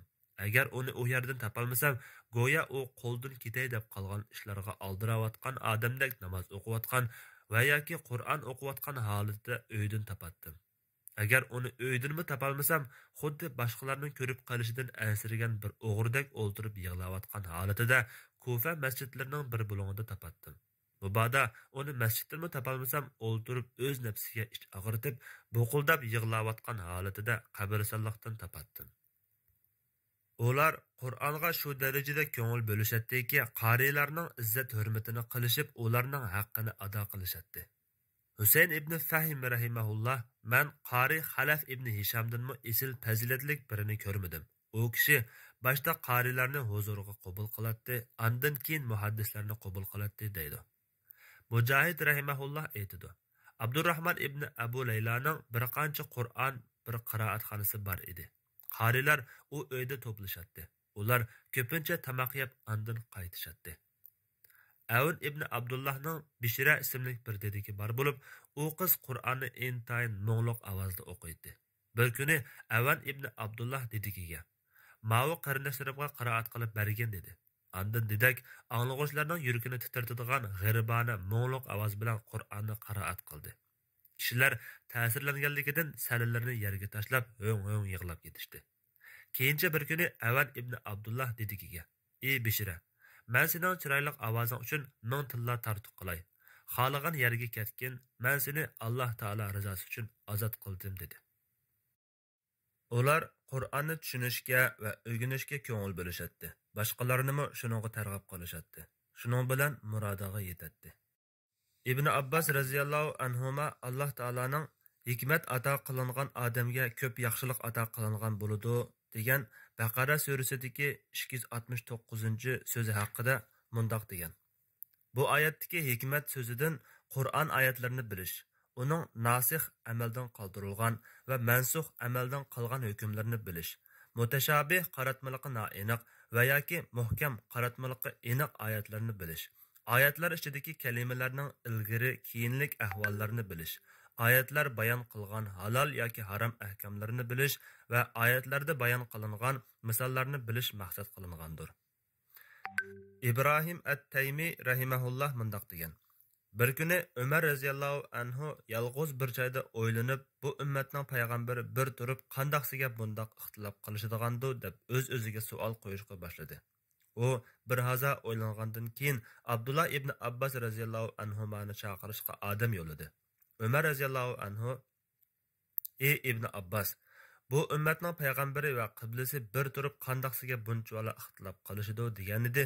Ibn Abbas raziyallohu anhuma: "Ey mu'minlarning amiri, Qur'on biz yashayotgan jamiyatda nozil bo'ldi. Bizlar Qur'on oyatlarining nima haqida nozil bo'lganligini bilib o'qidik. Biroq bizdan keyin kelgan kishilar Qur'on oyatlarining nima haqida nozil bo'lganligini bilmay o'qiydi. Ondan keyin ular oyatlarni tushunishda fikr bayon qilishadi. Ular uningda fikr bayon qilishganda ixtilofga tushadi. Ixtilofga tushganda bo'lsa o'zaro urushadi" dedi. Umar raziyallohu anhu uningga bir oz qo'pollik qilib fikrni to'g'ri ko'rmadi. Shuning bilan Ibn Abbas raziyallohu anhuma qaytib ketdi.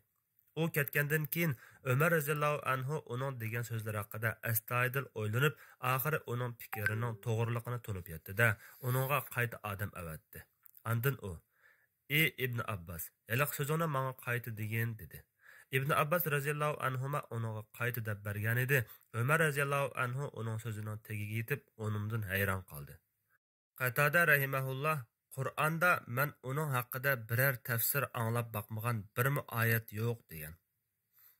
Umar ibn Xattob raziyallohu anhu mundoq deydi: Biz uzun zamonlar yashadik. Aramizdan bir kishiga Qur'on o'rganishdan burun iymon o'rgatiladi. Payg'ambar sallallohu alayhi va sallamga Qur'ondan bir sura nozil bo'lsa, kishi suraning oyatlari bayon qilgan halol va harom ahkamlarini, uning buyrug'uchi va to'squchi oyatlarini, sura ichida to'xtab o'ylanishga tegishli yerlarini o'rganadi.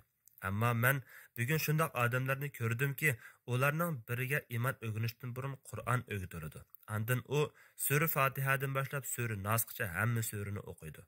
Biroq u sura ichidagi na buyrug'uchi oyatlar, na to'sqichi oyatlar va na to'xtab o'ylanadigan yerlar hech birini bilmaydi. Go'yo u nachar xurmini chashqandek Qur'onni chachidi. İbn Ömer raziyallohu anhuma mundoq deydi. Bu ummatning beshidagi munavvar sahobalar Qur'ondan faqat bir sura yoki shuningga o'xshagan miqdorda sura yodilaydi. Ammo ularga Qur'onga amal qilish ato qilingan edi. Bu ummatning oxiri bo'lsa, ularning ichidagi narisida balo va qarg'u kishilardan tortib hammasi Qur'on o'qiydi. Biroq ularga uningga amal qilish ato qilinmadi. Abu Abdurrahman As-Sulami rahimahulloh aytadi. Biz Qur'ondan 10 oyat o'rgansak, u oyatlar bayon qilgan halol va harom ahkamlarini, uning buyruq va cheklimalarini bilib bo'lmog'icha boshqa oyatlarni o'rganishga o'tmaydik. Xalaf ibn Hisham al-Bazzar rahimahullohning mundoq deganligi rivoyat qilindi. Qur'on Karim bizga berib turilgan bir oyat. U uzunga barmay qo'limizdan ketadi deb o'ylayman. Bundoq o'ylashim, biz Hazrati Umar ibn Xattob 10 necha yilda Baqara surasini yodlagan.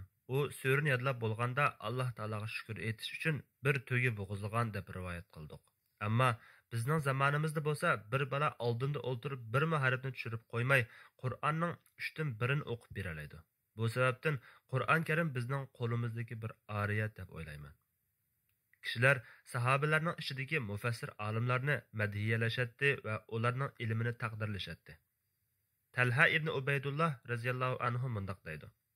İbn Abbas raziyallohu anhumaga cho'nqur tushuncha, o'tkir zehn va dengiz kabi ilm ato qilingan edi.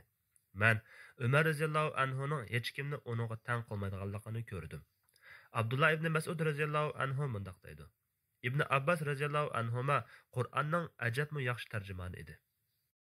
Mujohid rahimahulloh İbn Abbas raziyallohu anhuma mo'l bilim sabablik bilim dengizi deb ataladi degan. Taus rahimahulloh aytadi. Men İbn Umar raziyallohu anhumadan taqvodorroq, İbn Abbas raziyallohu anhumadan olimroq birisini ko'rmadim. U yana mundoq deydi.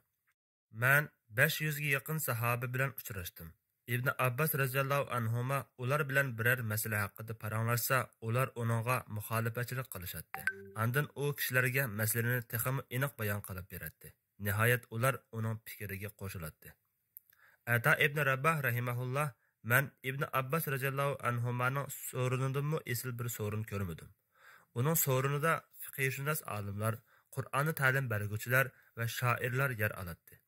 İbn Abbas raziyallohu anhuma ularning hammasini o'zining kamolatiga yetgan ilmi bilan hang-tang qoldiradi degan. Ummu Hani raziyallohu anhaning azadgardisi Abu Salih Bazam rahimahulloh men İbn Abbas raziyallohu anhumaning so'rinini butun Quraysh xalqi faxrlansa faxrlanishga arziydigan so'rin deb qarayman. Kishilar uning so'riniga berish uchun to'p-to'p bo'lishib, yo'llar qisqa-qisqansizlikdan bir odam u yoqdan bu yoqqa o'tkirimi bo'lmaydigan bo'lib ketganini ko'rgan edim degan. U yana mundoq degan ekan. Men İbn Abbas raziyallohu anhumaning yoniga kirib, kishilarning eshik oldida turganligini xabar qilgan edim. U menga tahorat suyi hozirlagan dedi. U tahorat olib bo'lgandan keyin o'tirib, sen ularning yoniga chiqib, Qur'on va uning harflari hamda uningga aloqador masalalar haqida savol so'raydiganlar kiringlar degan dedi. Men chiqib shundoq dedim.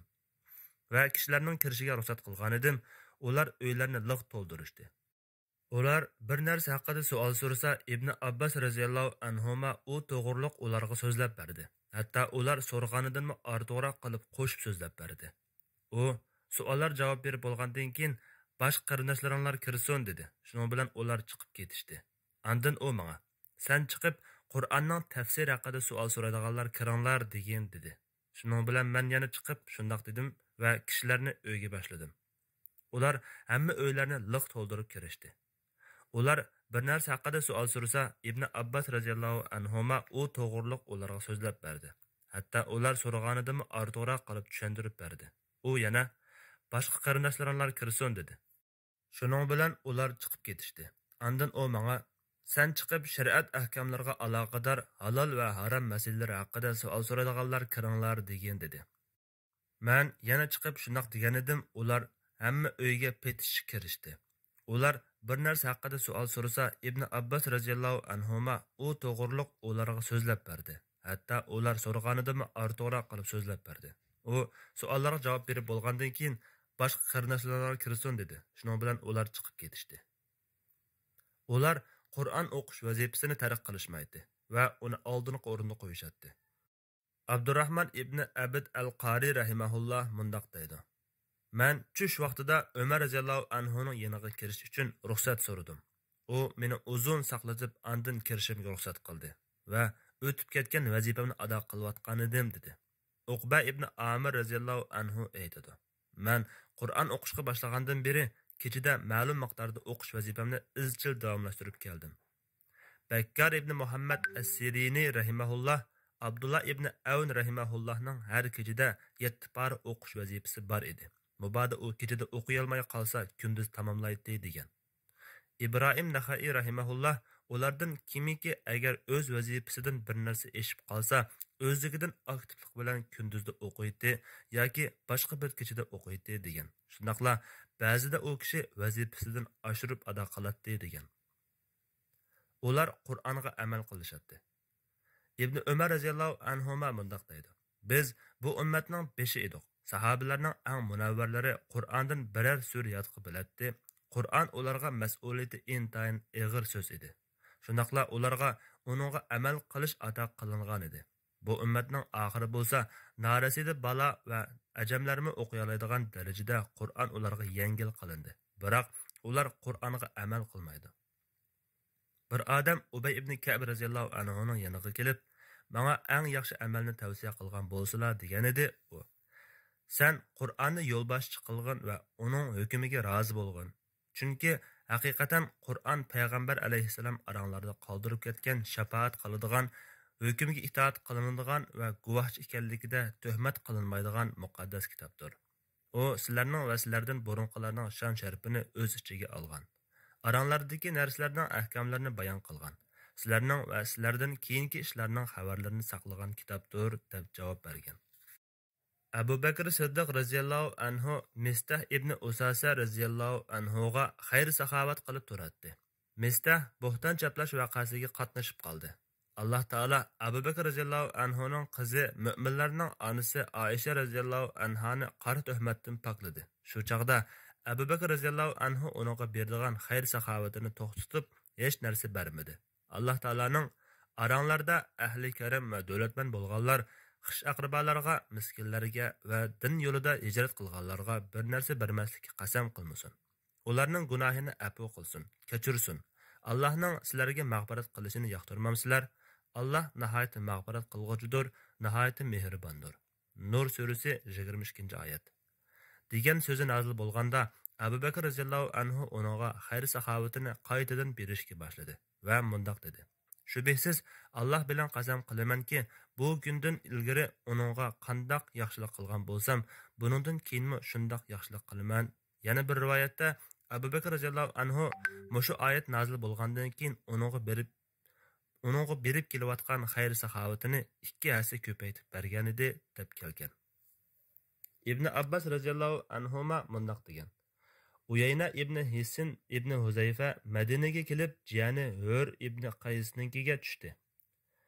Hur xalifa Umar yaqin tutadigan kishilardan edi.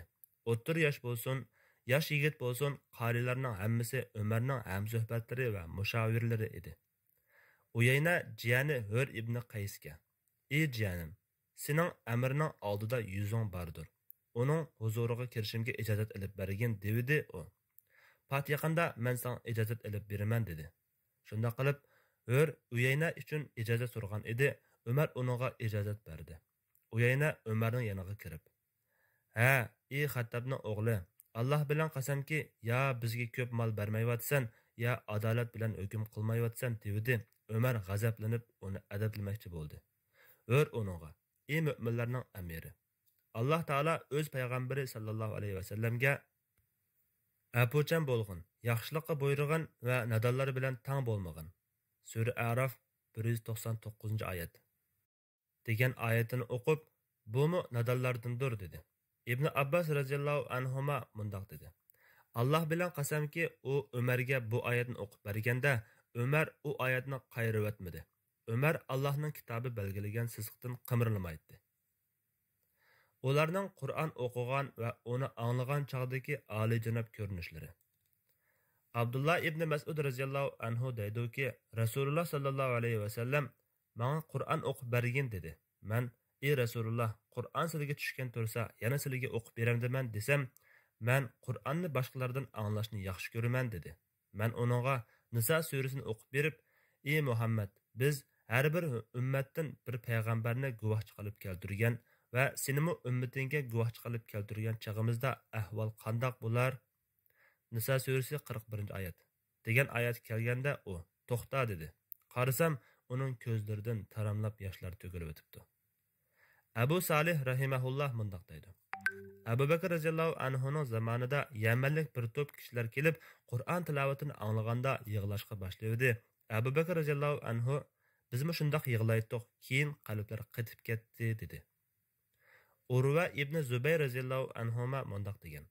Men Asma radhiyallohu anhaning yoniga kirsam, u namoz o'qiyotgan ekan, ondan uning Alloh bizga marhamat qildi. Bizni zaharlik azobdan saqladi. Tur surasi 27-oyat. degan oyatni o'qiyotganligini angladim. Ondan keyin u Alloh taologa sig'inib panoh tilashga boshladi. U panoh tilayotganda qarab turib, bir hazo saqlagandan keyin bozorga ketdim. Bozordan qaytib kelsam, u yana yig'lab turib panoh tilayotgan ekan. Abdurrahman ibn Ajlan rahimahulloh, men bir kechasi Rabi ibn Husaymning yoniga qo'nib qoldim. U kechada turib namoz o'qidi. U Yaman ishlarni qilganlar, ya'ni gunohkorlar, kuffarlar o'zlarini iymon etgan va yaxshi amallarni qilganlardek qilishimizni, hayotlikda, mamatlikda ular bilan o'xshash qilishimizni o'ylamdi. Sura Josiya 21-oyat. degan o'sha bu oyatni o'qib o'tdi. Shunda qilib u toki tong atqaniga qadar bir kecha qattiq yig'lab, bu oyatdan boshqa bir oyatga o'tmadi deydi. Abdullah ibn Rabah rahimahulloh Safvan ibn Muhzir al-Mazani zulm qilguvchilar uzoq qolmay qaysi joyga qaytilganligini biladi. Shuara surasi 227-oyat.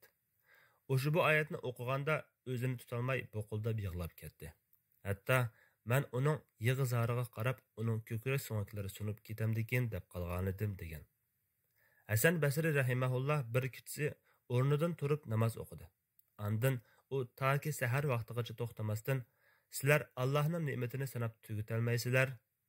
İbrahim surasi 34-oyat. degan oyatni takrorladi. Uningdan nimishqa shunday qilganligini so'ralganda, u men bu oyatda buyuk bir ibratni ko'rmoqdaman. Men nagili qaray jazman bir ne'matni ko'ryapman. Alloh taolaning bilinmagan ne'matlari nihoyat ko'pdir dedi. Muhammad ibn Munkadir rahimahullohning tarjimholida mundoq rivoyat kelgan. Muhammad ibn Munkadir bir kechasi namoz qiyomda turayotganda tuyuqsiz qattiq yig'lab ketdi. Hatto uning yig'isidan oilasimi aloqasida bo'ldi. Ailasi uningdan nimishqa yig'layotganligini so'radi. Biroq u bola chaqalariga inoq gap so'z qilmay, taqim o'ksib yig'lab ketdi.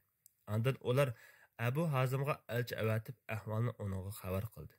Abu Hazim hayal o'tmay uning yoniga keldi. U texcha yig'layotdi. Abu Hazim, "Ey qarindishim, nimishqa yig'laysiz? Oilangizdan qo'rqib o'tibsiz. Biror kasaldan yig'layotamsiz yoki sizga biror ish bo'ldimi?" deganida u. "Menga Alloh taolaning kitobidan bir oyat ta'sir qildi" dedi.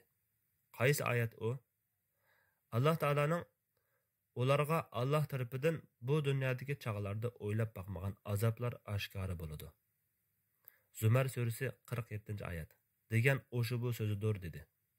Shuning bilan uningga agishib Abu Hazimni billa yig'lashga boshladi va ikkalarining yig'isi bara-bara kuchaydi.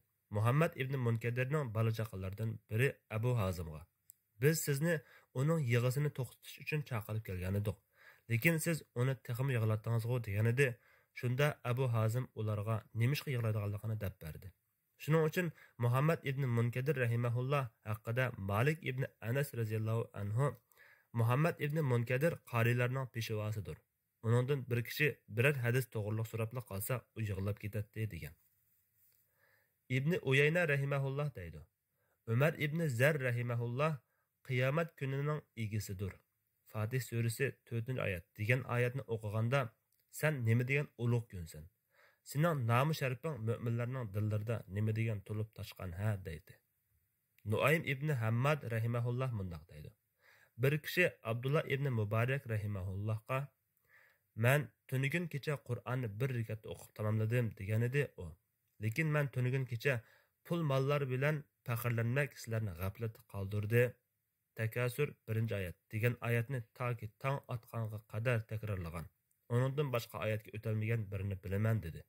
Ya'ni buningda o'zini maqsad qilgan. Abu Sulaymon ad-Darani rahimahulloh deydi. Ali ibn Fuzayl rahimahulloh sura Qari'ani o'zi o'qishga, na boshqalarning o'qib berishiga taqat qila olmaydi. İbrahim ibn Bashshar rahimahulloh mundoq degan. Ali ibn Fuzayl rahimahulloh An'am surasidagi uning cho'nqur ta'siriga taqat qila olmay jon uzigan. O'sha bu oyat: "Agar ularni do'zax ustida to'xtatilgan chog'da ko'rsang, dahshatli holini ko'ratding. Ular kashki dunyoga qaytarilsak edik, Parvardigorimizning oyatlarini inkor qilmaydik va mu'minlardan bo'latdik" deydi. An'am 27-oyat. U dal shu oyatni tilovat qilayotganda jon uzgan edi. Men uning namozini tushirganlar orasida bor edim.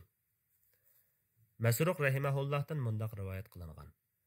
Makkaliklardan bir odam menga "Bu sening qarindishing Tamim ad-Darining turgan yeri bo'lib, u bir kechada tong otqucha mushu yerda namoz o'qidi. U namozida yomon ishlarni qilganlar, ya'ni gunohkor kuffarlar o'zlarini iymon etgan va yaxshi amallarni qilganlardek qilishimizni, hayotlikda, ummatlikda ular bilan o'xshash qilishimizni o'ylamdi." Jasiya 21-oyat. O'sha bu oyatni takror o'qib yig'lagan edi degan edi. Qasim ibn Abu Ayyub rahimahulloh mundoq degan. Men Said ibn Jubayrning namozida "Sizlar shundoq bir kundan, ya'ni qiyomat kunidan qo'rqinglarki, u kunda sizlar Allohning dargohiga qaytarilsizlar." Baqara 281-oyatni 20 necha qatim takror o'qiganligini angladim. Abu Bakr ibn Ayyash rahimahulloh: "Men Asimning yoniga kirsam, u hushidan ketgan ekan. Bir ozdan keyin hushiga keldi. Andan ular, ya'ni bandalar haq hukm qilguvchi, egisi Allohning dargohiga qaytariladi. Qiyomat kuni hukm qilish yolg'iz Allohga xosdir. Alloh eng tez hisob olg'uchidir." An'am 62-oyatni o'qib bo'libla ko'zini yumdi. Buningdan bildimki, Qur'on o'qish uning axloqidir degan ekan. Muhammad ibn Avf al-Himsi rahimahulloh mundoq deydi. Men Tarsus shahrida Ahmad ibn al-Hazvarayni ko'rdim. U xuftan namozini o'qib bo'lganda nafl namozga turib, Fatiha surasini Alhamdulillahdan boshlab İyyake na'budu va iyyake nesta'ingacha o'qidi. Men butun bo'stonliqni aylanib qaytib kelsam, u texcha shu oyatdan o'tmabdi. Andan men uxladim. Sahar vaqtida uning yenidan o'lsam, u yana shu oyatni o'qiyotgan ekan. Ma'lum bo'ldiki, u kishi shu oyatni tong yurg'icha takror o'qigan edi. Ahmad ibn Sayl al-Harvi rahimahulloh mundoq degan. Men Bakkar ibn Qutaybaning yanida o'ltiratdim. Bir kuni men xuftan namozidan keyin qaytib kelsam, u: "Ey Davud, seni biz haqiqatan yer yuzida xalifa qildik. Kishilarning orasida odillik bilan hukm chiqargan. Nafs xohishingga ergashmaginki, u seni Allohning yo'lidan ozdiradi." Sad 26-oyatni o'qiyotgan ekan. Andan men uning yoniga sahar vaqtida tushsam, u texcha shu oyatni o'qib yig'layotibdi. Buningdan bildimki, u kishi shu oyatni avval oqshomdan boshlab hozirgacha o'qigan ekan. Abu Osman al-Mag'ribi rahimahulloh mundoq degan. Maxluqot haqida o'ylansangiz, ibrat olish maqsadida o'ylaning. Nafsingiz haqida o'ylansangiz, nasihat olish haqida o'ylaning. Qur'on haqida o'ylansangiz, haqiqatga ishonish maqsadida o'ylaning. Bu vaqtda Alloh taolo: "Ular Qur'on ustida fikr yurgizmamdi." Nisa 82-oyat. Alloh taolo bu so'z bilan sizni Qur'on tilovat qilishga ilhomlantirmoqda. Aksicha bo'lsa edi, albatta tillar uni hamisha tilovat qilishdan herib qolgan bo'ladi. Ular Qur'on ahlini uningdan yuz o'rishdan ogohlantiradi. Umar raziyallohu anhu mundoq degan: "Ey qarilar, beshinglarni ko'taringlar. Sizlarga haq yo'l ayon bo'ldi. Yaxshi ishlarga oldiringlar. Kishilarga yuk bo'lib qolmanglar." Huzayfa ibn Yaman raziyallohu anhu: Ey qarilar, to'g'ri yo'lda rus bo'linglar. Shunda boshqalardan texmi eshib ketsizlar. Agar to'g'ri yo'ldan o'ng'a yoki so'lga burilsanglar, albatta qattiq ezib ketsizlar degan. Abdullah ibn Abbas radhiyallohu anhuma aytdi. Agar qarilar Qur'onni loyiq ravishda o'rgansa edi, Alloh taolo ularni yaxshi ko'rgan bo'lardi. Lekin ular uning bilan dunyo qo'g'lashdi. Shuning bilan Alloh taolo ularga g'azab qildi va ularni kishilar ishida xor qildi. Shumayd ibn Ajlan rahimahulloh mundoq deydi. Bir kishi niyatini ruslab Qur'on o'qiydi va ilm talab qiladi. Nihoyat u Qur'onni o'rganganda dunyoga berilib, dunyoni nishoni qiladi. Andin 3 turlik ojiz insonlar, ya'ni ojiz ayol, nodon sahroliq va ajam kishilar uningga qarab, bu odam Allohning dinini bizdan yaxshi biladi. Agar u dunyoni cho'ng bilmagan bo'lsa, bunchalik qilib ketmaydi deyishidi. Shuning bilan ularmi dunyoga berilib, dunyo to'plashga kirishidi. Ubay ibn Ka'b radhiyallohu anhu u qari bayni Alloh taolo Qur'onda bayon qilgan bir kishining misoliga o'xshaydi. O'zlari tarafidan bilinmasdan ozdirilganlarning bir qism gunohlariga o'zlari javobgar bo'ladi. Nahl surasi 25-oyat degan edi. Abu Ubayda aytadiki, Sufyan ibn Uyayna rahimahulloh birovga Qur'on ne'mati berilsa, andin u kishi arzimas narsalarga ko'z tikkan bo'lsa, Qur'onga xiloflik qilgan bo'ladi. Siz Alloh taolaning mono so'zini anglamadingizmi? Namazda takrorlanib turadigan 7 oyatni, ya'ni sura Fatihani va ulug' Qur'onni haqiqatan sana ato qildik. Ba'zi kofirlarning biz bahramon qilgan narsalarga ko'z solmagan. Hijr surasi 87-88-oyat. Biz kuffarlardan turli jamoani bahramon qilgan dunyoning ne'matlari va zabu-zinatlariga ko'z solmagan. Buning bilan ularni sinaymiz. Parvardigorning rizqi, ya'ni savobi bu fani ne'matdan yaxshidir va eng boqiydir. Taha surasi 131-oyat. Yuqorida tilga olingan oyatdagi boqiy rizqdan Qur'on maqsad qilindi. Shundaqla Allohning tövandagi so'zdanmi shu maqsad qilingan. Ey Muhammad, oilanglardagilarni va ummatingni namozga buyurgin. O'zingmi uni ado qilishga chidamliq bo'lgin. Sendan biz rizq talab qilmaymiz. Sana biz rizq beramiz. Yaxshi oqibat faqat taqvodorlarga xosdir. Taha surasi 132-oyat dedi. Sufyan as-Sarvi rahimahulloh mundoq degan. Ey qarilar, beshonlarni tik tutinglar. Qalbinglardagi narsaga binoan ziyoda kamtar bo'lmanglar. To'g'ri yo'l ro'shan bo'ldi. Allohdan qo'rqinglar. Rizq talab qilishda normal yo'l tutinglar. Musulmonlarga yuk bo'lmanglar. Sha'bi rahimahulloh, men Abdullah ibn Umar radhiyallohu anhumaning hamrohlaridanmi ko'p bilimdan, keng qursoq va qanoatchan kishilarni ko'rmadim. Agar sahobalarning yuksak fazilatlari bo'lmasa edi, biz ularga hech bir kishini tang qilmagan bo'lardik degan. Asim rahimahulloh aytadi. Abu Vail menga zamonimizdagi qarilarni kimga o'qishtirganligini bilamsan degan edi. Men kimga o'qishtirsan dedim. Ularni xuddi biz qo'yni toza bo'rdigan, lekin uni o'ltirmoqchi bo'lganda amaliyotda qarsa qo'y pichoqqa yaramaydigan o'ruq qo'y chiqqan odamga yoki tangi pulni simoqqa tashlab, uni simoqdan elib sundirib qarg'udak bo'lsa, aslida bir misni ko'rgan odamga o'xshaydi. Zamonimizdagi qarilar ba'ayni nihoyat yo'nliq, ammo o'zi o'ruq qo'ylarga o'xshaydi. Vaholanki u yo'nliq qo'yga havas qilinadi. Amaliyotda bo'lsa u pichoqqa yaramaydi. O'xshashda yana birisimi semiz ko'rinib havas qilinadi. Amaliyotda u shunga o'xshashdir dedi. Andin u ichingan holda. Buningdan keyingi kunlarda sening holingga voy dedi. Va yana Qur'onni eng chiroyli zinnatlashning usuli uni to'g'ri o'qishdir degan edi. Ali ibn Abi Talib radhiyallohu anhu Iyas ibn Amirga mundoq degan. Shubhisizki sen bizdan keyin yashasang ko'rsanki, qisqa vaqt ichida Qur'on 3 xil turida o'qiladi. Biri Allah uchun, yana biri dunyo uchun va yana biri bo'lsa da'vatlash uchun o'qiladi. Demak, kimiki uning bilan nimani arzu qilsa, shuningga erishadi.